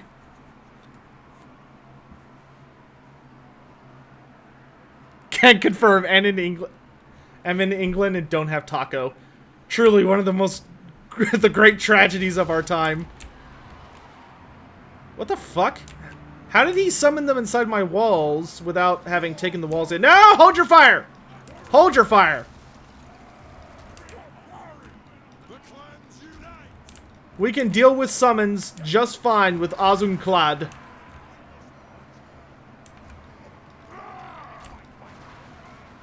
I also want this entire army, everybody on guard stance.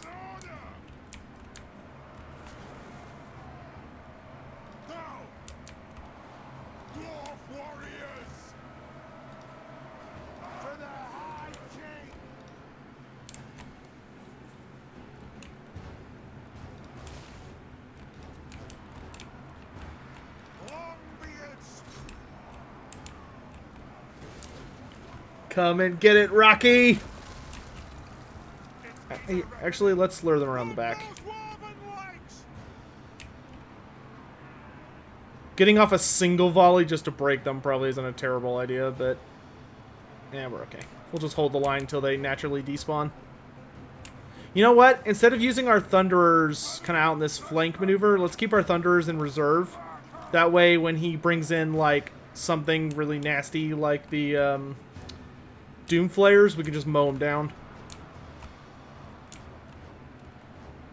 Here comes the first wave!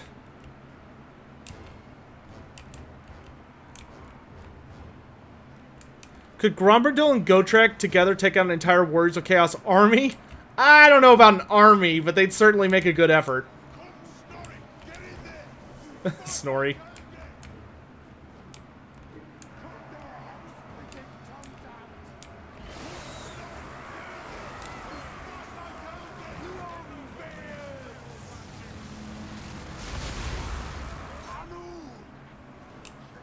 Back into him. What is this? Ew, Death Runners. Open fire!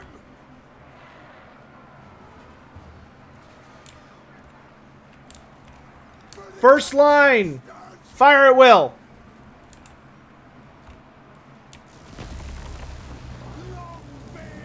You know what? Let's send in the Warriors first.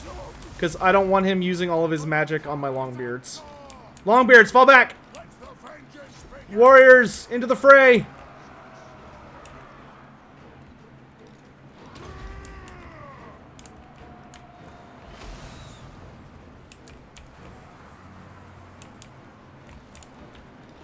Good, good, good, good. Hold your fire. Hold your fire. Nice. Obliterated Death Runners, my favorite kind.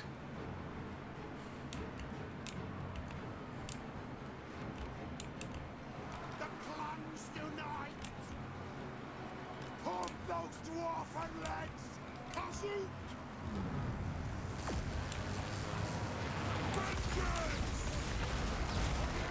Good grief. Archers! The sorcerer!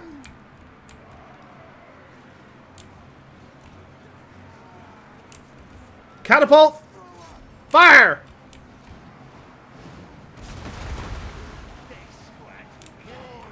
Barrington, you're allowed to fight, but you can't just go running all willy-nilly, dude. Doom flares. Thunderers! Positions! Actually, we should probably have the Thane fighting instead of...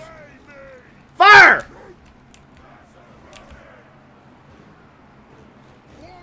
Or think about it. Fire!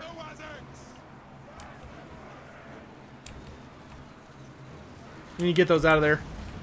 Okay, that's a dead wizard. Next wizard! Dwarf warriors! War of vengeance! Nothing can stop us! Dwarf warriors! Plow through! String the herbs! Nothing could stop us! Reform the line! Reform the line!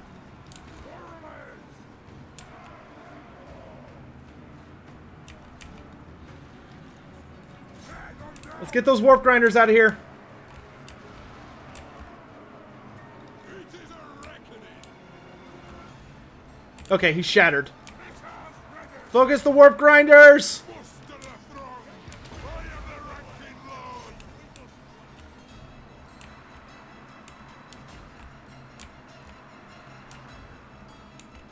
Ordnance ready! Are those war machines here yet? Nope. Fire! Okay, those things are gone. Nice. You two, fire at the back.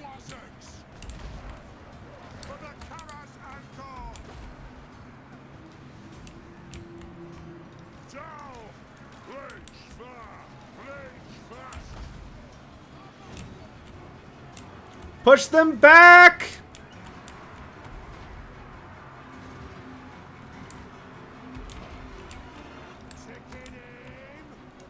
Let's focus the slingers. Hold your fire.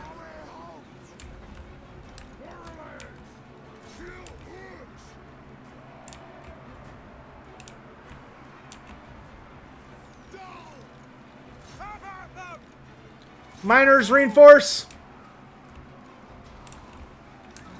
Front ranks, fire. Back ranks, fire.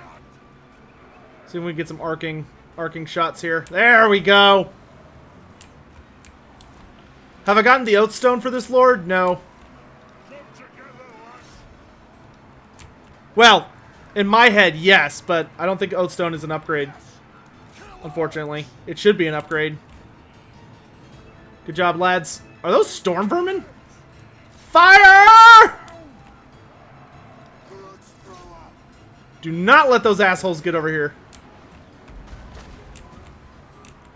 Yeah, I don't fucking think so. Good, good, good. Hold your fire. Miners, fall back.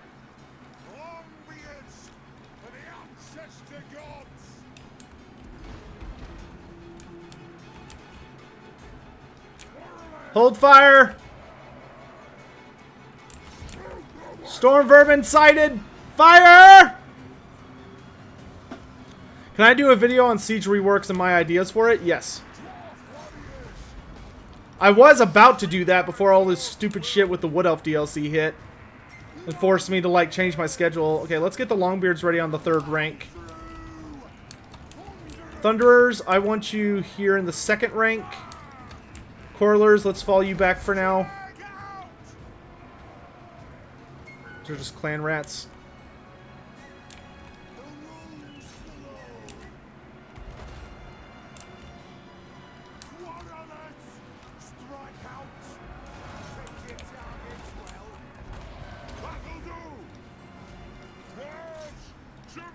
Great weapons. Get in there. Thunderers, light them up. Ugh, the triads. Open fire.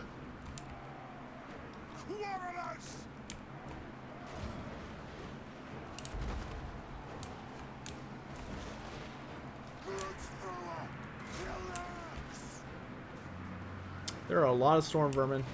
Grudge thrower, hold your fire. I want to save you for the catapult.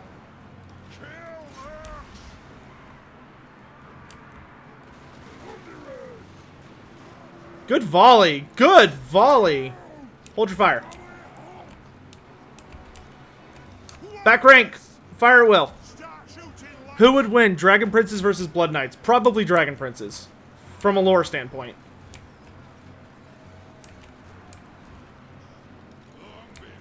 Longbeards, to the other flank. Great weapons, you two. Regular dwarves, hold the line.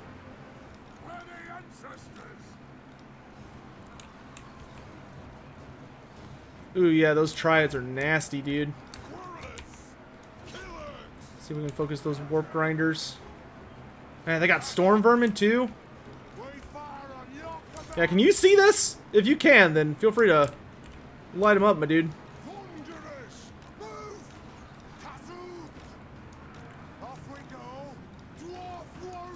As soon as that opens up, you fire. Oh, yeah.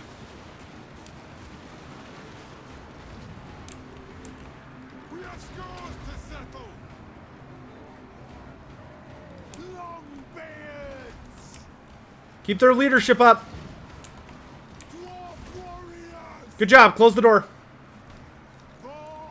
Close the door.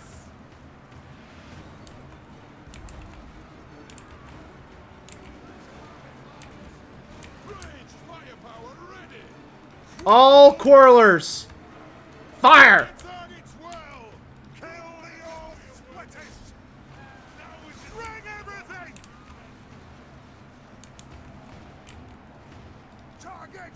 Thunder as soon as that asshole comes into range. Or sight. Let him have it! Barrington, get over here. Make this unit unbreakable so they fight to the last man. Oh, Coilers. Take your weapons! Into them!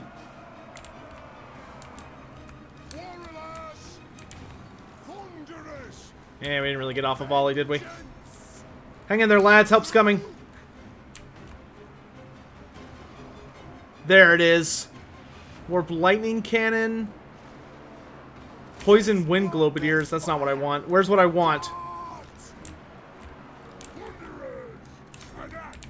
Thunderers, if you can see anything, shoot.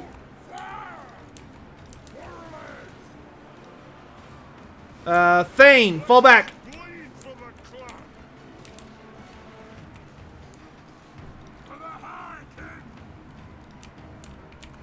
Did we kill that lord? Looks like we did.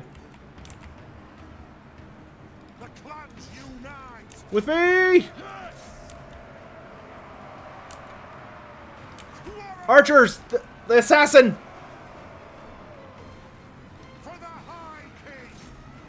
If we can get rid of all the leadership, we might have them.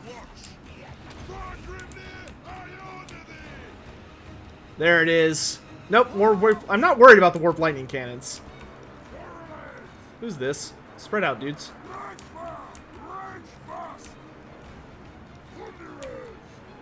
Coilers!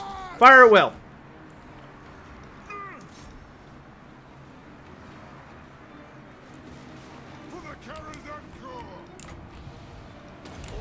Fight to the last man!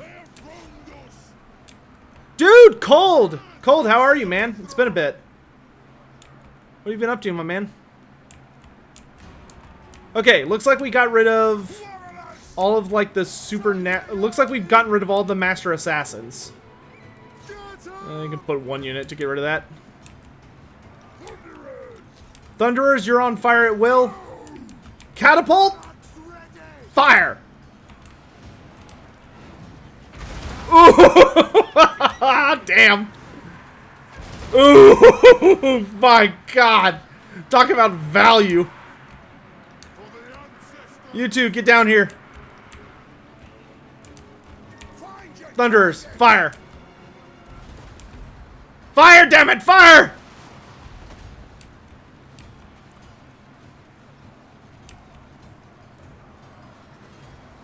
Hopefully that'll be enough to give those warriors the edge. Well, let's send the Thane back to help.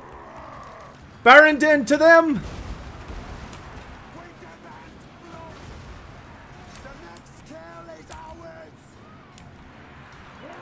Next unit, forward! We will have vengeance. Hold your fire.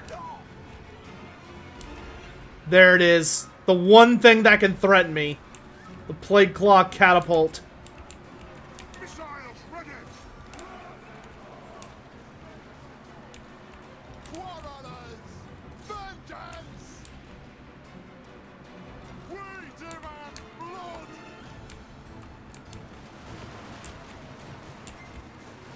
For the Karazhan. Good. Hold your fire. Hold your fire.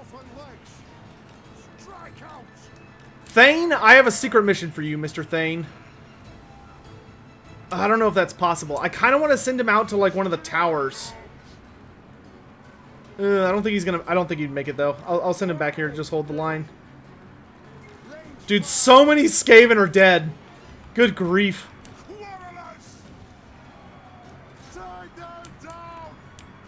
Oh no, Jezzails? Ew. Thunderers, you're almost in range. You can do it. I believe in you, lads.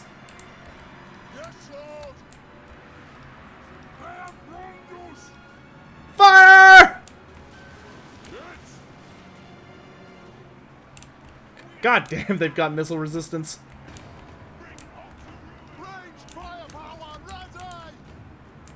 Range firepower. I want you on those Jezzails. We gotta do something about them. Oh god, here come the Globadiers. Oh god!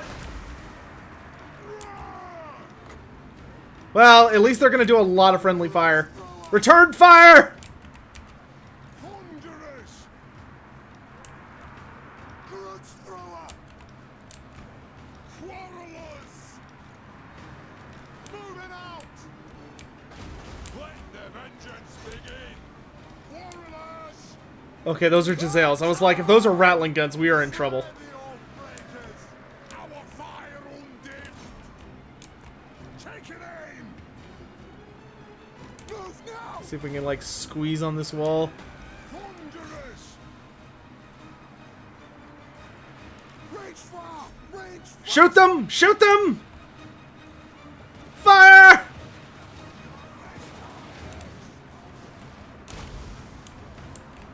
Oh, good God. You will fight to the end, damn it! I am the ranking lord. How about you? Do I have any more units that I can throw into the scuff here? Not really. Thunderers. Down. We have scores to settle. Man, that looks like it's just going to be a biblical amount of friendly fire. Quarrelers. Corlers, take up your axes! We're safer from the Jezzails in combat, to be honest.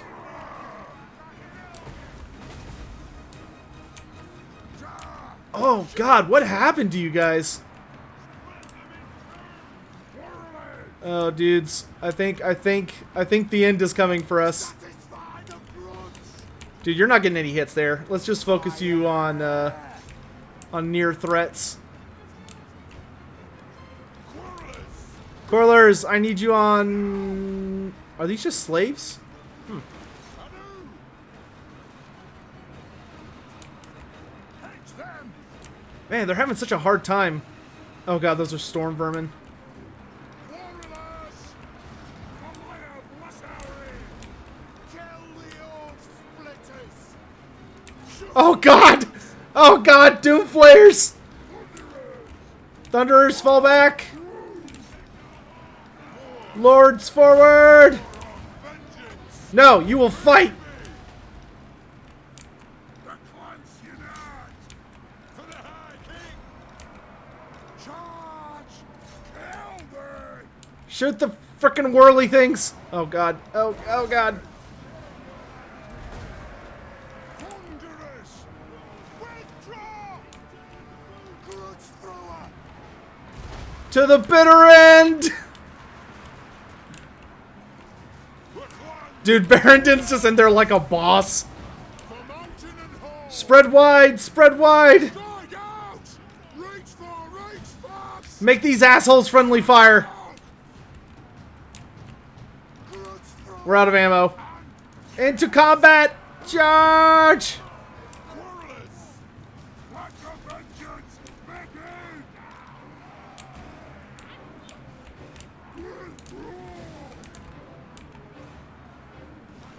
Oh yeah, keep it up, keep it up, keep it up! Could a Bestigor defeat a Temple Guard one-on-one? It would be a fair fight. Oh shoot, more Doom Flares. Man, he was really holding these suckers in reserve, wasn't he? You know what, y'all just fight whatever you can fight. Don't worry about it. Grudge thrower!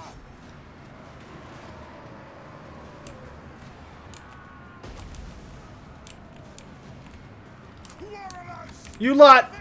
Back to the center!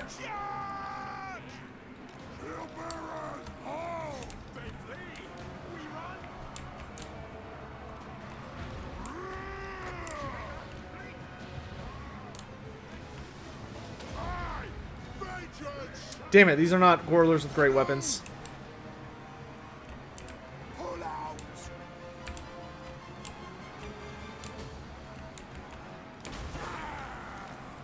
Or, no, fall back this way, fall back this way! Ah, we got one!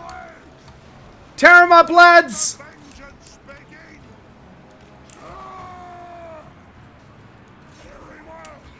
Shoot, damn it, shoot! Quick! Hurry up, hurry up, hurry up, hurry up! Fire, fire, fire, fire, fucking fire! Oh, God, I hate the range on Thunder. Aw, army losses? That's bull. That's bull! I still have control of the center. I should be allowed to fight until I lose control of the center. Damn, that's dumb. I hate that. I hate that army losses are a thing if you control the center and you're, like, fighting to the death. You should be unbreakable unless you lose the center of the city. Christian, maybe one day. What's the greatest last stand in Warhammer? Successful or unsuccessful? Still, we killed almost 4,000 Skaven. So we gave like 700 kills on the Grudge Thrower. And almost every single one of their leaders died in the conflict. Literally only one leader survived. Oh, man. Christian, we might do something like that one day. Time to send it to Legend? To my understanding, you're only supposed to send it to Legend. Oh, no, the Strigoi died. You're only supposed to send it to Legend once you have...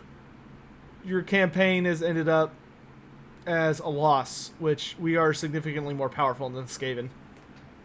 It's just that most of my armies are in the north because I had to wipe out the greenskins. Carrick Ziflin, why you gotta be assholes? Like, come on, man.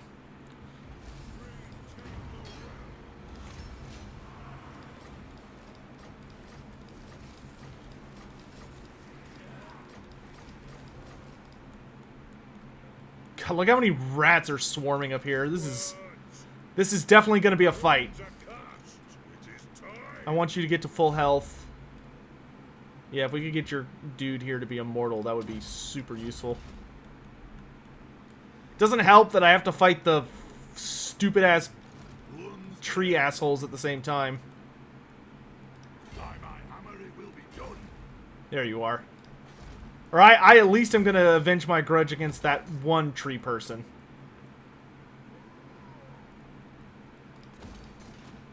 If they're too cowardly to actually engage in a full war with me right now, I'll let them live, but I'm at least gonna avenge that grudge first.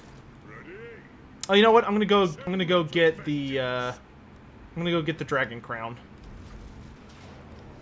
Which means it's speech time. This one's stupid easy, though. How often the Beastmen fight the Lizardmen? They fought fairly often. I mean, the Lizardmen, yeah, they have fought a lot. None of the special characters have fought Lizardmen, though, to my knowledge.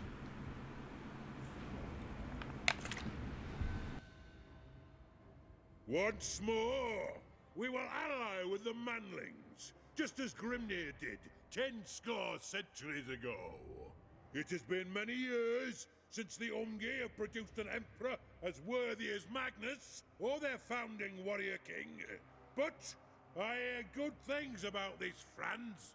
Now is the time to test his mettle.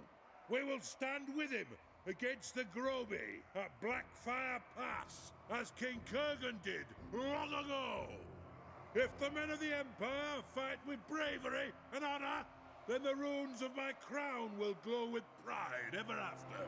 A gesture of my will, just as this Emperor awaits to take up his warhammer. A gift from the dwarfs, no less. So, gird your loins, my kin. May your eyes be sharp and thirsty for Urk blood, for they come. We will repulse these vile creatures with our dying breath and renew the oldest and greatest alliance this world has ever seen. Alrighty. What do I think of a Norse dwarf career for Barden in Warhammer 3? I feel that would be kind of dumb. I'm sorry. I don't know what a Norse dwarf would bring to the table that is not already provided by the careers Barden already has available to him.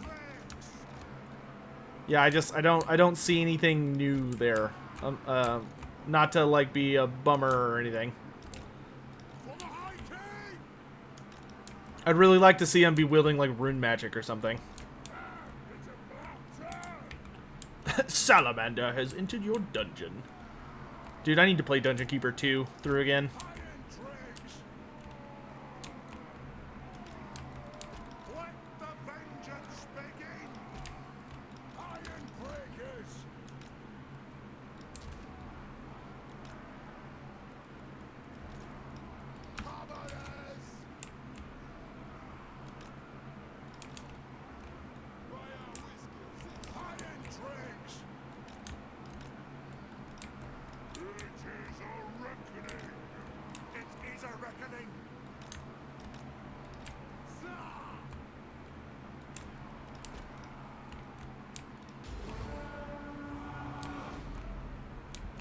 Whoops. Is the Nehekaran Pantheon the weakest? No. No. The Nehekaran Pantheon was actually pretty nasty when Nagash went toe-to-toe with them. Because they were being actively worshipped at the time. It's just, you have to understand that Nagash is almost better defined as an other. Like, Nagash was the rule breaker, the monster who had done things no one thought was possible. He created a new form of magic and created the undead didn't really exist before Nagash, like, caused them to.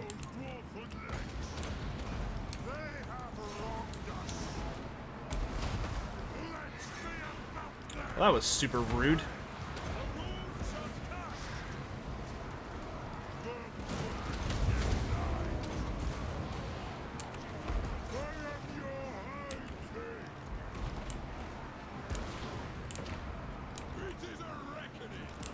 Reform the line!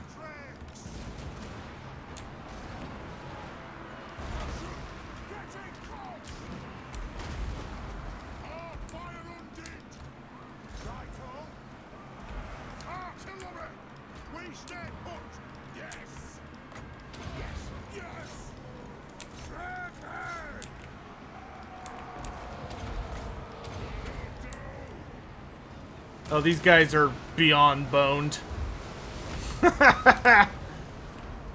Minus 22% missile resistance, and they're getting just like Iron Drakes and all sorts of other garbage right into them.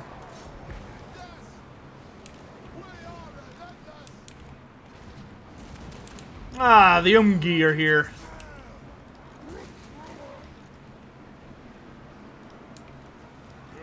Alright, Thorgrim, we'll see you in a minute.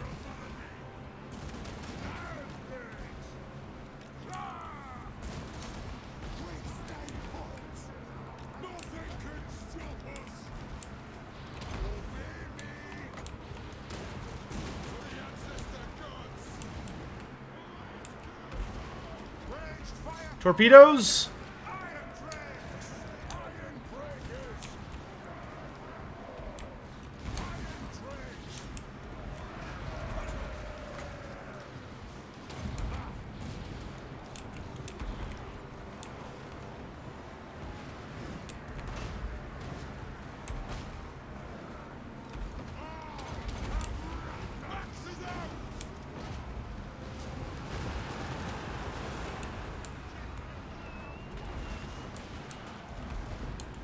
AV Peck stream. No, you don't ever have to apologize for asking questions, dudes. I may not be able to get to all of them, but, you know, I'll try. Who would win Lord Skrulk versus Throt? If it was just the two of them, and they were, like, thrown into a melee fight against each other, Throt would probably be able to well, Throt would kill Skrulk. Yeah. Skrulk would likely hurt Throt really, really bad, especially if he managed to hit him with his mace or his flail thing. But, like, wait, what the fuck? Oh, Spider Riders got behind me.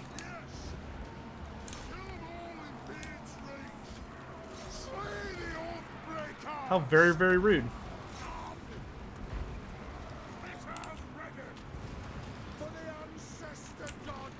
Throt, not Throt, Skrulk would need to get very lucky with spells if he wanted to, kill, Throt the Unclean. Throt the Unclean is like, he's like one of the hardest to kill Skaven out there, because his regeneration is just stupid. Like, the dude's flesh regenerates so monstrously fast that it's kind of freaky. Cold, that sounds great.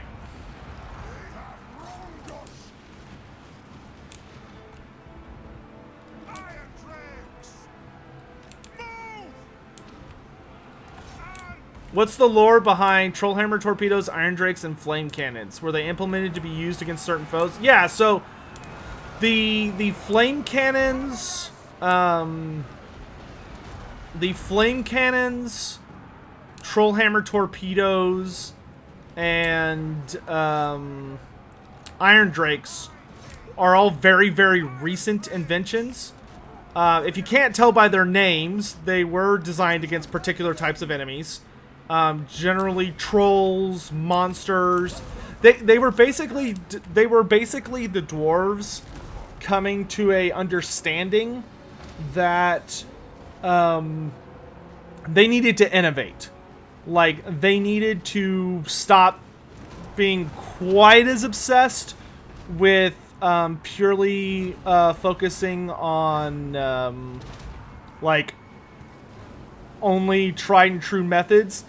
So they basically developed these war machines to functionally give them a better fighting chance against a lot of different monsters, entities, and creatures that traditional warfare wasn't working against. So most notably Skaven and Greenskins. And of course they were really, really designed to punch through really nasty types of situations. Like Iron Drakes traditionally don't, in the lore, they're not a flamethrower. They more like fire this fairly, not, I wouldn't call it long range, but it's decently ranged. They fire out this like bolt of alchemical energy that just burns through armor like it's not even there. Trollhammer torpedoes are very, very rare. They're not, you would never see like a unit of Trollhammer torpedoes in the lore.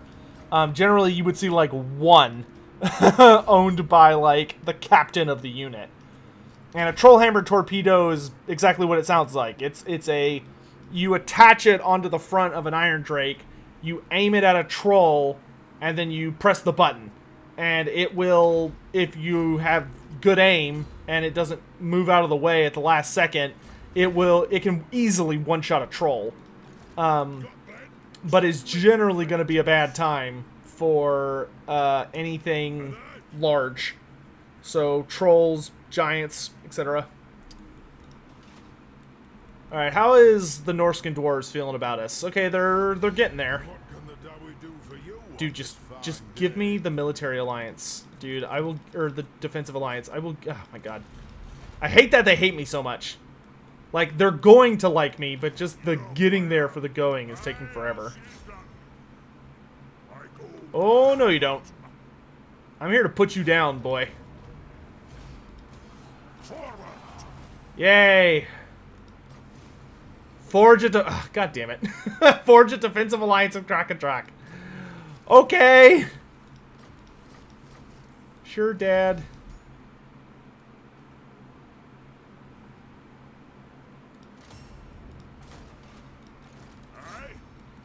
Might as well just smash the Norskins while I'm up here.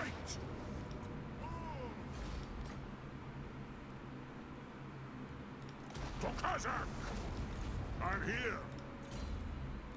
We've gotten all your stuff, right? Yeah, so we'll just skill dump. That way I don't get the notification.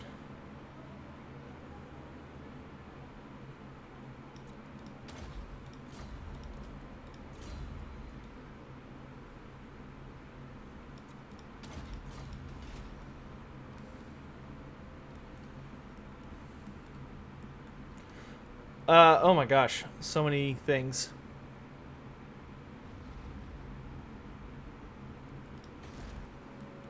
Why do I not play with my units on, or why am I playing on large? I just like it more. The game is balanced for large. I think if you play it on anything bigger than large, it may be more like thematic, but in my opinion, it weakens the experience, if that makes sense.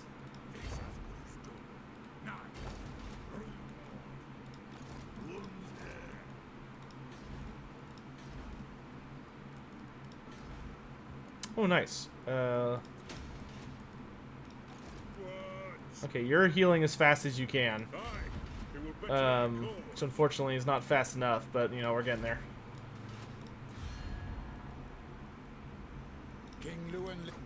Corone, let's trade, my dude. Ah, yes, you have wine. Yes, I needed wine. Kimry! Oh. I'll trade with you. Alright, I will non-aggression and trade with you. Thank you. We're not going to be friends, though, because I'd rather be friends with...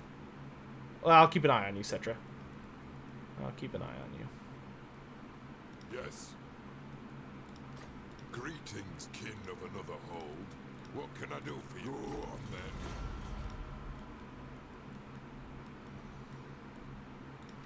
What do you want? Okay, Gotrek is almost here. Yes, Gotrek. And Baragdawa's Bag is just completely under siege.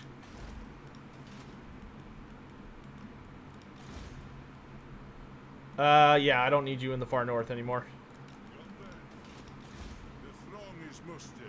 Actually, stay there. Stay there until the vampire counts are dead. You get your stubby feet over here. Upgrade the garrison. I'll have no Raki on my watch.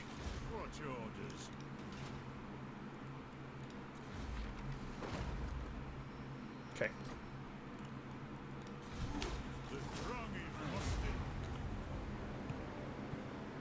Is Cazador Dragonslayer on the top 10 of best Dawi fighters?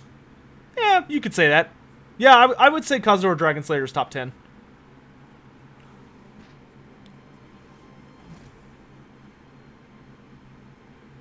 Norscan Dwarves could be a fun playable faction. That could have been a cool place to put... oh, I'm not even going to bother with this. That could have been a cool place to put Grombrindal. I wish they had done that. I think Grombrindal could have had a fun start position with the Norscan Dwarves. Especially with how, like, over the top his personality and accent is, he would fit it. God damn. That is so many Skaven. Like, almost a massive amount of those are just slave armies. But, unfortunately, even mass slave armies can kind of be a problem. Yay, the undead are dead. Gone. There we go. Ooh, Dorothy seems upset. I don't want to fight all you assholes, but y'all started it. I don't want all your wars. Grombrindal's not coming back south, though. Grombrindal is going to keep marching west.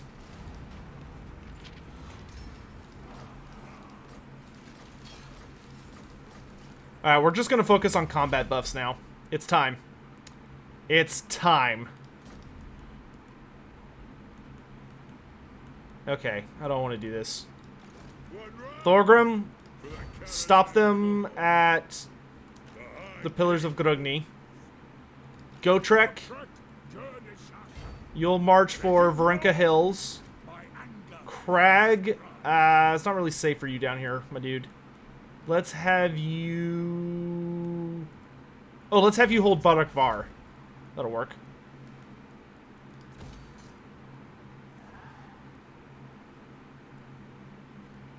It bothers me that Barak Var does not have a unique structure. It bothers me a lot, actually.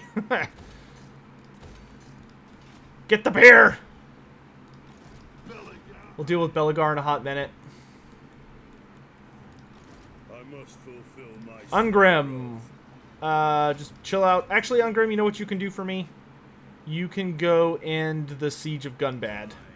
That would be most appreciated. Okay, we need to blow up the Bear Singling camp before we go any further. Just to be safe. Wait, oh yeah, okay, I can make it to friendly territory. I need healing. That's much better. Honor to your ancestors. Dude, could you stop being such a douche? Come on, man.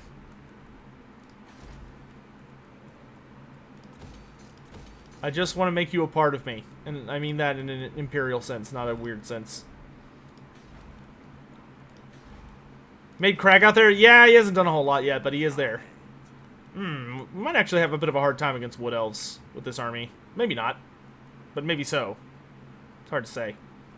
Well, we're here to get a grudge, so... Ah! Oh, good God. Oh, God, look how many archers they have. At least he doesn't have any Way Watchers.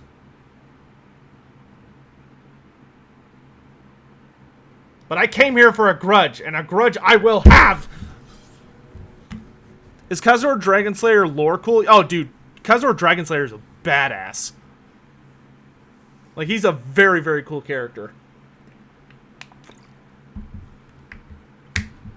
You can actually see him fight if you read Queek Headtaker's novel, which is called Headtaker. There's a lot of Khazor Dragonslayer fighting in that book.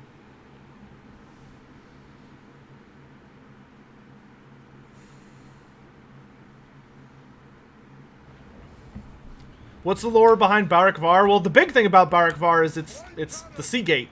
It's the only dwarf hold that's connected to the ocean. And it's the only place where the Dawi developed naval technology, and it's super amazing. And it's a really important part of their industry. But there's a lot of, like, important engineering going on there. And it's mostly, like, a fundamental part of their trade.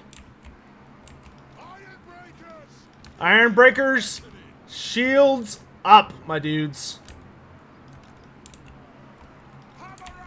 And when those assholes get close, Longbeards, tear them up.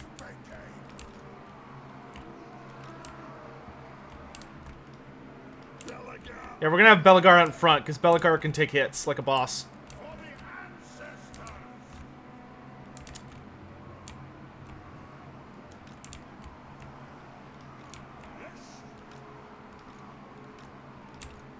Thanes just walked out because they do have magic shooting. Come and get it, assholes.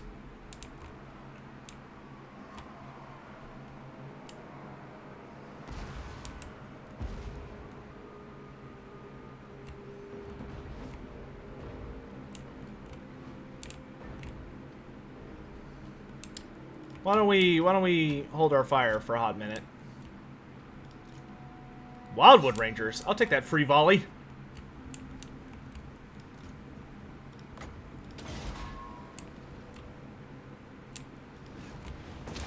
Oh, right down the sides. Beautiful. Mwah. Good shot. All right, fire at will.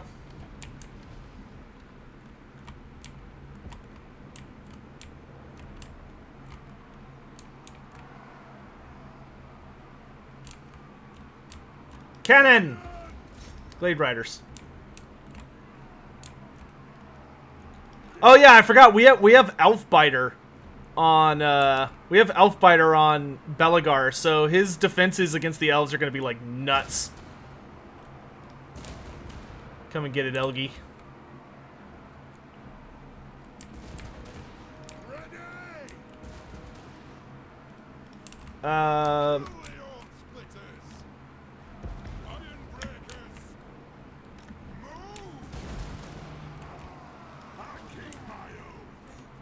Yeah, right.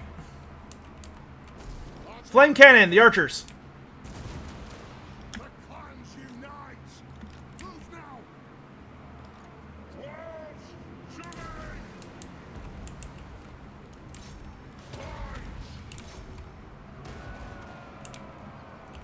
Iron breakers! All your missiles are nothing. They want to play with fire? Let's play with fire.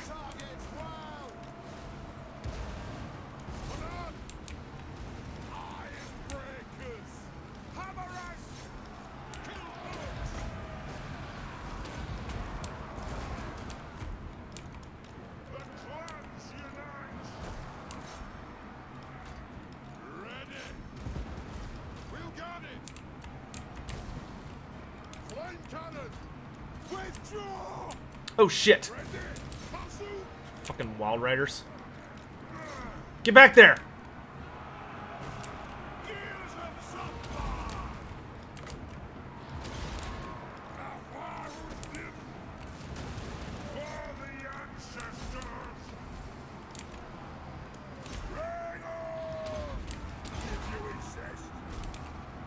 Ready to serve! Slay the old breakers!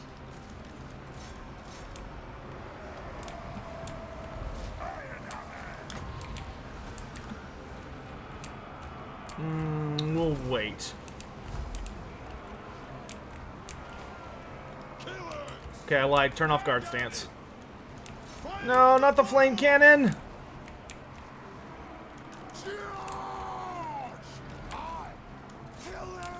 Yeah, you let like one stupid pony get in the back and it just ruins everything.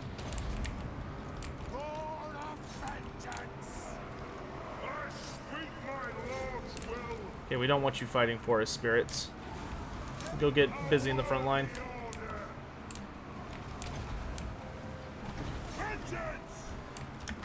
That seems as... I'm trying to find a really good spot for this. Ah, that seems like a good spot.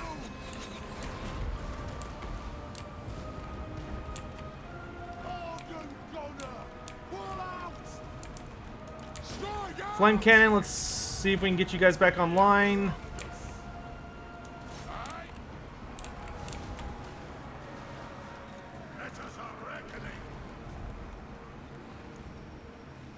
Are they shattered? Yes, they are. Organ Gunner. I want all that shit out of my back line.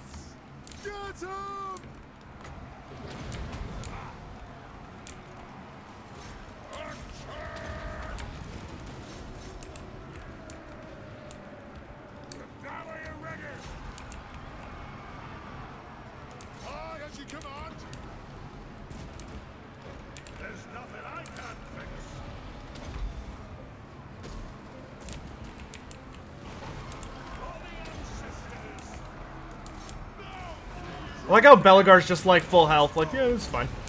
Whatever. Flame cannons! Master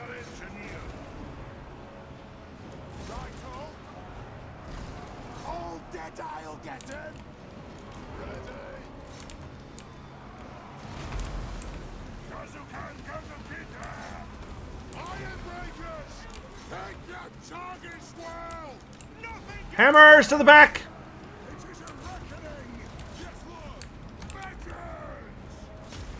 Let's get these oh, God! Oh, that hurt. That really hurt.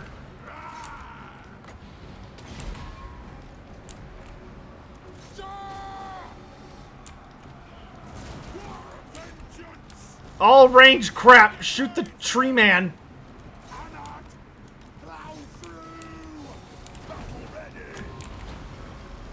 Scepter.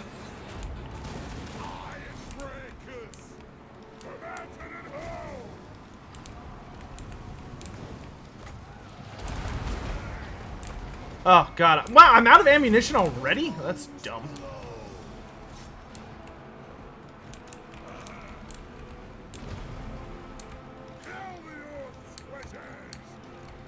We will have vengeance, damn it! That tree man's gonna die, and then we're gonna fight to the bitter end. We need to get rid of all the forest spirits. If I can get rid of all the forest spirits, my ghosts will be able to mop up. Dude, Belagar is just kicking ass.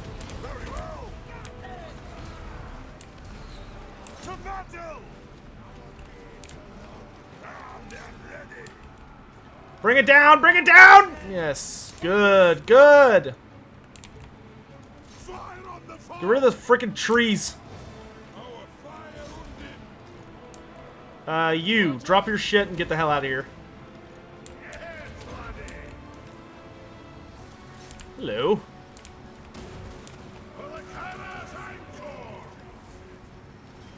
Boom.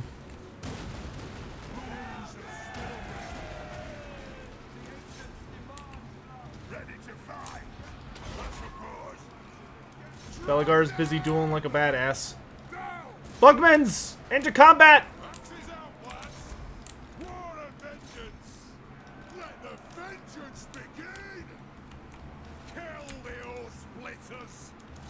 Let's show these Elgi how Adawi handles combat.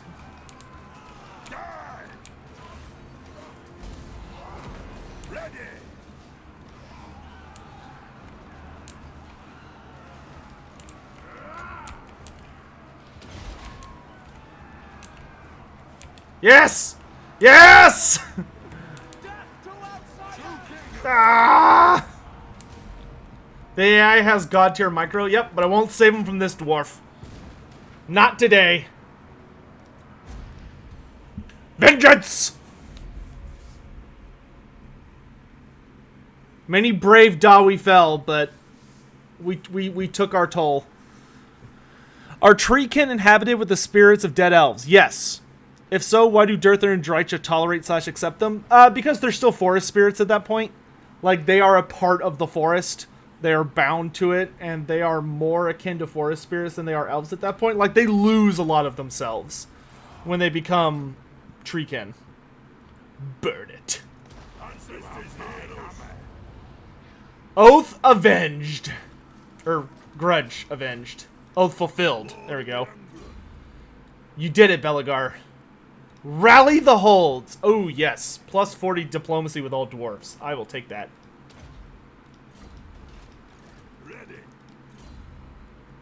There. We did it, chat. We avenged.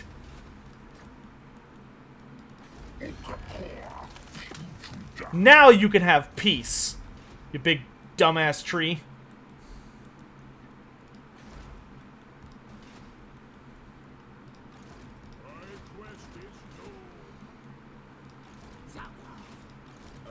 Everybody move. Yes. Except Yanni Burnbright.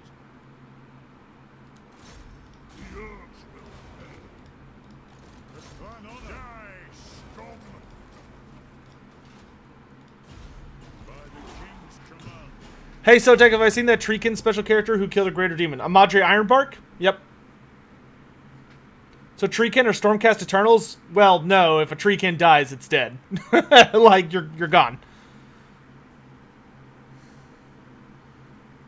You don't get to just keep coming back over and over and over, moving into different dead trees.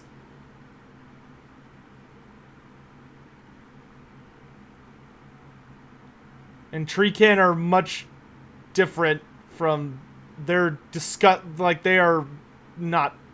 They're so different. It's absurd. Uh-oh. Fall back! We already got what we came for. Fall back! Dude, look at that! Look at that hustle! Look at that hustle! Holy shit! Belagar was like, we're out of here. We got what we needed. Get the fuck out.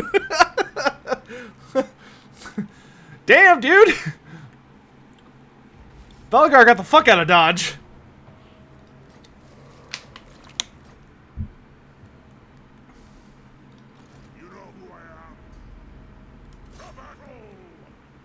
Oh my god, that was amazing. He just completely booked it.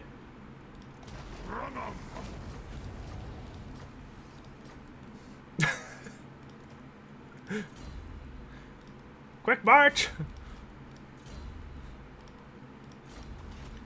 That's how you do it. That's how you do it, chat. You avenge the grudge, and then you just get the fuck out of there. Oh, I need obsidian for Starbreaker. I don't know where I'm going to find obsidian. I forged all the other god tier items. Okay, so we don't need to worry about that. Now we're just going to start forging items for our remaining characters. The Ratmen managed to destroy the greenskins? No, I destroyed the greenskins. The Ratmen helped. But I was the one that I took Karak or Black Crag, and then, as you can see, promptly lost it. But I took that, and I was the one that landed the death blow on the greenskins. So don't give the Thaggoraki credit for my work. It's rude. Go get him, go Trek.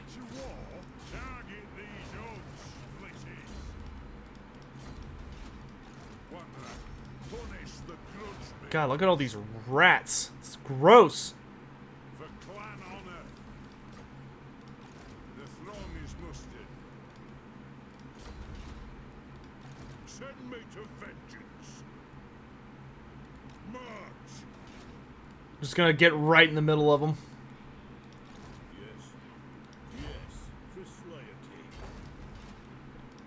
Dude, Karak Kadran, hurry up so I can upgrade you, please. Okay, let's check all of our holds. Karak Ungor. Okay, we can finish tapping that out. Gunbad's fine. Zuffar's fine. Barrackvar, we just upgraded. Karak Hiern's fine. Karak Izor's fine. Karak Norn is fine. That was so... oh my god. That legit brought me joy. Belagar just running in there and like slapping the elves across the face and getting the hell out. That was amazing. that brought me deep joy. Okay. Let's get Belagar or Grombrindal's crew kind of all spiced out, seeing as they're the ones that are going to be going to war. Research rate.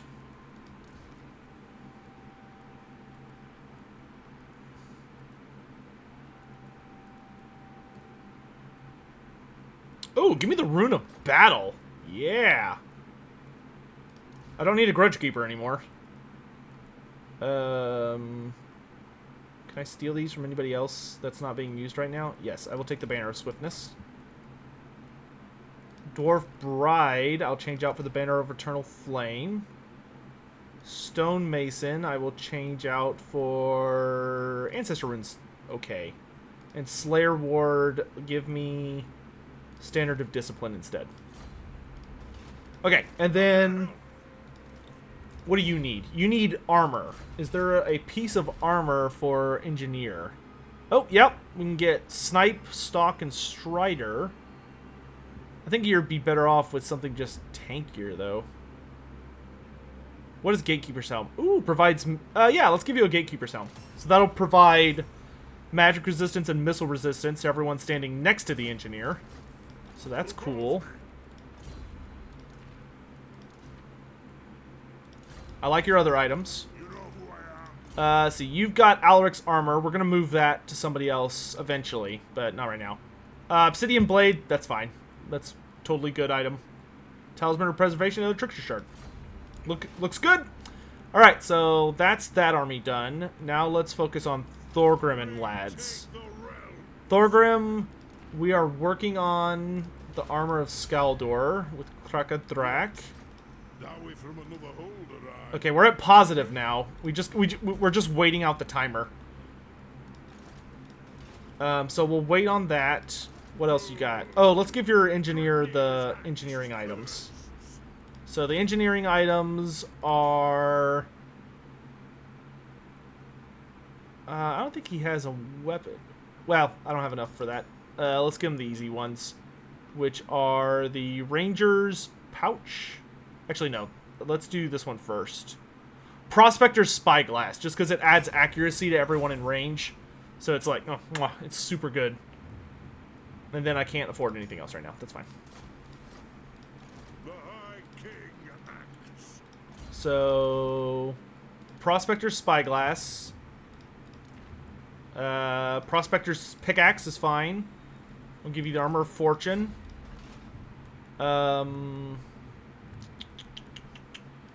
Belagar, you and your spooks. Let's get y'all some stuff.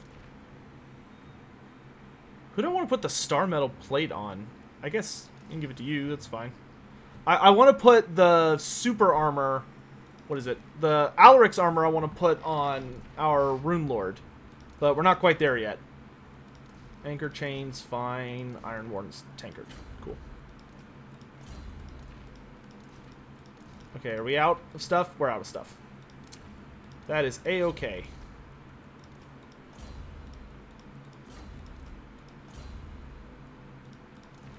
Choir Master. That's fine.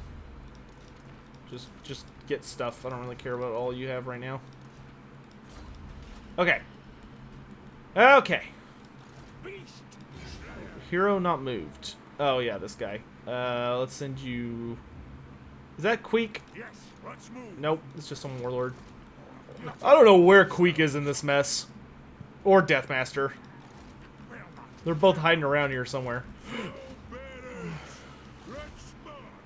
Okay, the vampires are dead, so you can come south and help me with the Skaven now. And the war is on, lads. Is there any notable dwarf character from Badakvar? Well, there's its king, Birnoth Grundidrak. Birnoth Grundidrak. Oh, man, that's hard to say. That's the king of Badakvar. He's a pretty cool guy.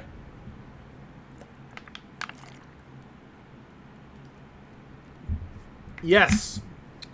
Big war with the Dark Elves.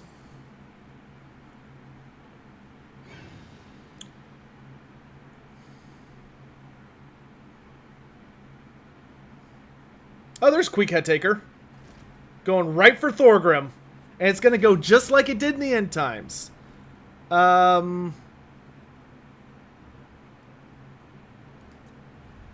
Okay. Those are acceptable losses.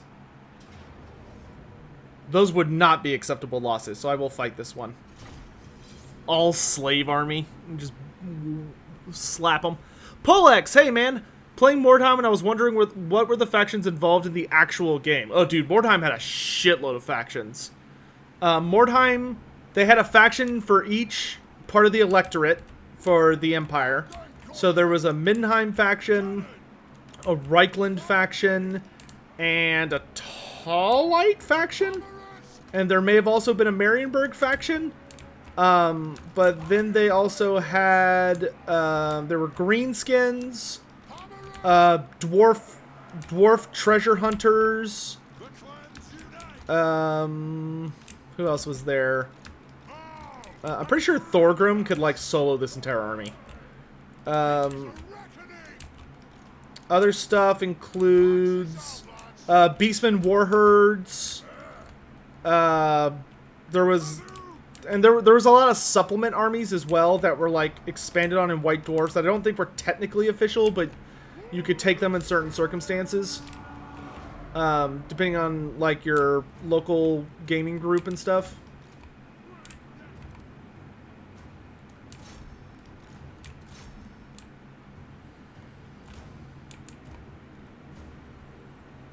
How can I learn more about Bernoth Grundedrak? From which book? Ooh, I know Grundedrak shows up in a book, but I'm really struggling to remember which book he shows up in.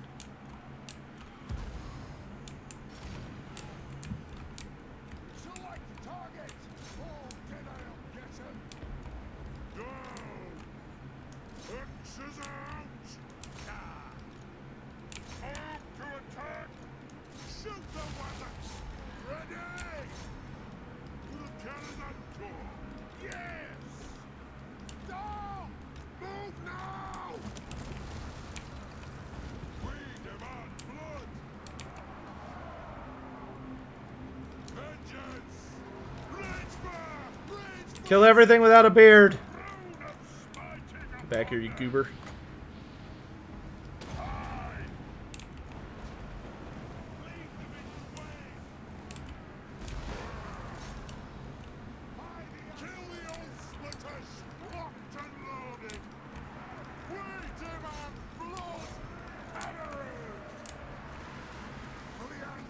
Come and get it, filth.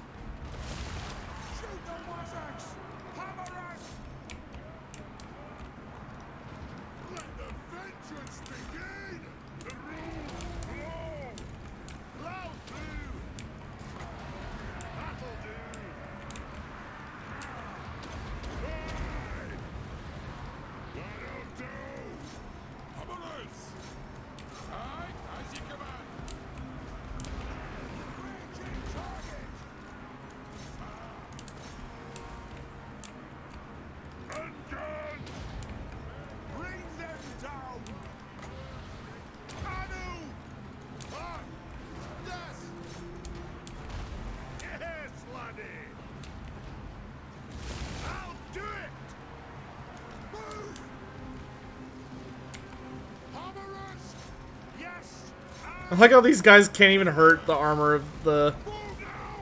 What's it called? It's the Iron Drakes.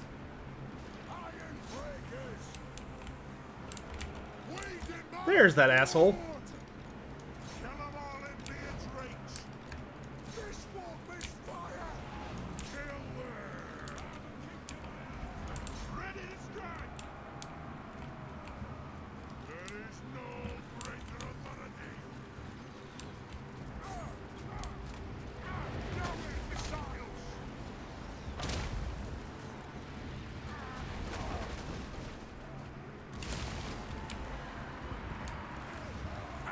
I fucking hate Menace Below. If they are doing Skaven for the next DLC, I genuinely hope they rework how Menace Below works to make it less of just a fucking stupid-ass ability. It's so annoying to play against. Oh, that asshole vanished. I bet he's still out there. Let's go get him. Like, I wouldn't mind Menace Below if there were just some restrictions, but it's like the AI just gets an ungodly amount of them. And he can just use them wherever he wants, and there's no counter. You just have to deal with it. Which is dumb. I hate it. I hate it!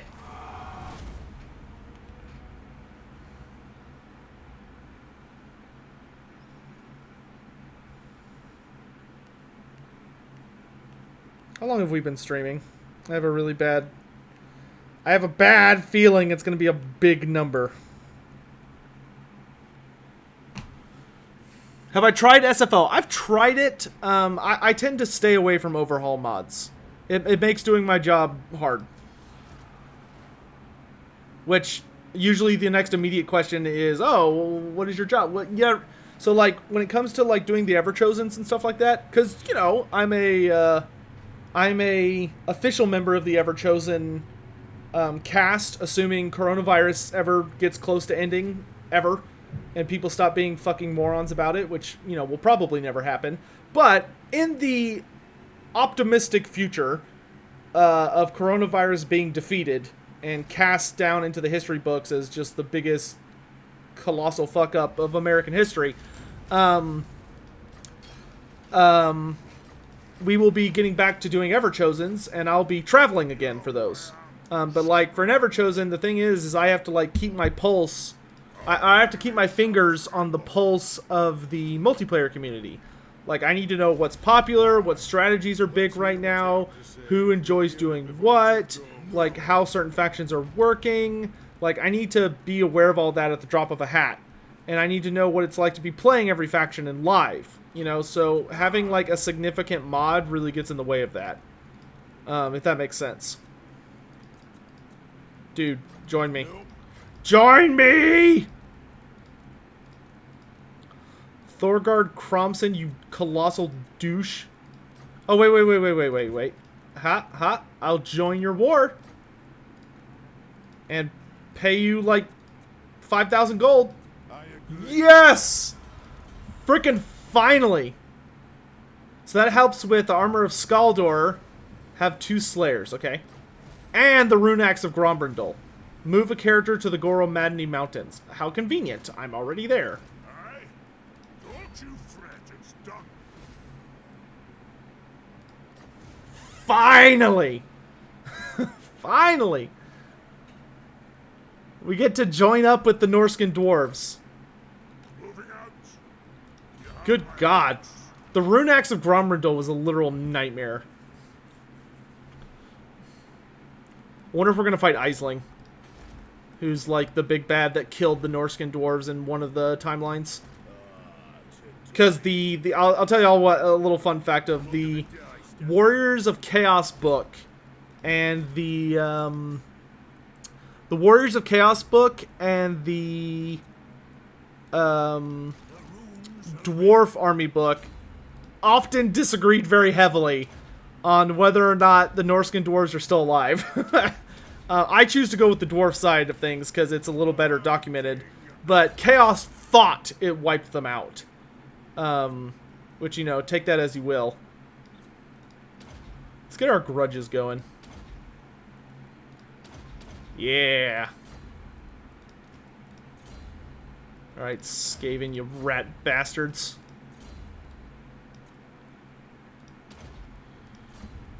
You've been a thorn in my side for far too long. Very well. Wipe out the trespassers. Do I not have Lightning Strike? Oh my god, I feel like the dumbest. Alright, just heal up for a hot minute then, until Gotrek gets here. Oh, he didn't take it? I don't want to colonize it because the Skaven are like right there.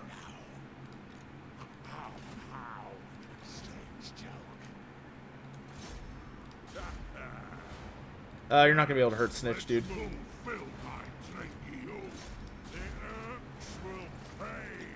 Well, shit. He's kind of actually got me in a bad spot. Let's try this. See if we can lure them out. Because I don't want stupid Norse or Gosser here to try and grab it. That's what I'm worried about. Also, I just realized the Empire is like invading down into the Dwarven realms, which, you know, I appreciate the help, but The runes are ready.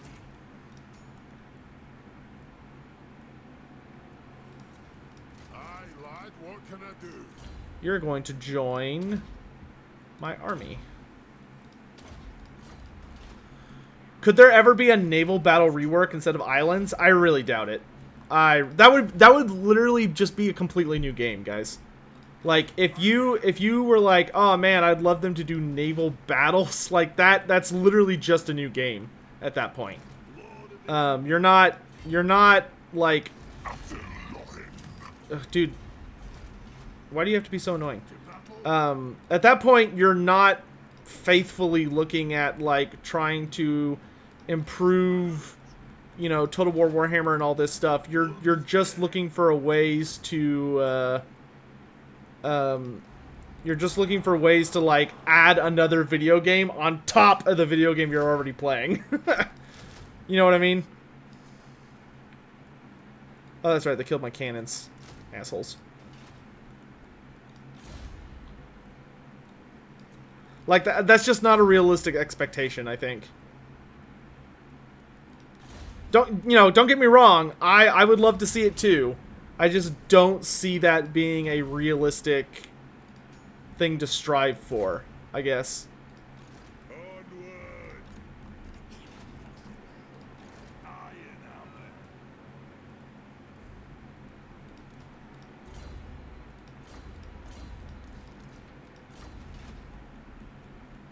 Okay. How we doing? Man, I want Cadron to hurry up and hit freaking level 4 so I can get the stupid damn Giant Slayers. I don't have Giant Slayers available anywhere on the map because I'm dumb. Am I excited about Darktide? Yes. I'm really looking forward to trying it out. I hope it'll be good.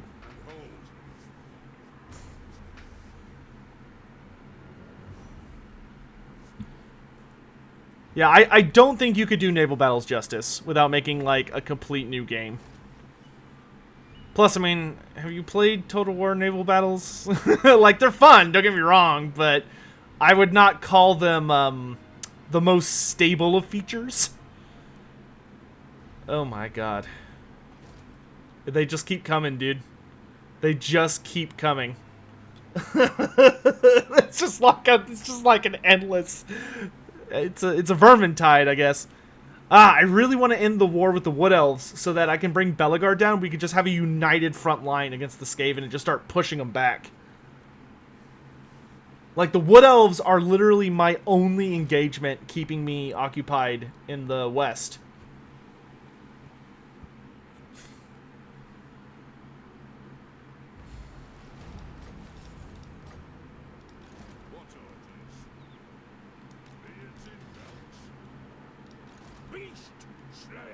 Okay, I don't think they'll be able to reach me. No. At least I hope they won't. So let's...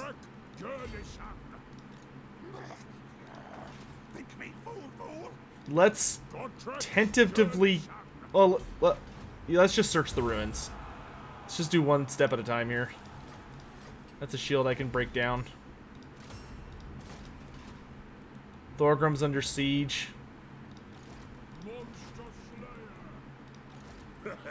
Yes, my oath is intact. Yeah, you asshole. The Slayer in me seeks death. Ugh, I only have one active grudge left. That's kind of nice.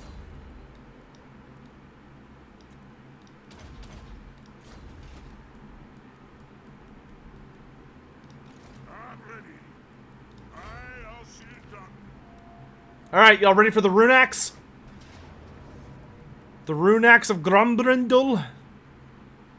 Let's see, melee attack bonus. Let's put that on you. This will allow me to make a unit unbreakable nearby. You. Run faster. Slayers. Give fire damage locally and deal extra AP damage. You. Bonus leadership. You. Azavar Deathcaller. Okay. Last speech for Grumby. Let's do it to it.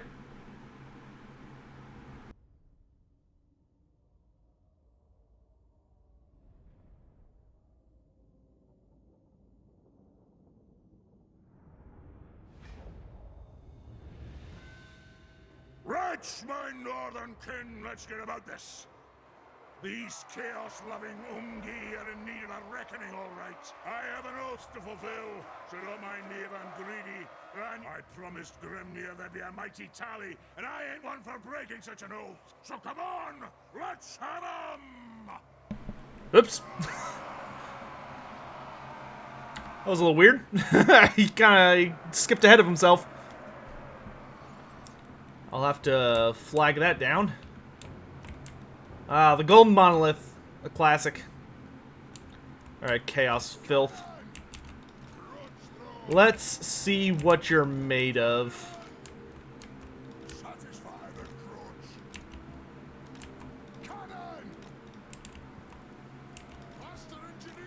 Who is this lore master who rises up against the true and accurate lore of Tom and Ben? Who the hell are Tom and Ben?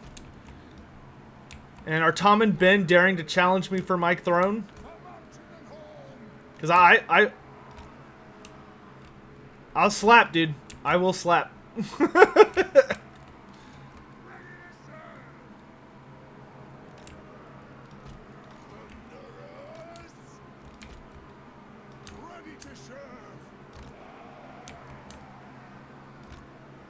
The Oxcast, dude, I love I don't actively watch the Yogscast, but after the Where's Toddy meme that they started, or Here's Toddy, like, I bought one of those shirts. I'm not even fucking around. I wore it, like, for a stream the other day.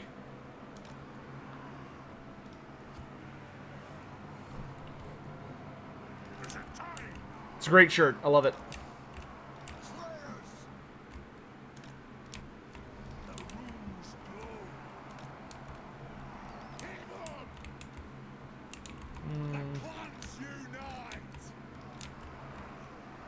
Let's do this. Instead of just a normal front line, let's have some kind of little... We'll have a few little gaps where our... Well, actually, we've got elevation here. So we'll let the Skulder Guard have a bit of a view, but everyone else is fine. Do they have Marauders? I don't see any.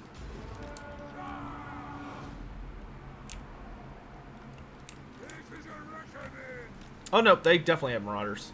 How many though? Enough. Fall back. Is there a reason dwarves don't have their own steam tanks? Because that would be a massive leap forward in dwarven technology. And getting a steam tank approved and like supported by the Engineers Guild would be a nightmare. That would genuinely be like, if you were a dwarf and you tried to design a steam tank, you better get it like 100% right on the first try, and even then you might still be shamed for crafting like such a absurd piece of engineering. It took the gyrocopters like hundreds of years to even get remotely accepted. And that was because, like, the dwarves responsible for it had, like, a legit big argument that they needed something to give them, to allow them to compete for air superiority. Where are the Chaos Unicorns? They're called Dark Pegasi. Or they're just, like, mutated creatures.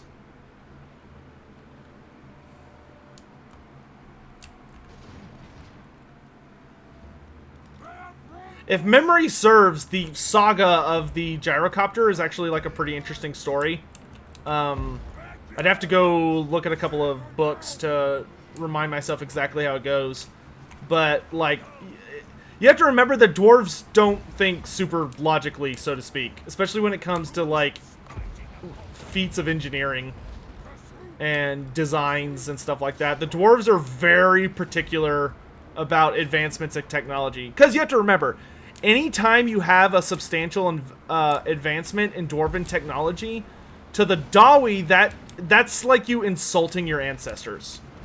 Because you're literally, like, slamming your fist on the table and saying, what was good enough for my ancestors is not good enough for me. And that's a big no-no. Like, you can really, like, you could get genuinely in deep shit for suggesting that. And that's how dwarves feel about that when you use something like that. Fucking dogs. Is this it? I mean, this is the last... Maybe this isn't the last quest. Maybe this was just the hardest one to get because it requires you to fight Norskins. Because this show of force is pathetic. Oh, nope, something's coming.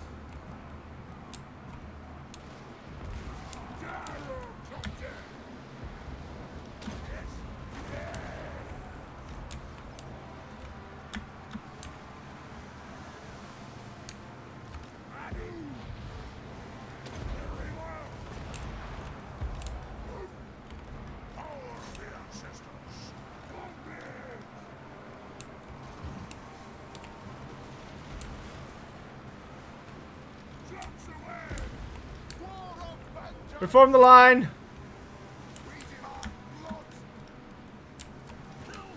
Rangers, I want you on this flank. Thunderers, you can take the center.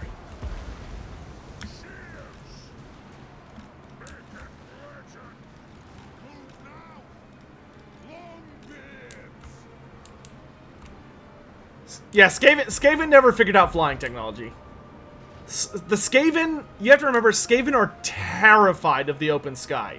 Like, legit terrified of it.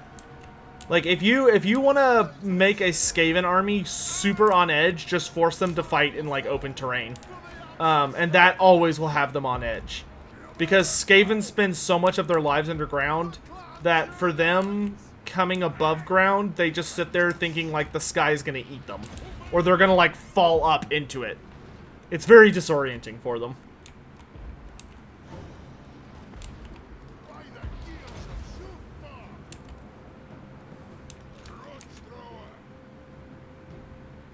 Change our angle a small bit. Where is the Eschen only clan focus on Mordheim during the fight? What?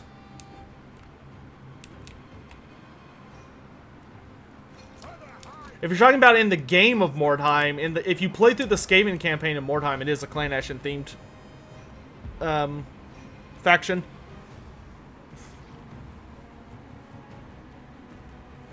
Oh, the gold monolith predates Sigvald. It's old.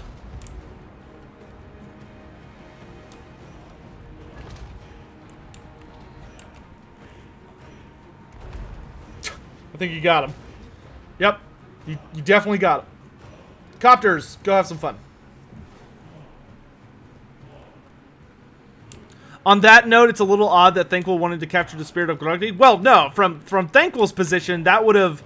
If Thankful had captured the spirit of Grogny, that would have almost immediately earned him a place on the Council of 13.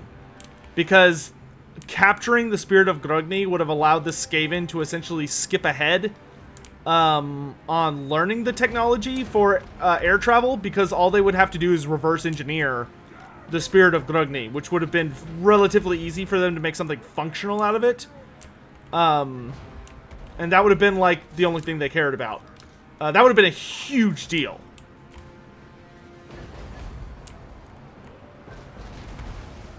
Dwarves can have fun? Of course dwarves can have fun.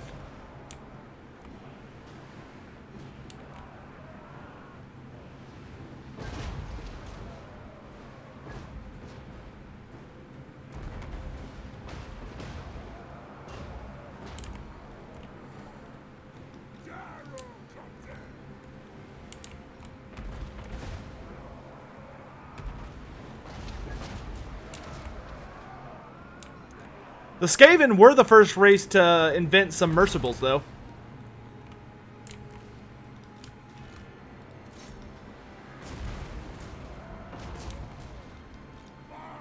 Just kind of a neat fact.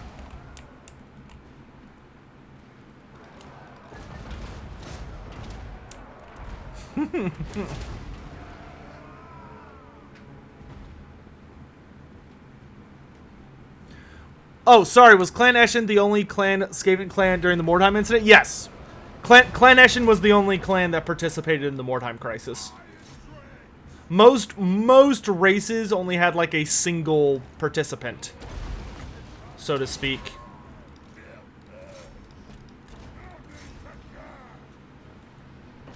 It's always weird when, like, a side army shows up and they clearly have, like, their own system of army losses. Oh, that was a good volley.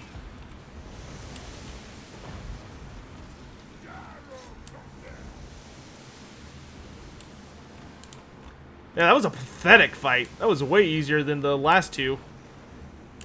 The Runehelm and the Cloak of Valea. 'Twas a joke. But hey, we got all of Grombrindal's items. Hooray! Fully upgraded Gromby. Yet in Total War, they have early space travel going. Well, that one's a bit of a Total War-ism.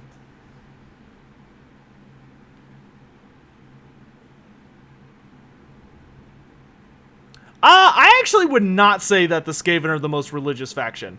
Skaven are kind of a funny race when it comes to religion because they have actively seen their god.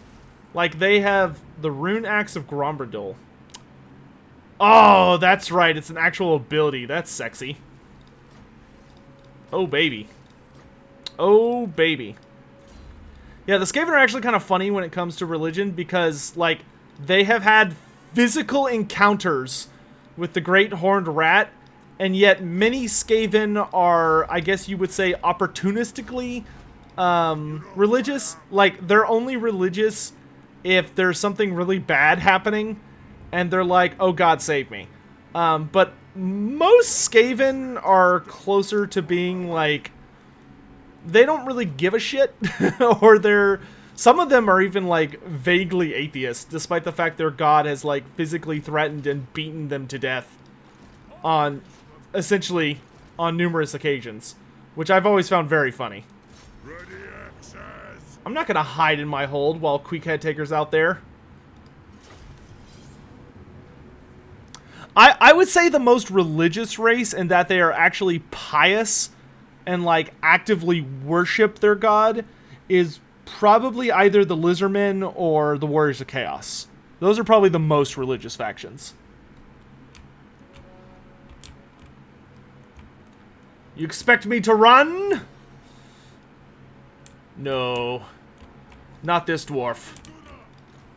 I won't hide inside my hold waiting for you to come deal death unto me, Skaven. Nay, I will bring the fight to you. So come and get it, Raki.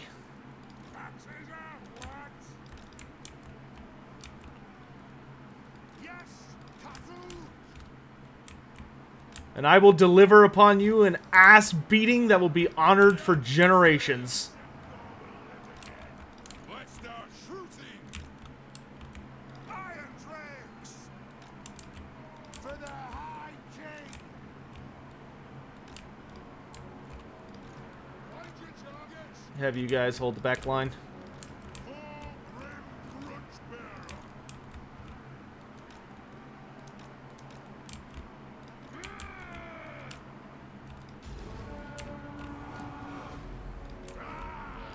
Fire at will.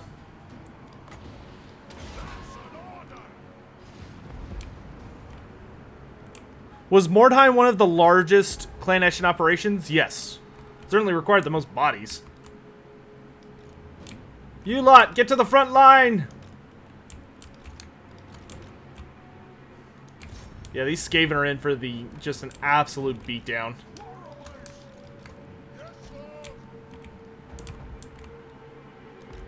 I want y'all to hug this other flank.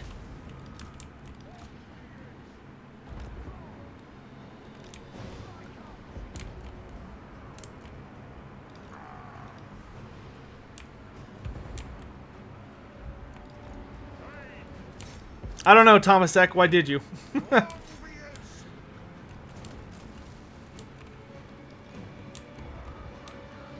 Ew, Deathglow Bombardiers?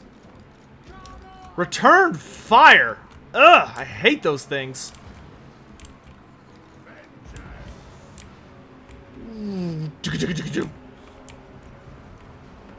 Oh, God, those things are such bullshit.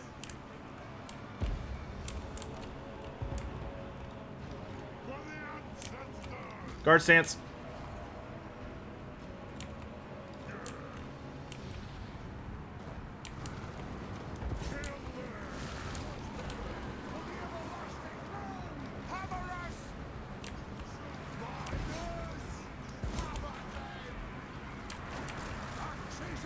Hammerers!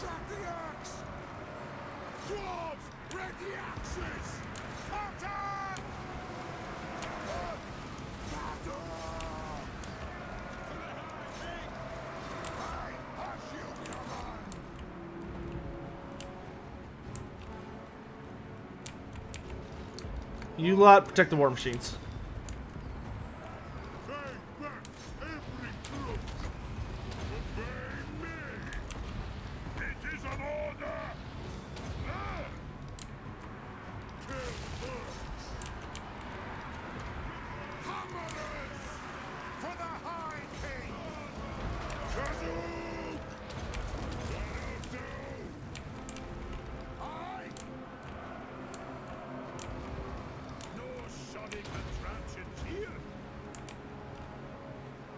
Oh good, we completely and utterly obliterated them.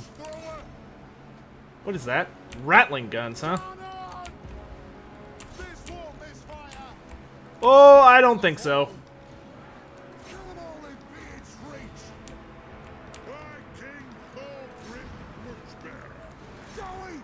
Into them!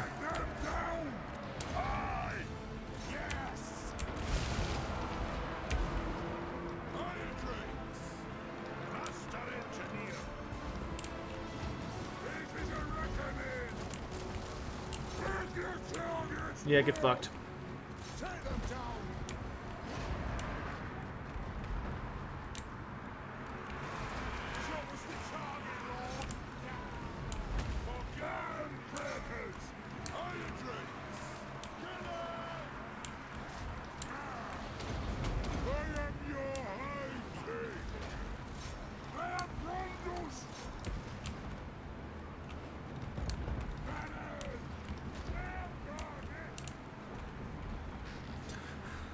Assuming the next DLC is Molder versus what else? Who do I think I'll play first? I don't know, dude. I don't know. If it's Clan, I don't know, dude. That's super fucking hard for me. Cause, like, if it's the Sisters of Twilight, those are my favorite elf characters. Period. Is that Queek Head Taker? Ah, there's Queek Head Taker. Like, if it's the Sisters of Twilight, they're my favorite elf characters out of all the elves.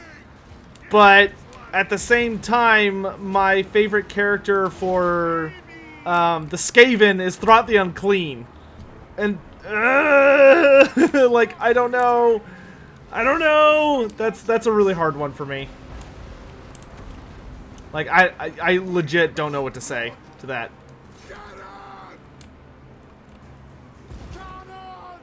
Like how the Warp Lightning Cannon is just sitting there like, yeah, no, I wasn't paid enough for this shit.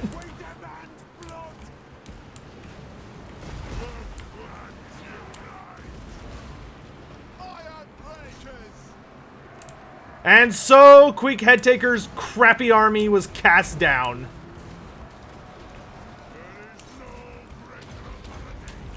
We'll let all our shooting units just go hog wild here. Just do lots and lots of damage.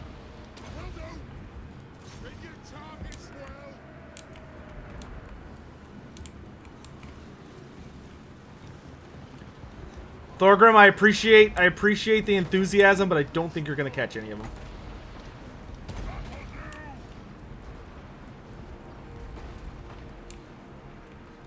So much death. Is it possible to become a lesser demon? No, no.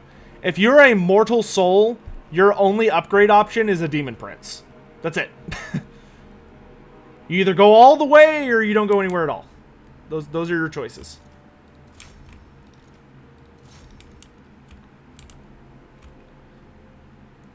You can't go like halvesies.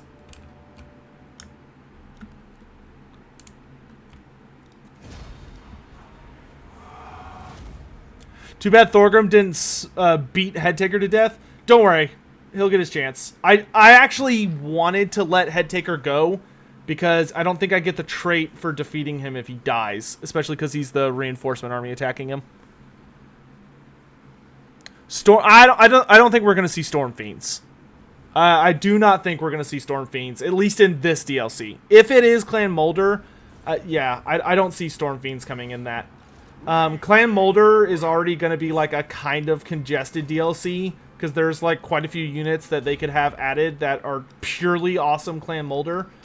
When you're talking about Storm Fiends, you're talking about a hybrid unit, and it's also an End Times unit, which is additional messiness. Go, Thorgrim, go. Go, Thorgrim, go.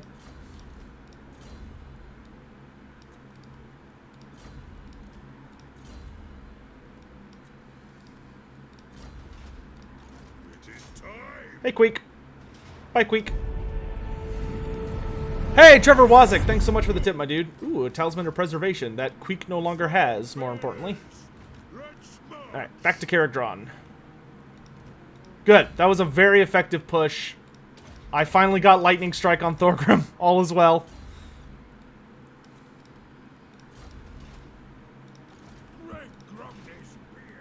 Excellent. We've almost got the Armor of Skaldor.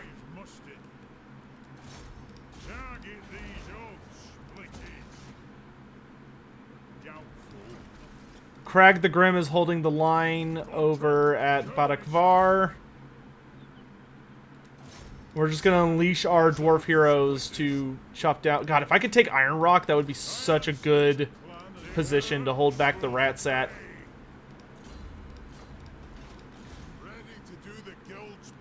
Yeah, y'all are supposed to go join up with Ungrim. Ungrim needs a real army. Where the hell are you going? Oh, right, I was sending you to Hell Pit.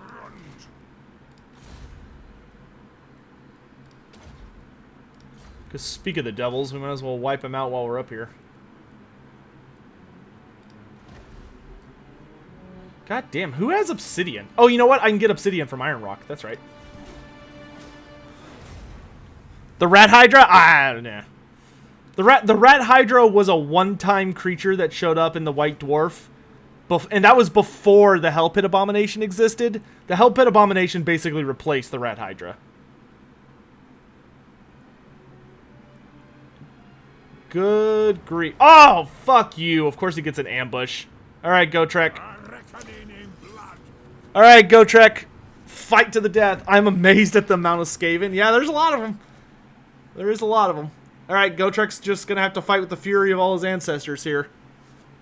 Because they just threw a shitload of rats at him. We'll probably have Thorgrim fall back. Well, if this isn't a Gotrek and Felix novel situation, I don't know what is. Their armies are getting better. Well, yeah, it's because their actual armies are starting to make their way up to us.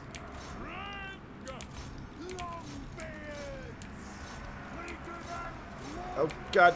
Micro. So much micro.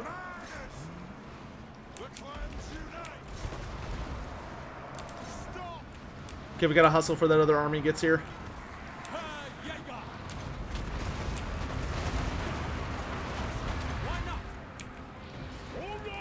Come here, Ickbot. This is actually the guy we have a grudge against.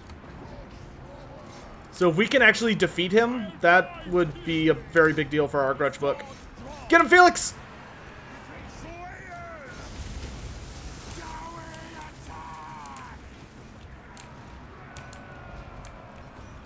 I think our miners used, like, all of their charges in that, like, one big volley. Which I'm totally okay with. Form a line!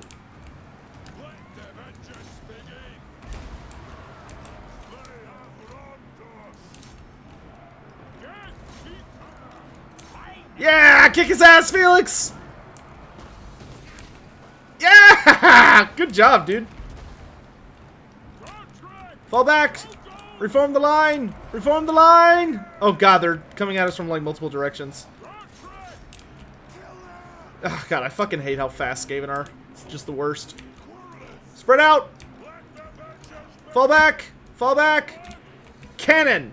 Kill that vermin! We need to get away from this high ground. The AI is going to get a bonus to hurting us if we fight against the high ground. Oh god, they're like right on top of us.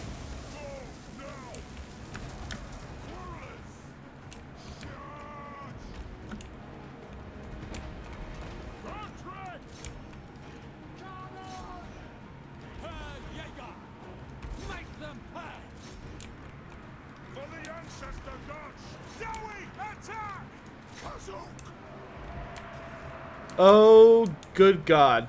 This is a very spooky army. Just all storm vermin? Good god, we're absolutely boned. But I'm gonna take this asshole with us.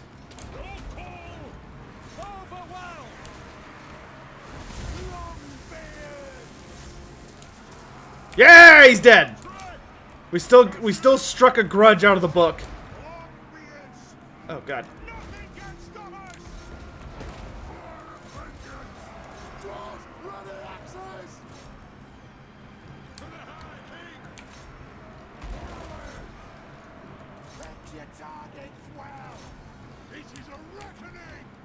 Get your asses down here.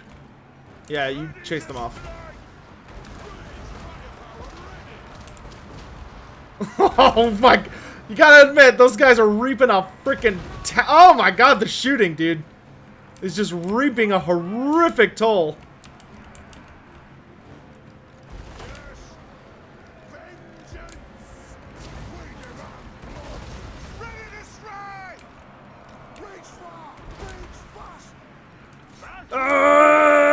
Kaboom!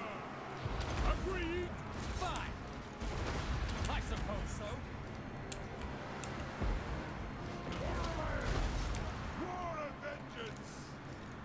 If we could actually, if we could like focus all of our units on the Master Assassin and take him down, that might cause some leadership issues. Dude, this shooting gallery from the Grudge Throwers is just nuts. Oh! Pure satisfaction that was. Like, this army by all rights should have completely wiped us, but the war machines are just like blowing it to pieces. Okay, forget him. Let's defend the war machines. Like, good lord, dude. Only problem is there's like a third army coming from that direction.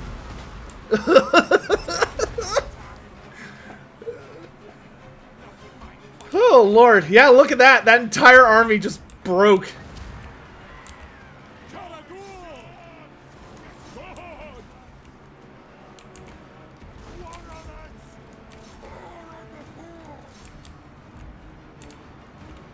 Dude, keep firing! Keep firing!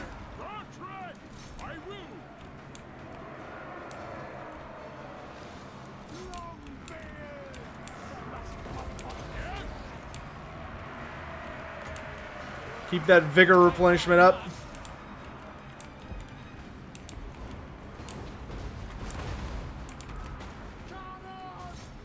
Let's aim the cannon for that asshole lord of theirs.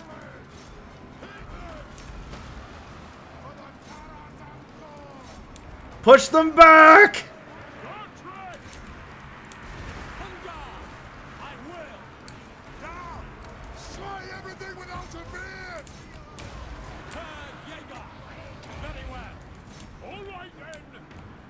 Oh no, some storm vermin got behind us.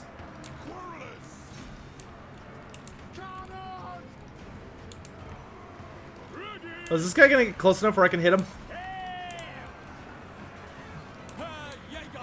You're a piece of shit. Good shot!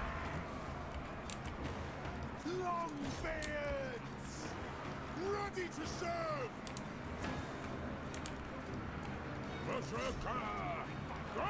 And now he's out of here.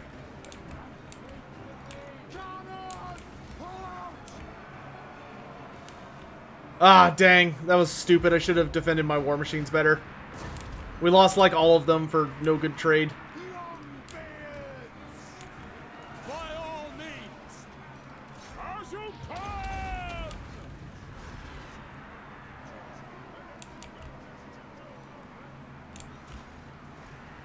What's coming from this direction? Just clan rats?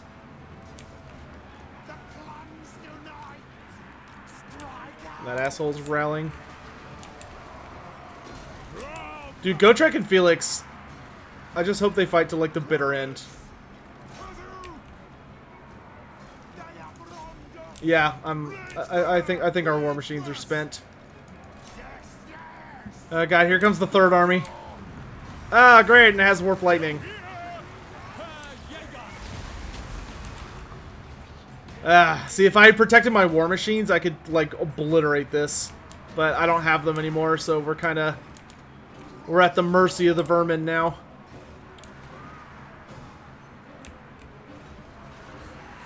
Do a 24-hour live stream? No.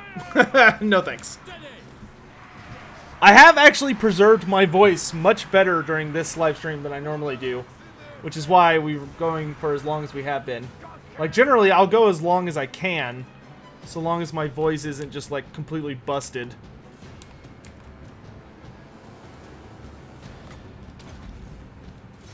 Yeah, this is just gonna turn into... This is just gonna be, like, a super slog.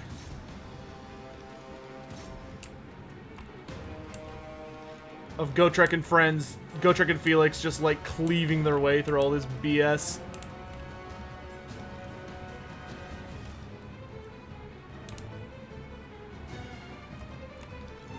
Because as long as Felix is next to Gotrek, I mean, he'll keep him up.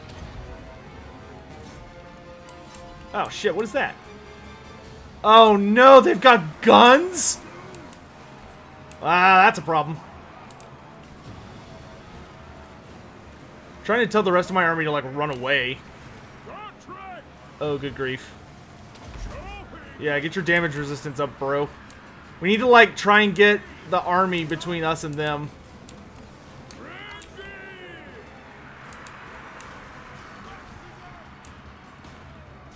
I think this is about everything. It's like that massive second army is all now here. Ah, there's army losses, it looks like. I wish if you get Felix to a high enough level, he would also be unbreakable. That way him and Gotrek will just fight back to back. Oh, maybe I can get Gotrek out if I hurry. Oh god. Oh god. Suppress somebody else!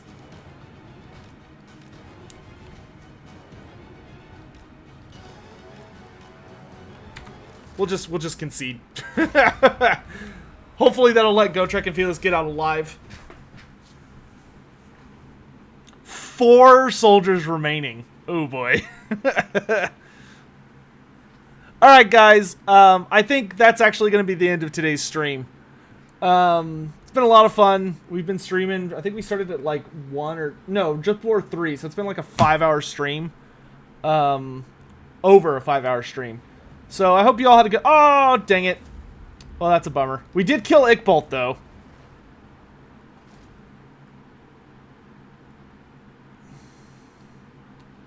It was a good stream. We united all the Dwarven characters. We got Krakadrak under our care as a defensive alliance, so we'll be able to confederate with them pretty quick. We got all of the legendary items for Grombrindal, and we're getting there with Thorgrim.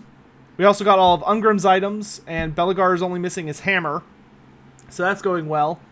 Grombrindal is now in the far north and taking the fight to the Norskins and Hell Pit so that we can branch off from there to go after the Skaven. Or the Dark Elves. And the only true threat left to our empire now is the Skaven. Have a trade income of at least 2,000 gold. Current trade income is 0. Oh, because Barak Var's under siege. I see. So, should be a lot of fun. Hopefully we'll be playing some Return of Reckoning tomorrow.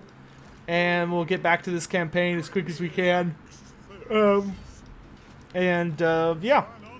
But like I said, thank you all so much for joining me. Really appreciate everybody who, like, subscribed or on Twitch, whether with a Twitch sub or whatever.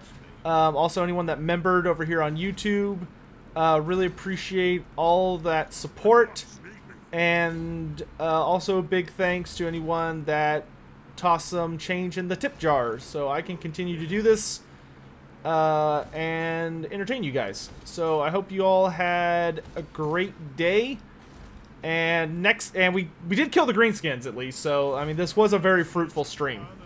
And next time we will be hyper focused on slaying all of the Skaven. So we're just gonna, our goal is gonna be Belegar is gonna continue to threaten and push back against the Wood Elves until they give up.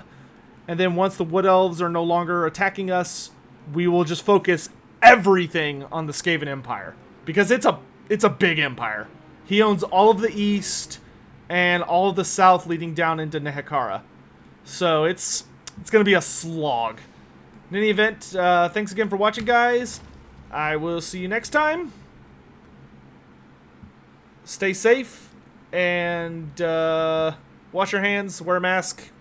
Don't get coronavirus. Don't die. I would appreciate it greatly. Love you all. Bye, guys.